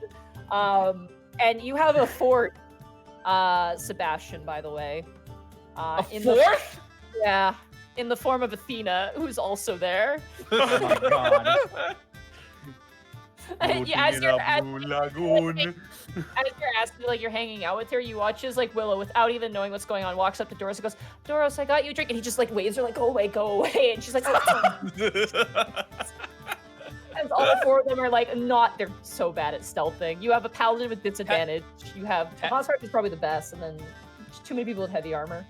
Task like taps Winter on the shoulder and whispers in her ear, "You want to play a trick on some people?" She looks at you and like nods, like, "Oh hell yeah." I kind of like mutter to her, "Just look to your left. Don't completely eye them." But I point out every location where everyone else is, and I'm like, "All right, I have an idea." And I hold up my hand and I'm ready to cast Pass Without a Trace. Okay. As she looks back and she sees Hastrat immediately, like, he has a sending stone. That's how he's talking, even though they're like literally like maybe 5 feet away from each other. He goes, the songbird has noticed covert actions, and he watches they all just grab bushes and put them in front of their faces. Kurt's back. You cast Pass Without a Trace. Hi, Kurt. Yep. Hey, I pass cast. Okay. I cast Pass Without a Trace on me and Winter, and I Okay. tell her to scatter and pick someone to spook. Okay. Not the greatest stealth check. It's gonna be 17 for Winter. with the All Pass right, Without for a Trace. me. So with Pass Without a Trace, Monty, will you allow? If I get a good stealth check, will you allow me to also add on top of this hide in plain sight? Sure, I'll allow it. Kurt, are you there? We can't hear you if you're there.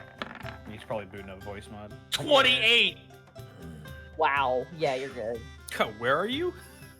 You That's before the plus 10. Yeah. disappear. You hear Hostred go, "Where are the birds?" Who are you scaring? Oh, I'm scaring Naragan first. Okay, Naragan and Athena, they're together. How do you scare them? What objects are around them right now? They're currently like peeking out of an alleyway. There's like crates and barrels and shit.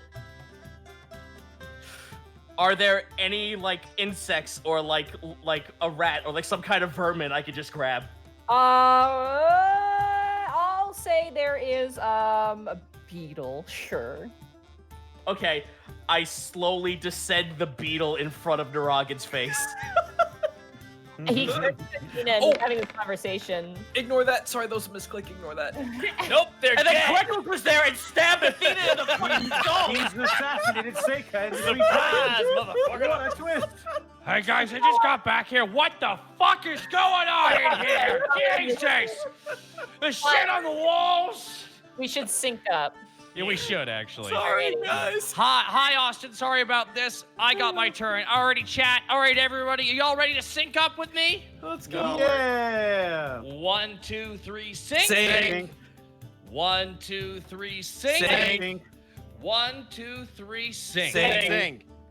All right, you watch as Naragan is in the middle of conversation and he goes, see, this is why worshippers of Illinois don't skulk around. Now we're talking about birds. I mean, he just like lets out this dangles in front of him. He like keels over and crashes to the ground. On the other side, you watch as Winter has somehow managed to find a tankard and pours like a little bit of water on Doros's head. And Doros, who's already extremely tense and is like standing next to Hastrad, he's got his hand on the back of Hastrad's like hood. In response, like shoves Hastrad's face into the stone wall and like you know when someone cold like touches your back when it's cold. Oh.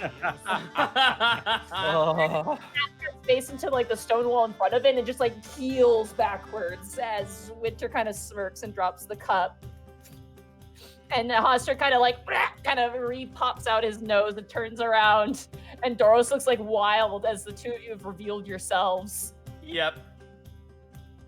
Tash just like folds his arms, smiling at all 4 of them.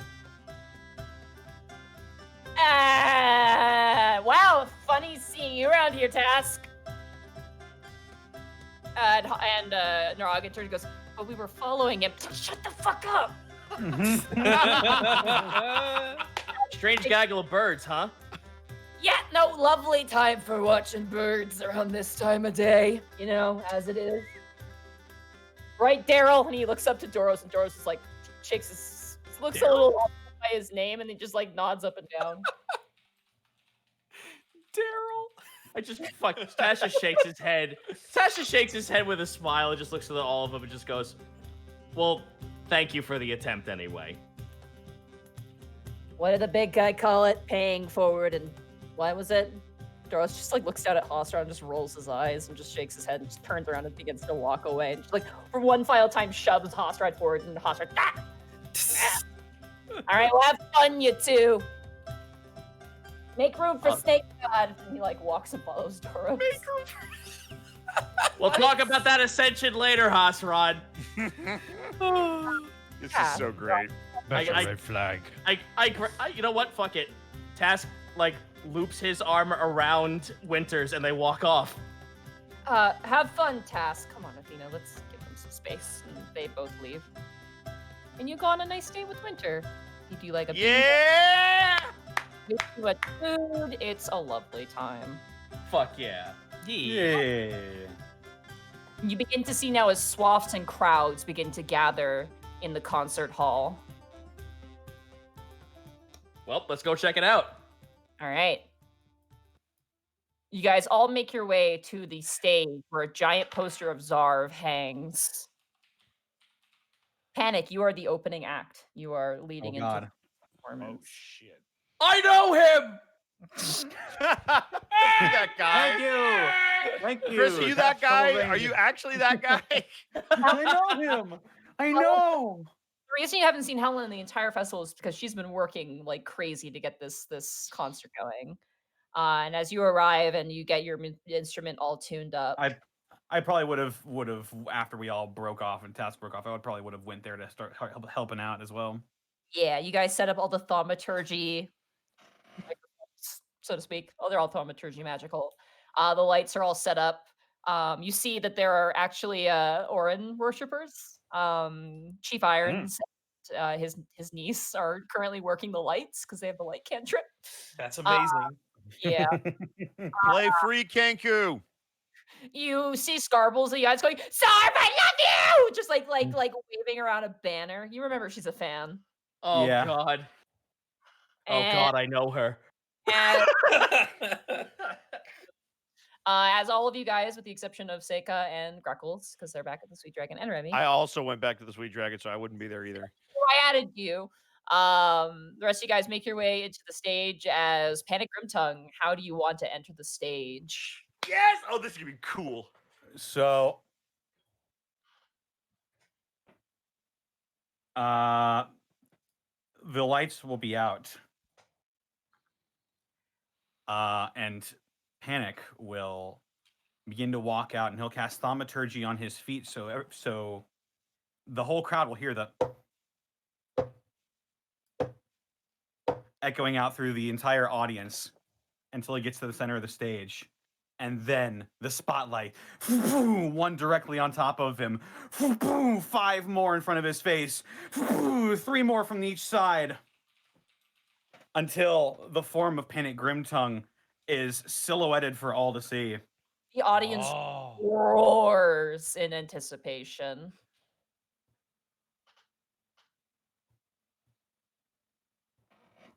How you doing, Alabast? Everyone roars back. Woo!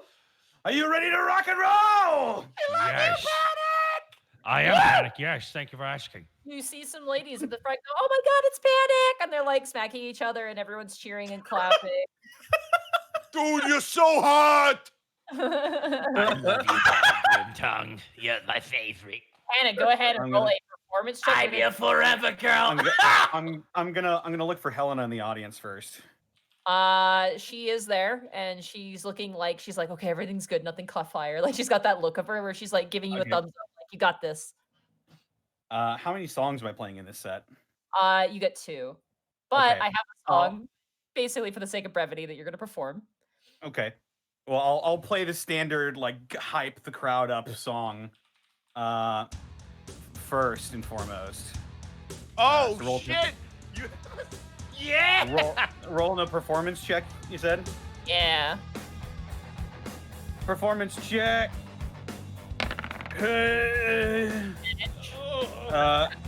22. Nice. Damn. Natural 9. Could have been a lot worse. So for your first performance, the crowd, like you're kind of rusty. It's also the first performance of the night. And people are jumping to the beat. They're cheering out. You see Helena looks just super happy. Like she's looking around at the people who are celebrating and she's just like, yeah. Super, super good. Then your second song comes in and go ahead and roll another performance check with advantage. I'd like to do something specific for this second song, if you could kill the music. If you could kill the music. Okay. This next song is dedicated to a few important women in my life. Partially to You see Helga in the audience go, like just kind of laugh. The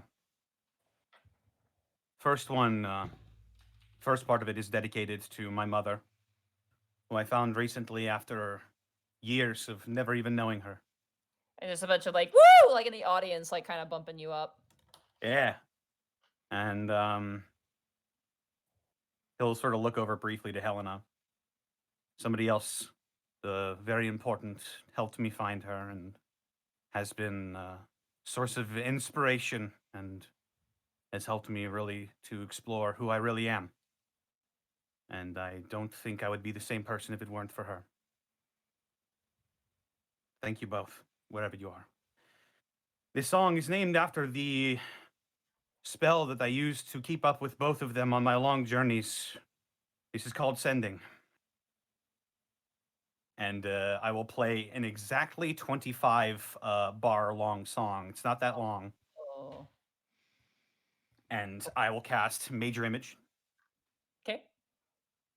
And the spotlights will go in from behind me, sort of silhouetting my form. I will appear like pitch black to the audience, and the major image goes off, and these ethereal images of like gossamer stars, constellations of a older tiefling woman and a prettier younger woman with flowing black hair will begin to rise up behind him and glow throughout the audience. And a tiefling and his party of friends will walk slowly across the stage in the background, sort of highlighting all of their journeys. And the tiefling will be clutching a glowing white orb. Okay. And smiling. And I'm going to roll my performance check now. With advantage. Fuck yeah. Nice. Performance check with advantage is going to be. Baby,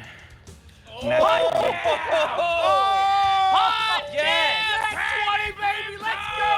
If everyone in this fucking city doesn't know who we are now, they do. The music isn't quite heavy metal. It is sort of overdriven electric guitar, but it's like Steve Vai, Squiscar solo. I wish I had music for this particular type of music. I feel bad I didn't have anything prepared. What's this? 1 second. Eric Wilde farewell ballad. Not that. Nice. Sorry. Yeah, I was thinking like a power ballad kind of thing. Yeah, power ballad. Yeah. I get. Fucking Yeah. rocks. And that's a natural 20. That is that's a 33. 33. The audience, when the moment the last note hits, the audience goes ballistic. People are screaming and cheering. There are people crying, like an amazing response to the performance. Go ahead and yes. I kind of want to smutter something to Winter at the end of the performance. Sure, absolutely. Go ahead. I'm gonna type it to you. Okay. I imagine there are people like making out and slow dancing in the crowd.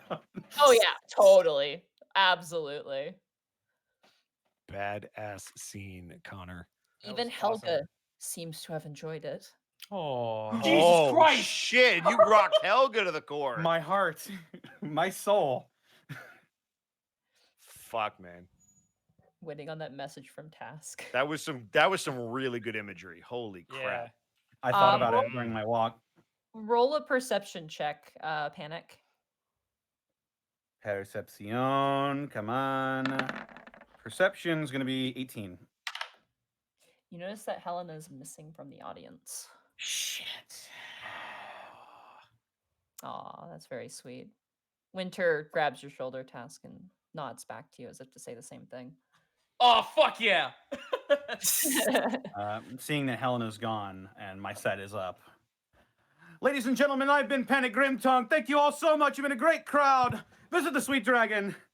I know him!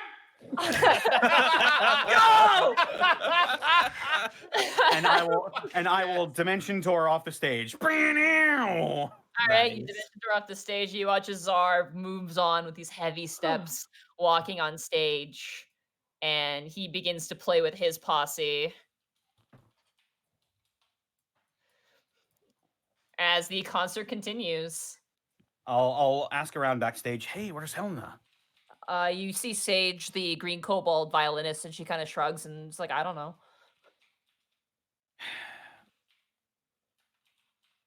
Damn it.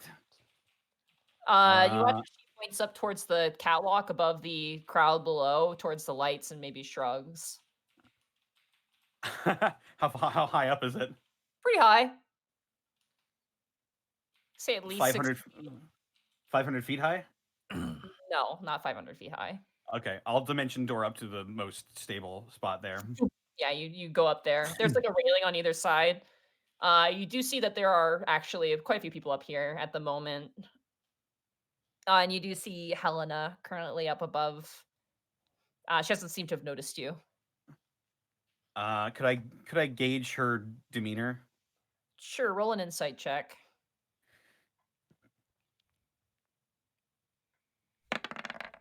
Not great. Oh, 21, actually. Not great. You're not great, though. I saw the 4. I saw the 4. She seems not distressed, but she seems kind of like fidgeting a lot. You do notice that, like she's kind of like nodding towards the people who are manning the lights and just kind of like making small talk.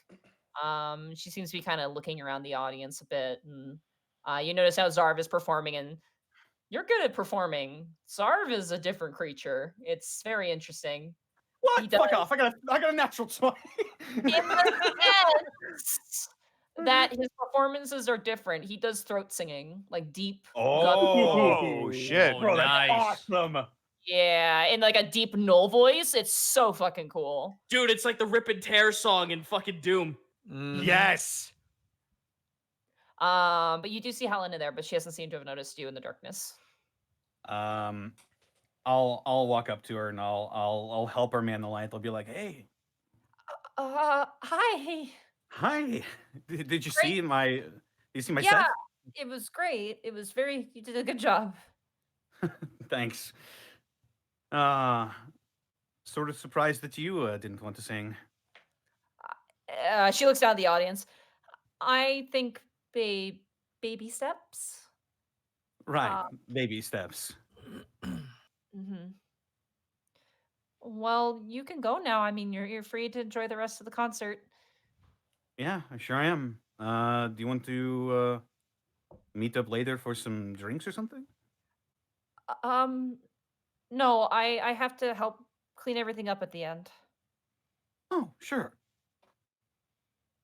But thank you. Yeah, insight. Okay, yeah, go ahead. Come on, 12. Girl can't lie. She's very bad at lying. She seems rattled.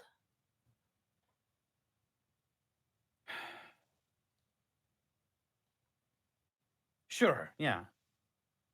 Yeah, I'll see you later though, all right? Yeah, absolutely. I'll climb back down off the rafters. Okay. The rest of the performance goes like crazy, and eventually people begin to disperse. And you catch Zarv panic as you help him kind of clean up.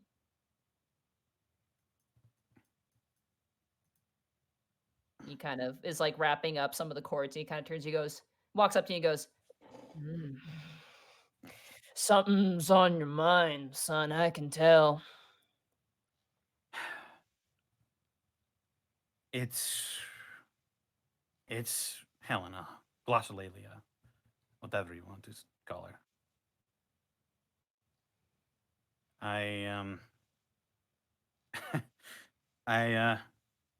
She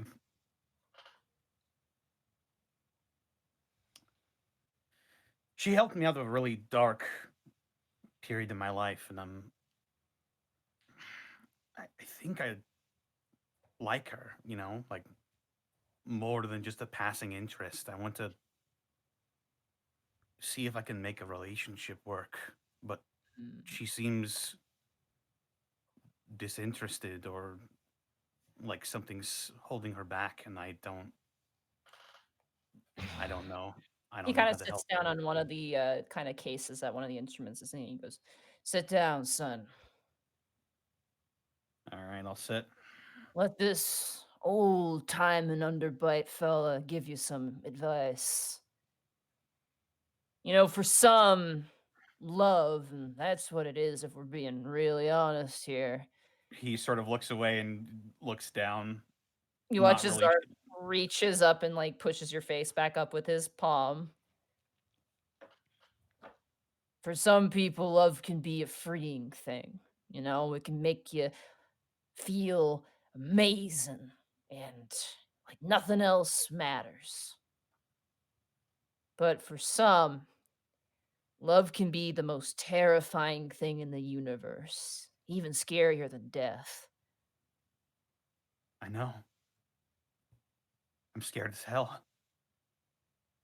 He kind of puts a hand on your shoulder and goes, "Son, some people just aren't ready yet."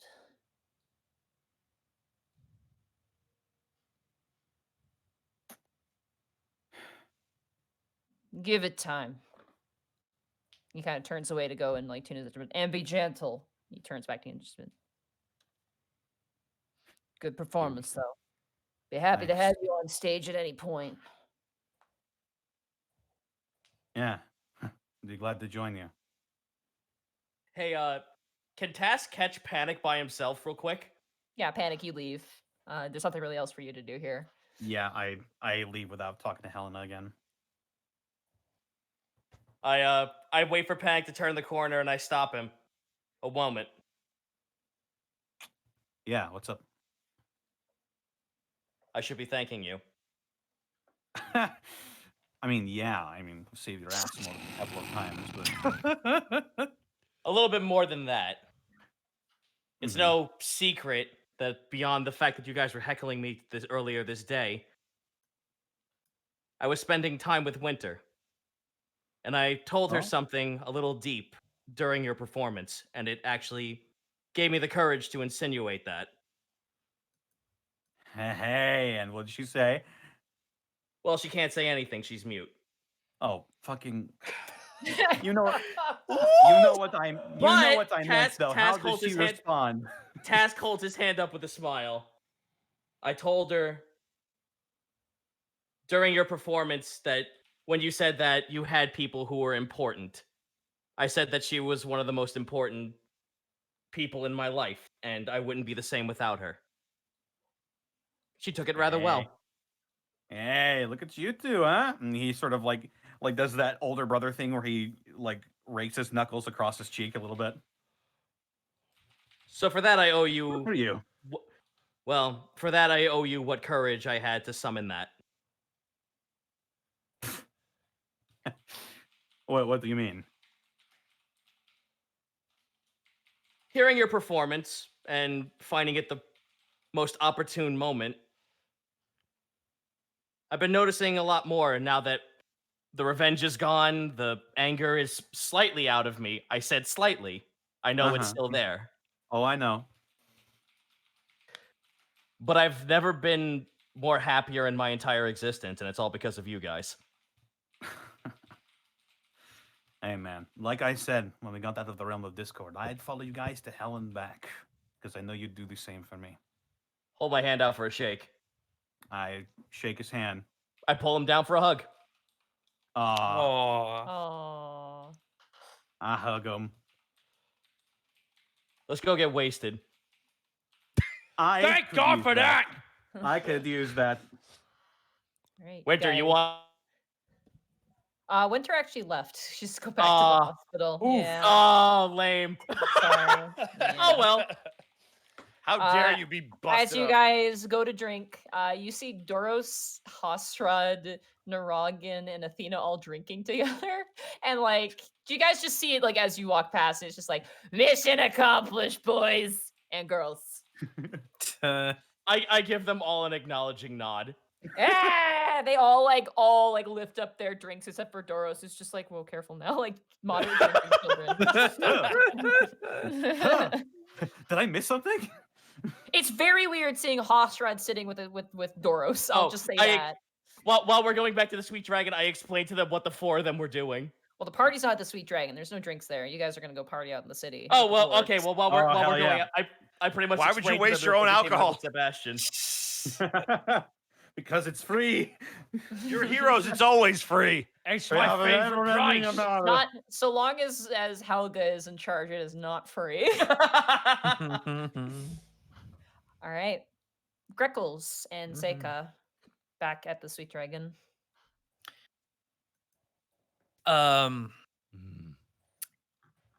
So is anyone? It's just us two, isn't it? Yeah, it's just you guys.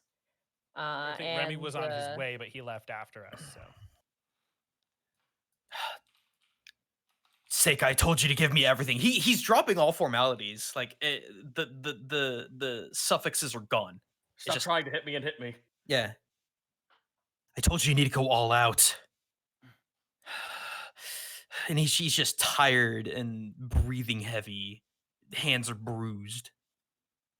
Seiko, for his part, is while Greckles has been basically just training and wailing, he's been sitting very very stiffly, very politely in the corner of the room, kind of just taking the beratement. He hasn't offered any verbal response.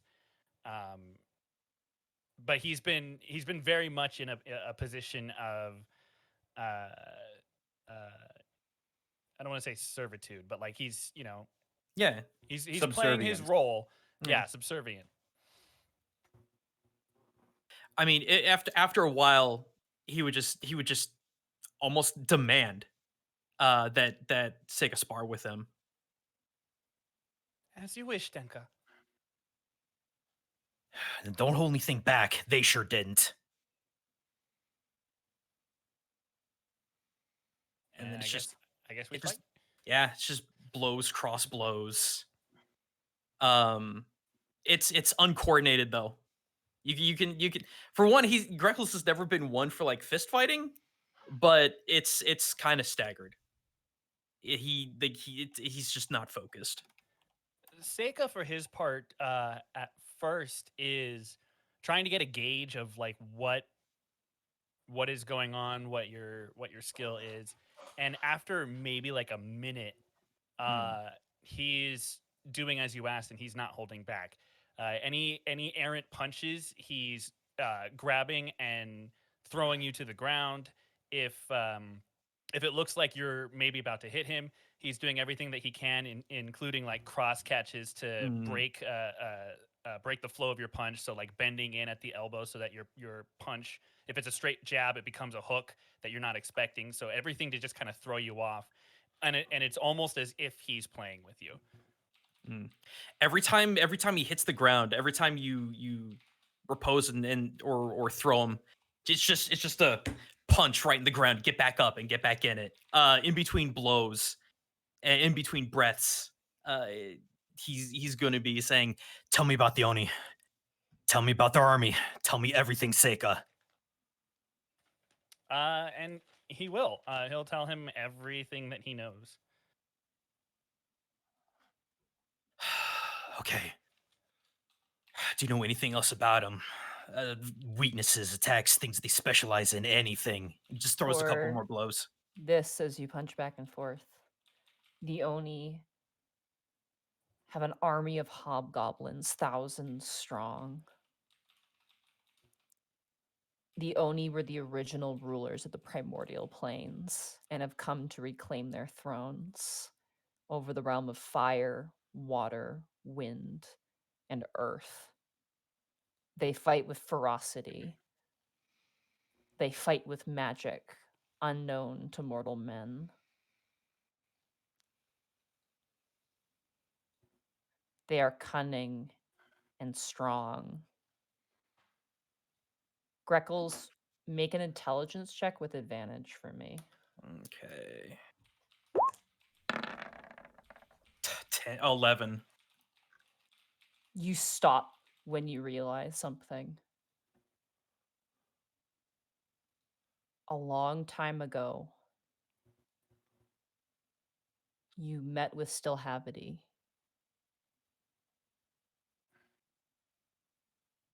And you remember that he said he would take something precious from you. And it wasn't your weapons.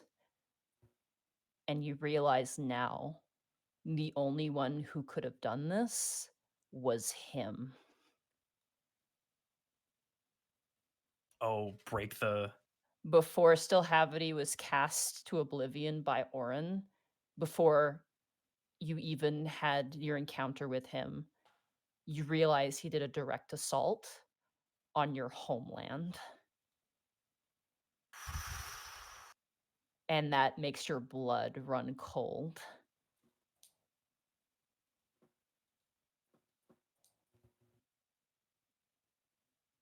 He just loses all control. Like you've never, Zeka, you've never seen him like get super mad. He's just roaring, bellowing, teeth clenched. He goes over to one of the dummies and just starts punching it relentlessly until his hands start to bleed. He took it. He took everything. Years ago when he took it. To confirm, still Havity removed the seals on the 4 Oni after that dream with Greckles.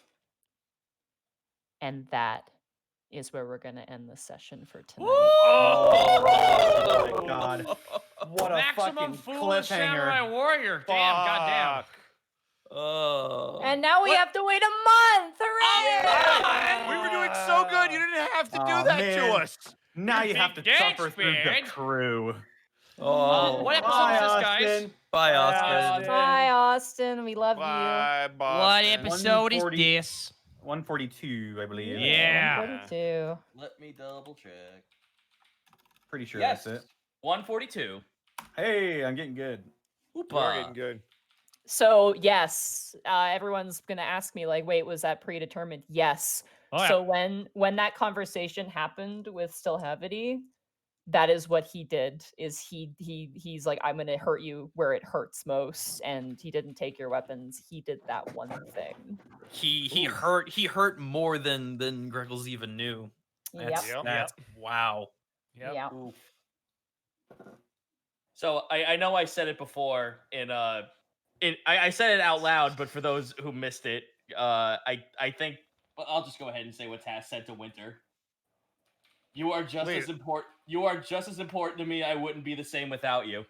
Oh, this fucking episode. Seriously, you guys fucking role played your asses off, like all of you. Fucking hell. This was fun. I love festival episodes. This was a great episode. Let's hope this isn't followed up with absolute disaster. Yeah, No. We're playing the crew. It is. But it's really fun disaster. But that's the best part about it. Disaster is the best part. I have to say that with the contestants in the competition, at least 2/3 They were of the tough. heroes of Alavast succeeded in their contests. So They did. Yeah. Your guys' fights were like because they were randomly rolled. So obviously, like your duo teams, like it was either gonna be Vel and Hala or it was gonna be Ragu and Huxley. You guys got Huxley and Ragu. And they're hard. I mean, they travel with the hero of Rupa. They're pretty strong. The other thing too, it's 2 DPS going up against a feral druid in WoW terms and a priest. So yeah, I'm gonna say right now that's Azra Zahar's support team. So have fun with the lockdown they guys. both did a fantastic job of doing what we were trying to do. Oh, dude, I had like, no the one fucking person faith. tank and the other person attack from a distance. Dude, like randomly rolling was really fun. I really wanted Sully to go against Borky because that would have been very interesting. That would have been amazing. Because that would have been an interesting fight. You know what I was gonna have her do? It's not gonna spoil anything. I would have had her do oh god, what is it called? Spirits of Protection. Wolfgang does that all the time. It's the Spirit Guardians. Except for she was gonna make all of them spiders to scare Borky. But Remember that one scene in One Piece when Enel finds out Luffy's made of rubber? Yeah. Yo, dude, I'm gonna be real with you. I had no faith in my capability against Solly. I was just like, this is gonna be either like down 4 to turns. What are you crazy? Yeah, you kicked her ass. I mean, her health isn't that lightning high. arrows, holy crap. That's what I was worried about. I was just like, all right, if I could just bust through the AC, which I have, now it just all comes down to how much HP she has. The biggest thing was she was not hitting when you were running away from her. Because I'm like, if she were to hit you every time you ran away, that would have been huge for her. But she kept fucking rolling low. Like I kept. Well, she had disadvantage too, which didn't help her. Yeah, that's why. Spencer Taylor just had an amazing episode title for us. Oh yeah. What's that? All is fair. That's All is solid. fair. I do have to say, I do apologize. Because we were at a fair. That's solid. Yeah, we got it. We got it. Sorry, go ahead, guys. I was just gonna say, I do apologize to anyone who felt relationship blueball between Greckles and Sully. It's just no, and that was the thing. It made sense. It made sense. It's the fate of 4 realms that he feels like he's putting on his shoulders because he's the quote destined warrior. That's a hard thing to put on anyone.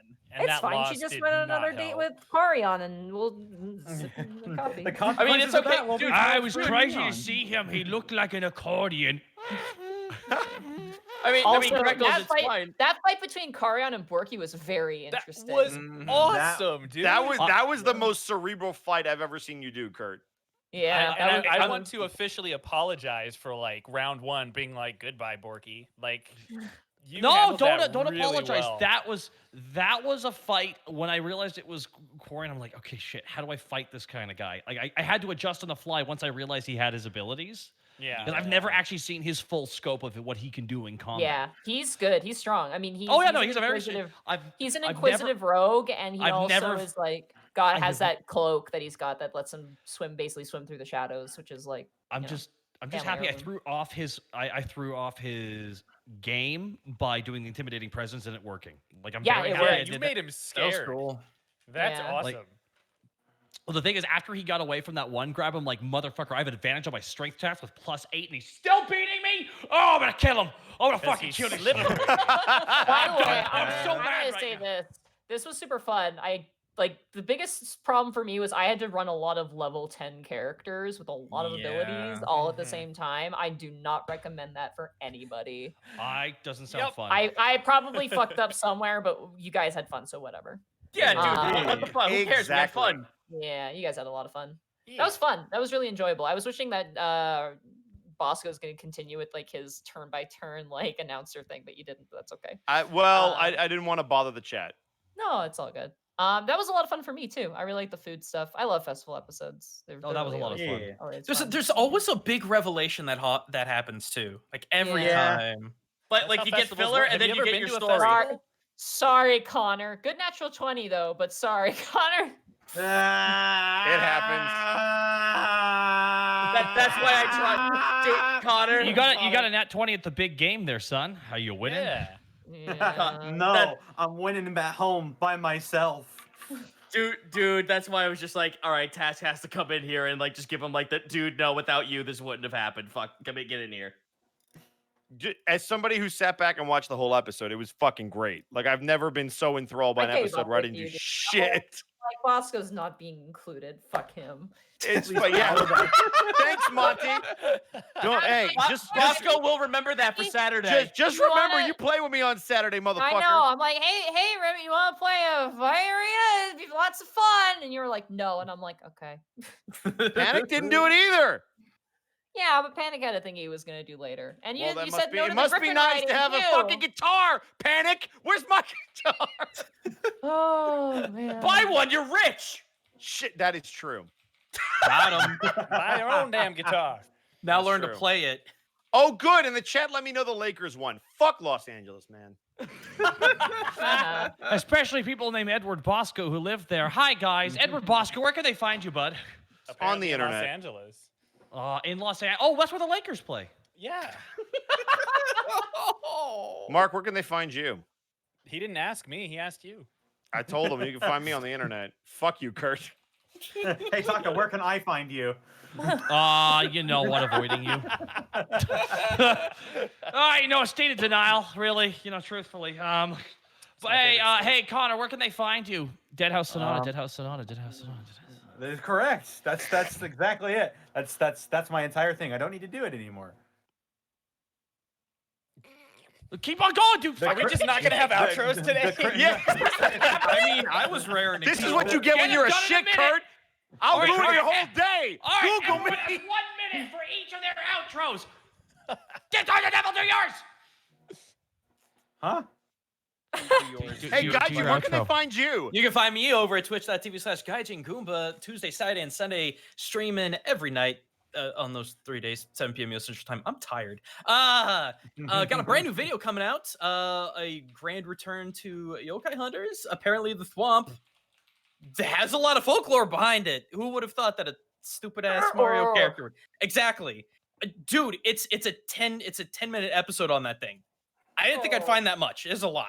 God, freaking! I'm probably gonna play some of the old Goemon games since the hacks are working now. Like 2, 3, 4 for the Super. Possibly more Gundam Breaker 3, which is literally build your own model kit, then fight with it, which is great. But yeah, new episode coming out, and we'll just see how it goes. Oh, go to DM's Guild, find the Kappa race, buy it. It's really good. A lot of good art. 5 sub races. Woo! I'm gonna go to bed. They can find me Mark on Allen Twitter Jr., where can they find you? Oh, never mind. Damn it, Connor, you had your shot. Connor, where can I find You you? can find me on Twitter. Damn it, Mark Mark! Allen Jr. You just yelled over my Fucking shot. Mark. Go ahead, Connor. Okay, you can find me on Twitter and Twitch at Distortion Devil, where I stream Tuesdays, Fridays, Saturdays, and Sundays. And I'll tell you about Deadhouse Sonata. We just had a big reveal of the new art direction for the game. You can check that out on twitch.tv/Deadhouse Sonata. Join the forums over at deadhousesonata.com. Join the Discord.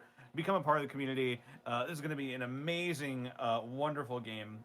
The brainchild of course, Dennis Dyack. And related, as a matter of fact, on the 4th on my channel, twitch.tv/Distortion Devil, I'll be giving away 23 Founders Packs for Deadhouse Sonata because September was a fantastic success. And I can't wait for you all to delve into Deadhouse Sonata later this year. And we'll be doing that on Sunday, 5 o'clock Central Standard Time. And we'll be rolling for our big winners for our giveaway. Other than that, I think that's it. Mark. Yeah. Where can they find you, man? You can find me at twitter.com/Mark Allen Jr. or here on Twitch at Aeon Protech Gaming. That's AEON Protech Gaming. Do yourselves a favor if you like anime. Go out and watch Decadence, especially if you are a fan of dubs. You can hear me in the 2 most recent episodes as Gomez, so check that out. Lots of really awesome people working on that show, and it is gorgeous and beautiful and amazing, so please check it out. And yeah, I'll see everybody on Saturday for Ravenloft. Super stoked for that. Yeah. Woo! Zito, where can I find you? All right. Well, for my action, I can tell you can find me on Twitch at twitch.tv/Zito, where I play indie games and I draw art. The indie games in question might include and are not limited to SRB2K, Spelunky 2, Gunfire Reborn, 7 Days to Die, and Ultra Kill. For my bonus action, I can tell you can find me on Twitter at CZ Backlash, where if you are either from Australia or stay up until 3 to 4 o'clock in the morning, you can catch me posting artwork at ungodly hours, then trying to catch lightning in a bottle by reposting them at 12 the next day. For my reaction, yes, that's what I'm doing. For my reaction, you can Bro, find me DM. Yeah. that was gonna be my free action, but fuck me, I guess. I guess we're going out of turn. Oh, you damn right. You're from Staten Island. You don't get a free action. It's not a racial trait. Oh god, it's so true. What is happening God, right now? I feel so fucking hollow right now. You can find me. Fuck you. You can find my stuff on DM's Guild. I have a bunch of playable races and a book about allowing you to pick up guns. It's fine. Don't worry about it. It's balanced. If you could, I fucking swear to you. There's like maybe 2 books that need to be rewritten, but I do my damn best to make sure that shit's balanced. And you can also find my Patreon, the Ever-Ringing Almanac, where I'm finishing up my final commission for the week. I might open public commissions up until the 15th, where I believe if you join the Patreon, there's a chance you might actually be able to get a complimentary flat color image of anything you so desire out of me, character-wise. So artwork is happening. I love your art. Oh, thank you. I know him. Oh my god. Monty, where can they find you? Hi, you can find me at MontyGlue on Twitter. You can find me at twitch.tv/MontyGlue. Tomorrow evening should be Devil May Cry. I'm just gonna go whenever I go. It's gonna be Devil May Cry 4. I'm gonna bite the bullet, literally. Because there's bullets in that game. I'm putting it on super baby mode because I'm weak. And I'm hoping I'm gonna like it. Anytime I see a picture of Virgil, my body just crumbles into itself. Are you feeling motivated? I hate him. I just can't look at him and not hate him. I guess you could say you will not forget this devil's power. Oh No. my god! Boo! Go to your room. And then on Sundays at around 4 or 5 p.m., 6 p.m., anywhere around that hour, is Final Fantasy IX. We are getting really into the meat of the game. I got to one of probably the best cutscenes that I remember as a child. And it's getting really intense. It's getting really adventurous. Steiner left the party. I'm sad. But we have Vivi, so we're good. I ate a cactus too. Quinna ate a cactus and immediately died from eating the cactus. It was really funny. It was really funny. So definitely check that out. And then there also might be some streams throughout the month of October, depending on how I'm feeling, because I have free time to live. What is this mystical thing you speak? You're gonna have a lot of free time when you die in both the campaigns. Oh, beans. But yeah, you can catch me there. I'll probably be doing a bunch of random stuff, making costumes, maybe doing some sewing. I kind of want to take 2 days to sew. That'd be really nice. Oh, that would be fun.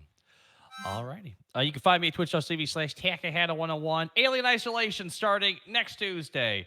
Shadow of War. We're starting October a little bit early. We were in Orktember for a bit, but we were having fun. So we're going to be killing a lot of people as the Gravewalker. And as well, of course, we have wrestling starting up at 12 o'clock to 1 o'clock on Saturday. And I'm excited for that as well, guys, over at twitch.tv/Takahata101. That's it from me here, guys. I would like to thank Evian Fan for the bits. Laughs while crying in level 14 plus characters as DM. Burnout Vaughn with 1,000 bits. Episode title, You Remember When?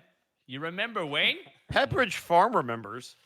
20 BMG, thank you so much. Sky Invictus, thank you so much for the bits. Verdian Winter, thank you for the bits. Pirate May, thank you for the sub. Axios Right, thank you for the sub. Just Forgotten, thank you. Verdian Winter, thank you for the 500 bits. A Cold Blooded Club for the win. Dreadlord Bedrock with the 1,500 bits. Bitch for Borky, take my energy. But the Big Gay Star allowed me to cheat death. How could this be? Zeo Greymon 69, Mr. Mintat, thank you as well. Probate with 1,000 bits, all I've got for tonight. I'm feeling miffed. Oh, shit. And Friendly Wendigo, 1,500 bits from the wonderful and lovely Friendly Wendigo. And last message here, and we'll head out. My husband said on Monday that he'd absolutely buy an Unexpectables cookbook if you guys ever put one together. Thanks for not making me super hungry during this festival yet, Monty. Bold of you to imagine I know how to cook. But I know delicious descriptions of pies are incoming.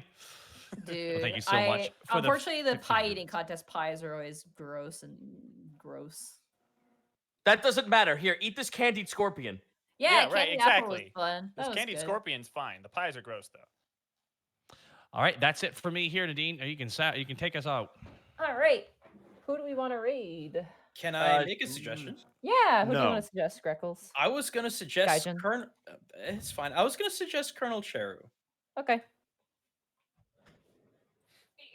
I know her. She makes the Poyo noise. She does. I know her. That'll be a She's the raid message. imposter. Poyo, She's the everybody- imposter. Do the Poyo no. Poyo. Poyo. Arise, chicken. Before we chicken head out arise. here, there were some bit drops earlier because of Streamlabs being the way it is. I did not give a proper thank you. I want to thank Cracked Zed, Chaos War Priest, and Luca Lot. For all three of them dropped over 5,000 bits. Wow. Thank you. Thank you, guys. Chaos War Priest, Crack Set, and Luca Lot. Thank you so freaking much. We apologize for Streamlabs being this way. Riot. All right, Alrighty. Poyo, go. Poyo. Whoa. That was Went hard, Kirby. Jesus. That's what Kirby in a blender sounds like, apparently.